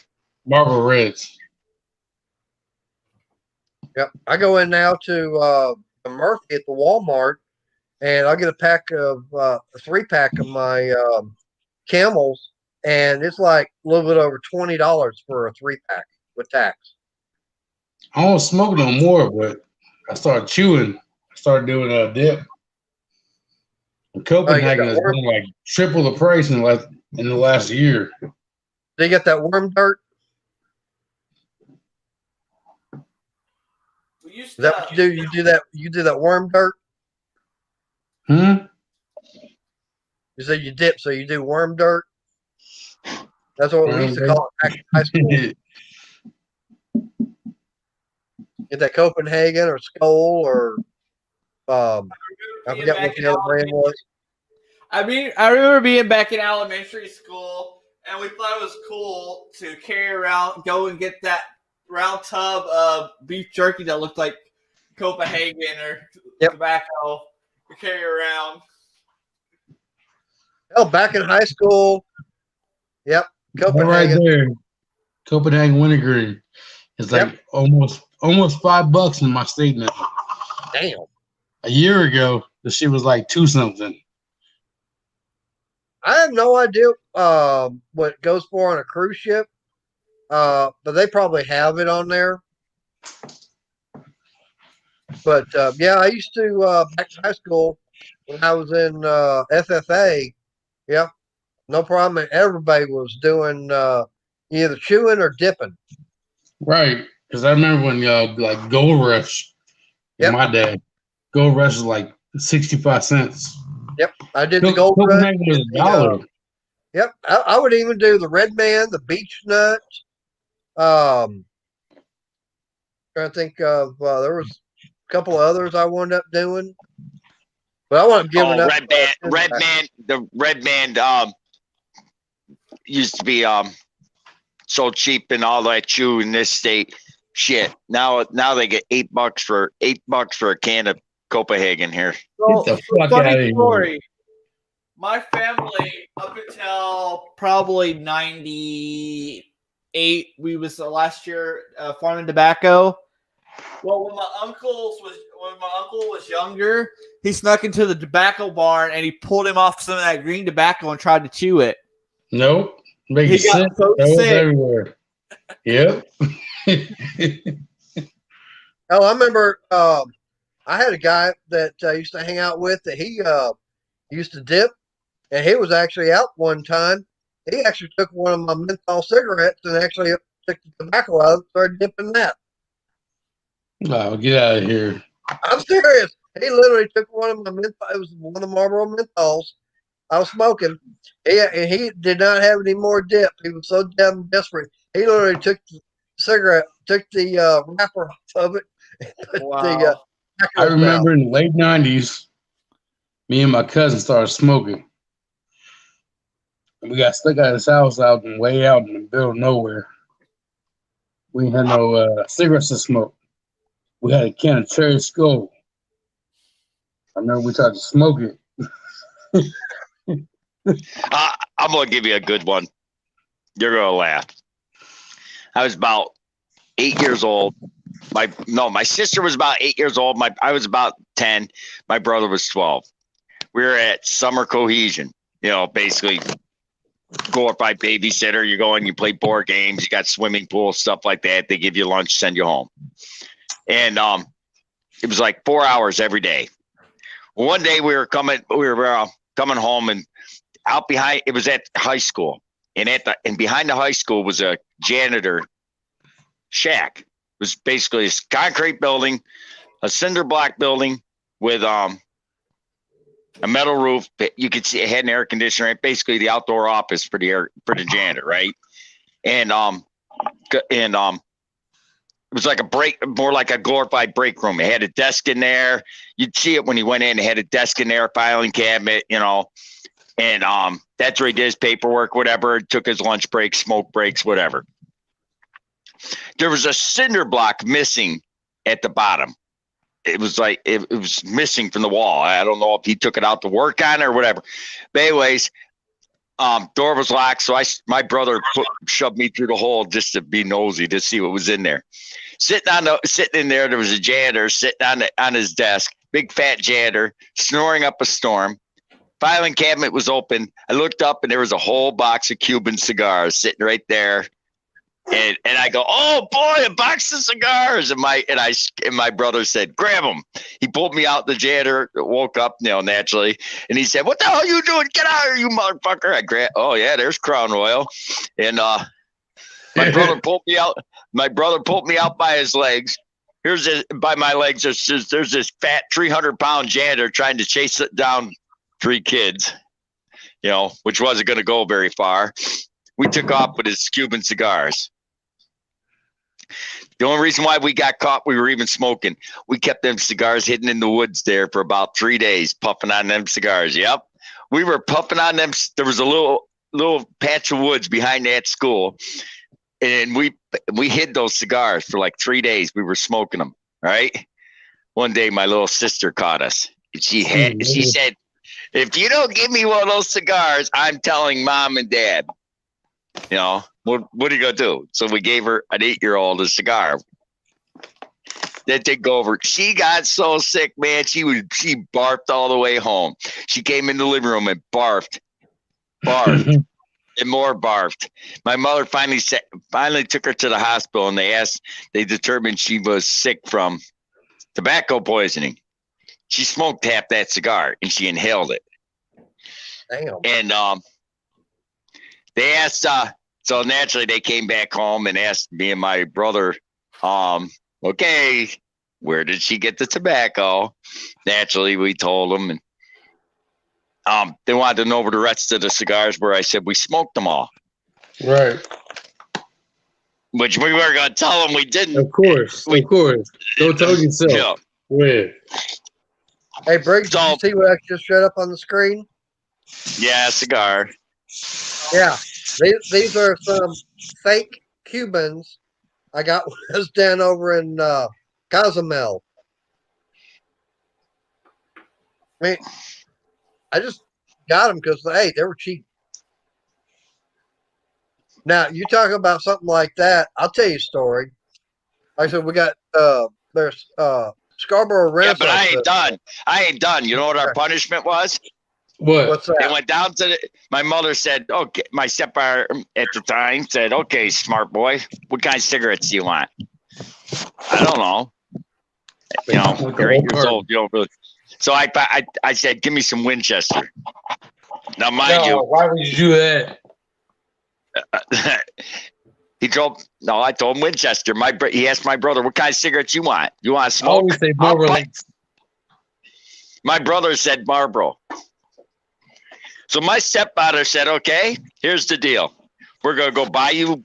They went down to the store, bought me a pack of Winchester, bought my brother a pack of Marlboro. Here's the deal, boys.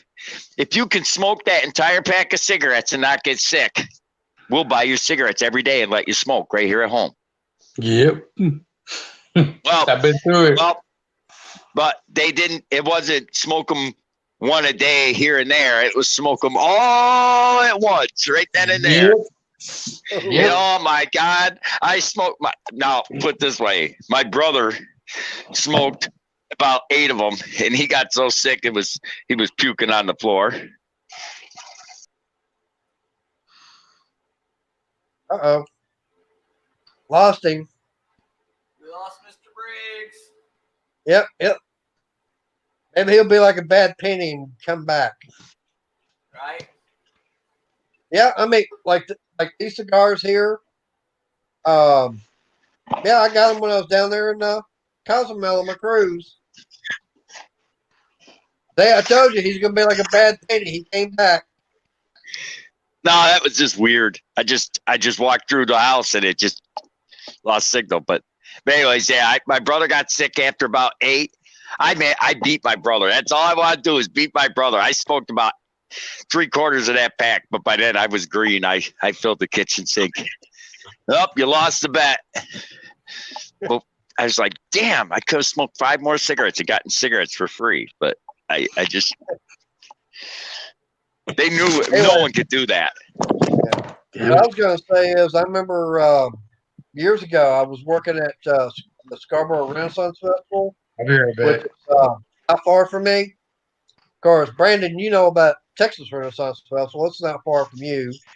Along with we got now Sherwood down there by Austin. Anyways, I used to go out there on Monday nights to play poker with the guys, and there were a few of the herbal cigarettes that get passed around. Anyways, one night, at that time, I was actually making my own cigarettes. I had my own tobacco, had my own pre-rolled tubes with a filter, my little machine and everything with that there, making cigarettes. Anyways, one night out there playing poker, they were going, "Damn, we got no more rolling paper." I said, "I got tubes and I got the machine and everything with me."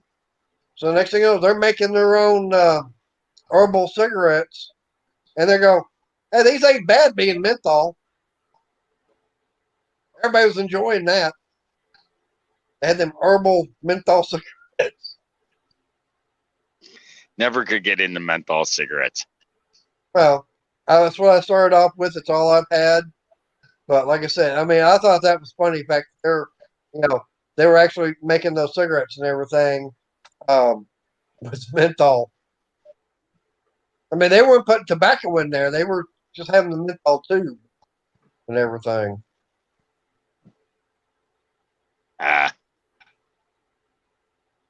No, most people don't realize it's not the tobacco; it's the paper in the tube that make it that way. Yeah. But I mean, right now it's a bunch of the chemicals they do put in there that is not really good for you.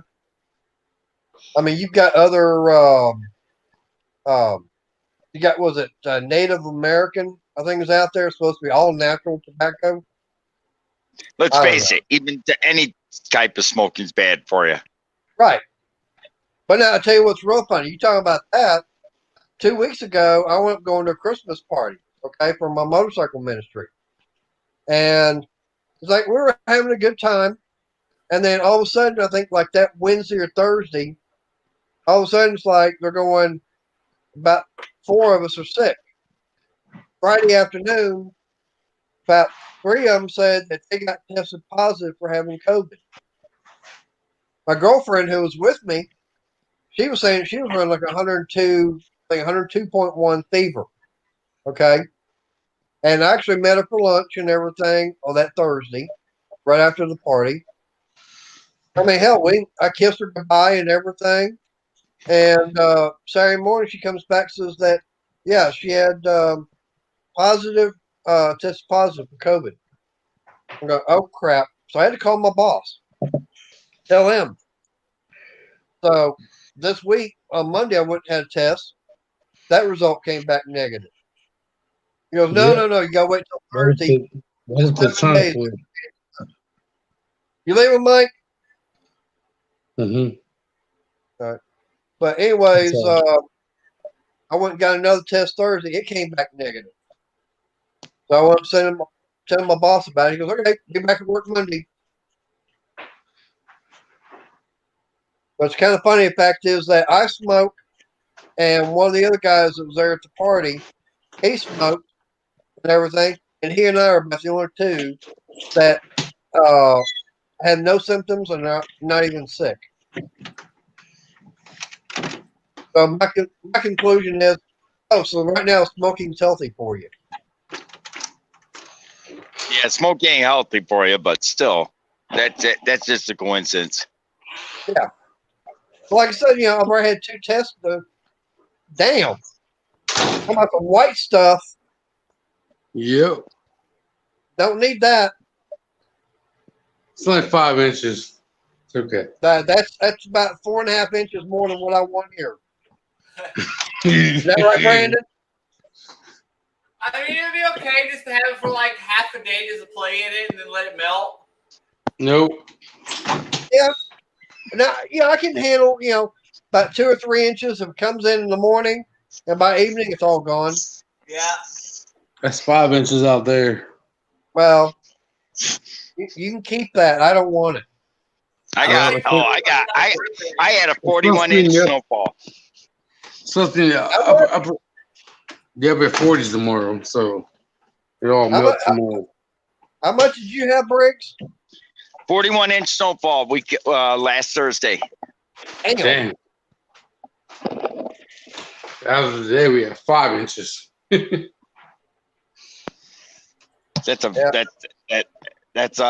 was just that freak storm. I know here in Texas, Brandon could probably testify that we don't get snow that much, especially in our areas.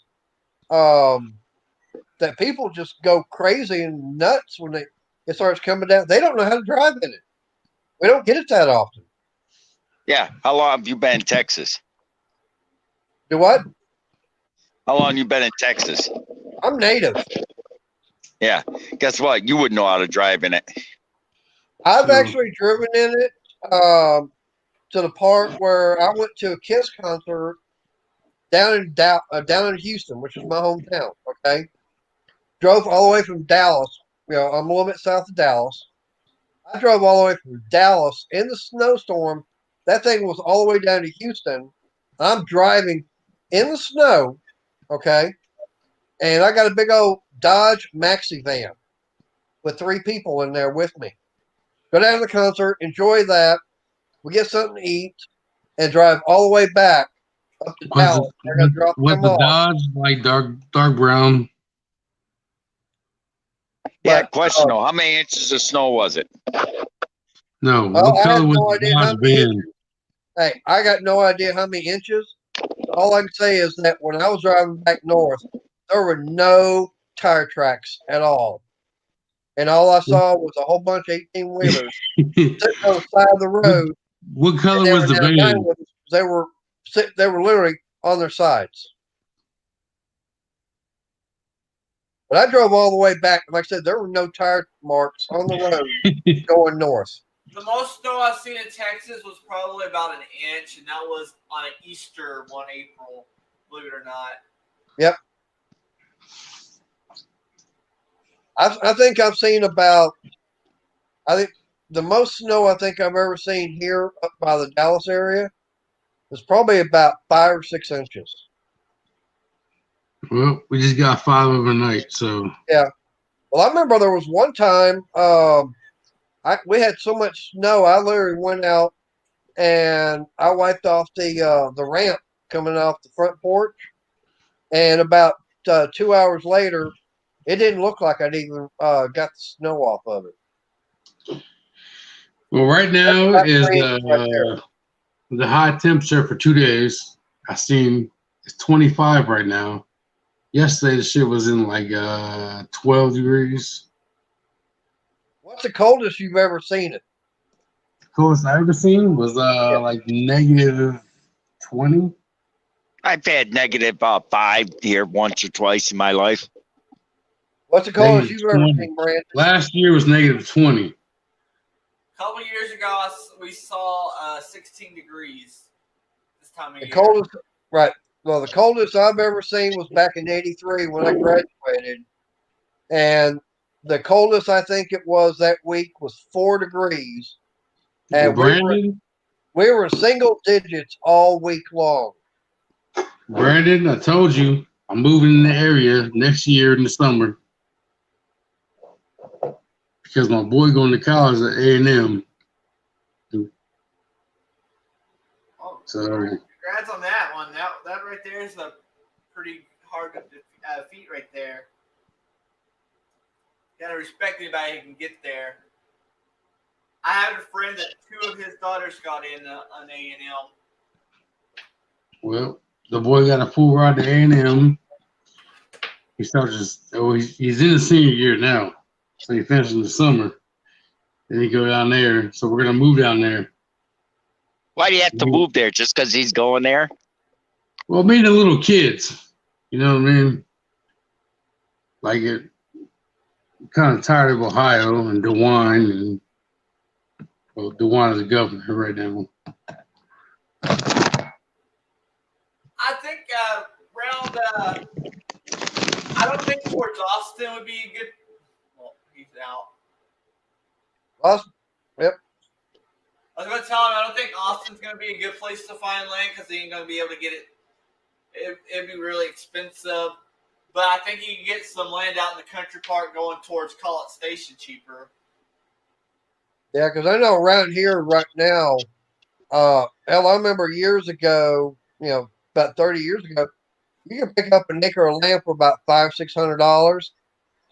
Mm-hmm. Now you're looking at about anywhere from 20 to 30,000 an acre. But like I No way. said, so Mike, what I was saying is going back towards College Station would probably be easier for you to find land than back towards Austin. Yep. You got to get out in the rural area out in the middle of BFE where basically College where there's Station is actually a lot of farmland around the outskirts of College Station. Like I'm in Central Ohio. I'm in Columbus area. We're the fastest growing economy in the U.S. right now. And y'all, Property that's values actually one going of the most stupid expensive right now. places. Yeah. That's the thing. You got in order to get land, where it's going to be cheap, you got to go. Like I said, get out in the middle of BFE, where the reason I population say is the small. Austin area, because some of that land up there for a little bit of acreage could go up into the millions. Oh yeah. Hell, I looked at a place up in Frisco. Californians for that. Yeah. Hey, Brandon. Several years ago, I was looking at 10 acres up in Frisco. It was on the outskirts of the town. I mean, basically the country. Wouldn't even see limits. And inquired about it. Hell, they were wanting $10 million for 10 acres out in the damn country. $10 million. I'm going, you got to be kidding. I need to answer WWE3's question. I am running just a little Harbor Freight. Was it real cheap? Was it real cheap property? Electric sucks.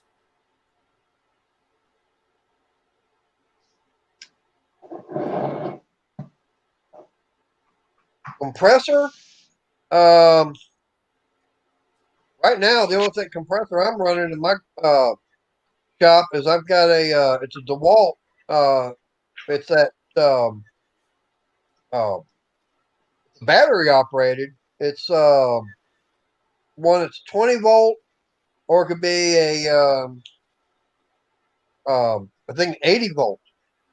So I got two batteries for it, and it's just a little 2.5 gallon air compressor I've got, and right now it's working fine. All I'm using right now is my Brad Nailer, but I've got another one that I got to see about getting fixed. But if I need to have a bigger one, I can actually go and see if I get I've got a Cobalt 80 gallon 2-stage. So if I'm going to be running any kind of big air tools, I'll be getting that hooked back up.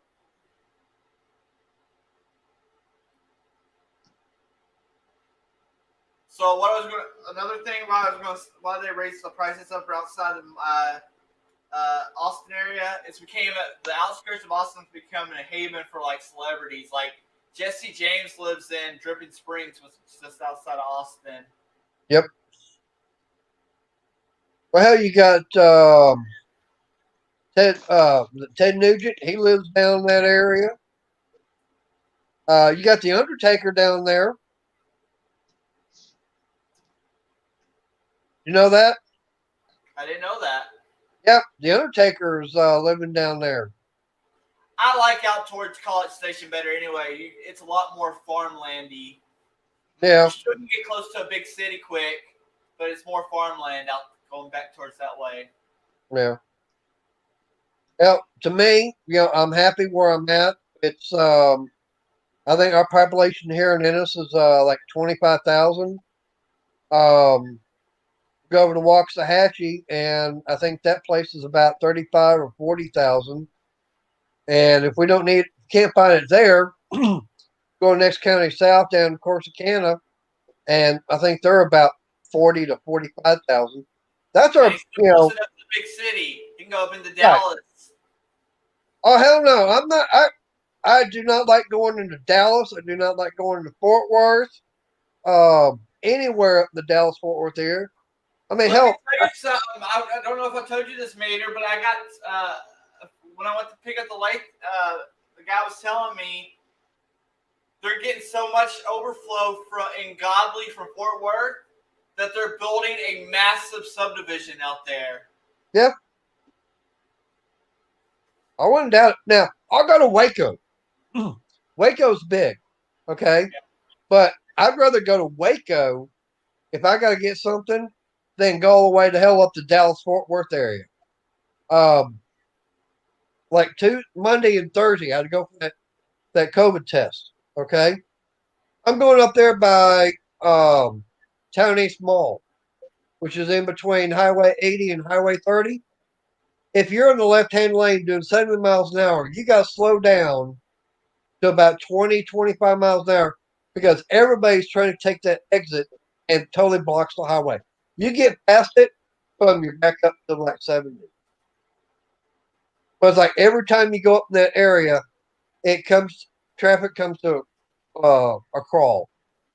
I hate that. You get out there on 20 out by Arlington, where 360 is. Oh my God, you got to be looking out because I was on my bike one time heading up there. I was fixing to change lanes. Of course, I'm doing 75, and all of a sudden I got someone going flying by me. They're doing close to 100. If I'd moved over, I would have been splattered.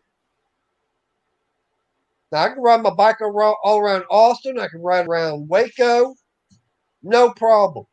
I've done it. But up to Dallas Fort Worth, oh hell no! It's like shit. You ain't gonna get my ass up there. Not on the bike. I'll go up in the car. Yeah, but you're still close enough, and like if there's something that you really need, you're still gonna go into the bigger city. Yeah, that's true. But like I said, most of the stuff that if I need it, I'm either going to be able to get it here in Ennis, or I go to Waxahachie, or it's like down towards Canada. We actually almost moved to Dallas or Houston for the big children's hospitals. Right. Because of my nephew's kidneys. Right. It seems to be getting a little better as he gets older. So it ain't been much of a risk, but he was when he was first born. He was having heart issues. And yes, Ray, we're still going. And stuff like that.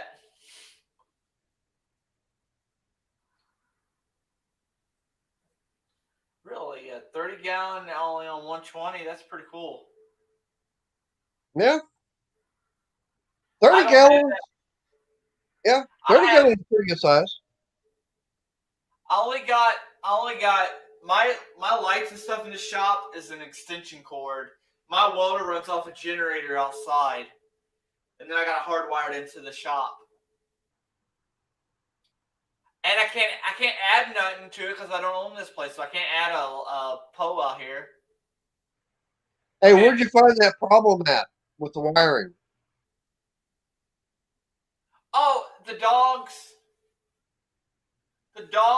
broke the I have a adapter on the wire, and they broke it. They accidentally pulled it and broke the cord. So something simple and easy to fix? Yeah. Good. Okay, Amanda, what's the stupid Alana story?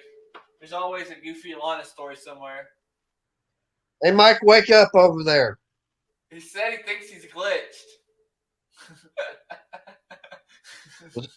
Is Mike falling asleep on us? No, it's look.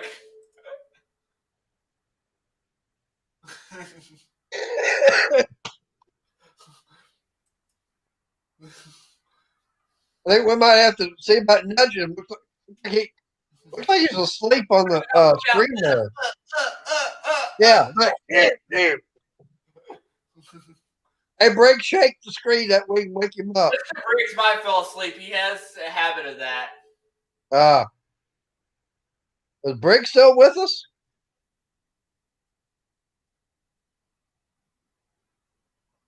Oh, I think we lost Briggs. He probably fell asleep on his too. I mean, it is like 1:20 in their part of the world. Yeah. The United States. Yeah, and I got I don't know if I'll be able to stay up for that. Nope. Twisted V Twin. No. Yellow. We can hear Yeah. you.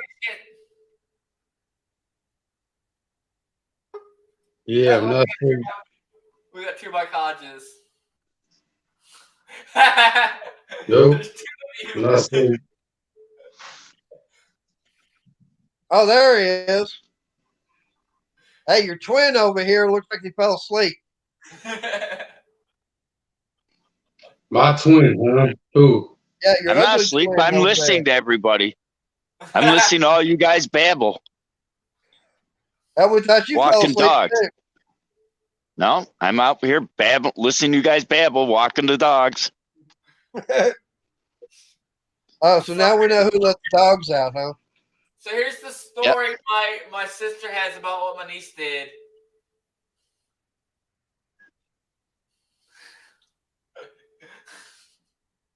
She had both ends of the cable hooked to the TV. I was wondering why it wasn't working. That might explain why it's not I wanting to work. mean, your sister. Wow, I can't believe we've been on for 4.5 hours. Holy cow. Yeah. Hey, time flies when you're having fun. Right? That's why my girlfriend, how she was asking me how much work I got done out in the garage, and I said, I'm on the live stream. Don't get So, off. anyway, Please he was don't get going to off. bed. Brandon, if you're asleep, leave it up.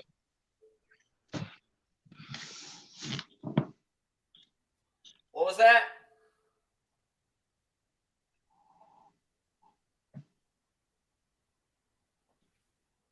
He said, leave it up. Oh, leave it up.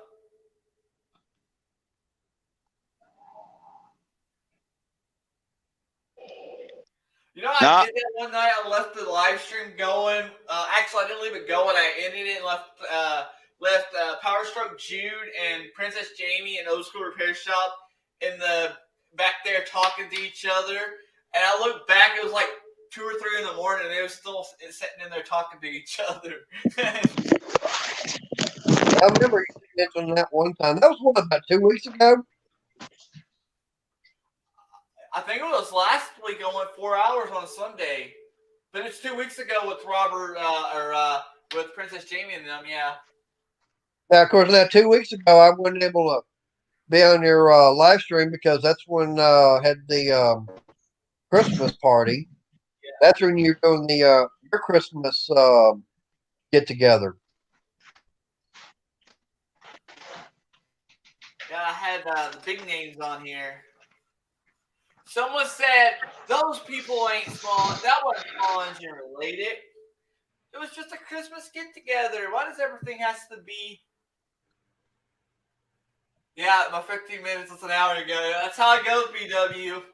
Yep. You know the bad part is I gotta get up. I gotta be up at I gotta wake up at lunchtime tomorrow. I gotta wall up another Target stand for my uncle. So I don't have to be up until lunchtime. Well, we may be going riding tomorrow, or actually, okay, it's already Sunday. It's already after midnight, so we may be going riding later today. Don't know where. We'll be hopping on the bike and going somewhere. That's all that my buddy in Round Rock, him and the group of people he rides with. Sometimes it'll be local. Sometimes they'll take off across Texas out of the blue and stop at a little restaurant or somewhere out in the middle of nowhere. Well, what we do, we try is do the church and everything once a month. I think it's second Sunday of the month. What we try to do is we try to pick a restaurant to go to right after church service. So, I mean, there's sometimes we've had 15, almost 20 people, and several bikes will just be going out riding around and go ride for about an hour, hour and a half out to some restaurant somewhere just to have lunch. I wanted to try that Fun Time place in Godley, the little restaurant. My girlfriend was telling me about some place over there. I want to go try. It's supposed to be like a Tex-Mex place. Yep. Hey, have you ever been over to Glen Rose? Have not. No, There's a place. If you ever get a chance to, I was saying, if you ever get a chance to go to Glen Rose, Big Cup Eatery. What'd you do, Brandon? It's 3 Mike Hodges. Yep. Got 3 of them now. Well, guess we're down to 2. Nope, down to 1. You okay, Mike? Yeah. All right, just want to check in on you.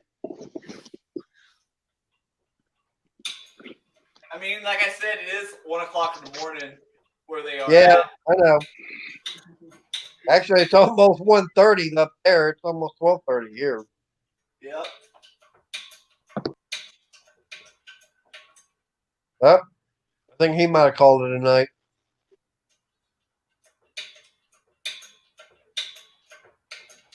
But yeah, I gotta get out there. I gotta get that miter saw all hooked up, and I got 4 boards I gotta get cut, so I can get them all nailed and glued together, and then put the clamps and everything on it. That way, it sits overnight. And it'll be the one of the last sections I got to put up for that storage shed. It don't look like it's going to be very Mhm. small. It's gonna fit in there.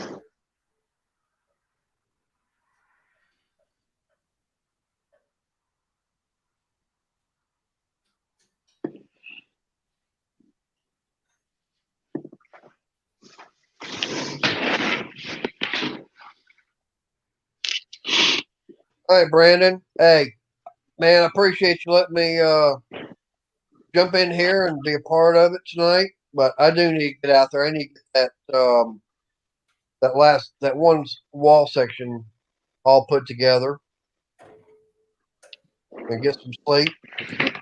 Yeah, I think I'm going to have to get off. Come on. I really got to help my uncle. He's going to East Texas camp next week, and he needs his gun targets. Yeah. Well, I know next weekend, supposed to pull up to Fort Worth. They got a big gun show going on up there. Oh, And- I was wanting to make one of their gun shows there. Yep, we got one at Will Rogers, and then what's real funny is same day right across, they've got a big old motorcycle swap meet going on. You ever made it over there to the Pates? Oh, I already asked you this a million times. Oh, the paint swap meet over there at TMS? No, I never have. I was going to go this year to it, but of course it got postponed, and then it got canceled till next year. I like going to it, but man, a lot of that stuff is too rich for my budget. Yeah, from what I say, but you can always get some good deals out there. Yeah. You just got to know where to look, and depends upon how long that person's been sitting there with it, and how bad they want to load it back up, take it home with them. You know, a lot of that, some of that, though, vendors look like they had junk that I actually scrapped. Maybe I should be taking a trailer load of stuff up there. Get a vendor spot. Oh, you might. Probably make more money off of it. We get some crazy wind now out here. All right, guys, I'm going to have to end this. I'm going to have to go to bed myself. All right. Hey, Brandon, like I said, hey, man, I appreciate you letting me be able to get on here with you. Man, Anytime you appreciate want it to come, very I much. always have that week of the thing. Hey, you never know. You might have a live person some Saturday. Right?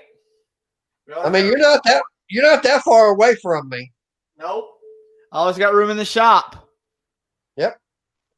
I could always bring me a little sleeping bag. Right? Clean up the loft. Yeah.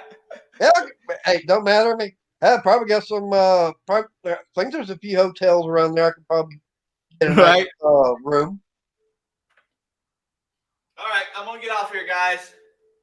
All right, I'll talk to you Night, later. Mater. Night, Mr. Briggs. All right, see you, Brandon. See you, Mr. Briggs. He might really fell asleep this time. Later.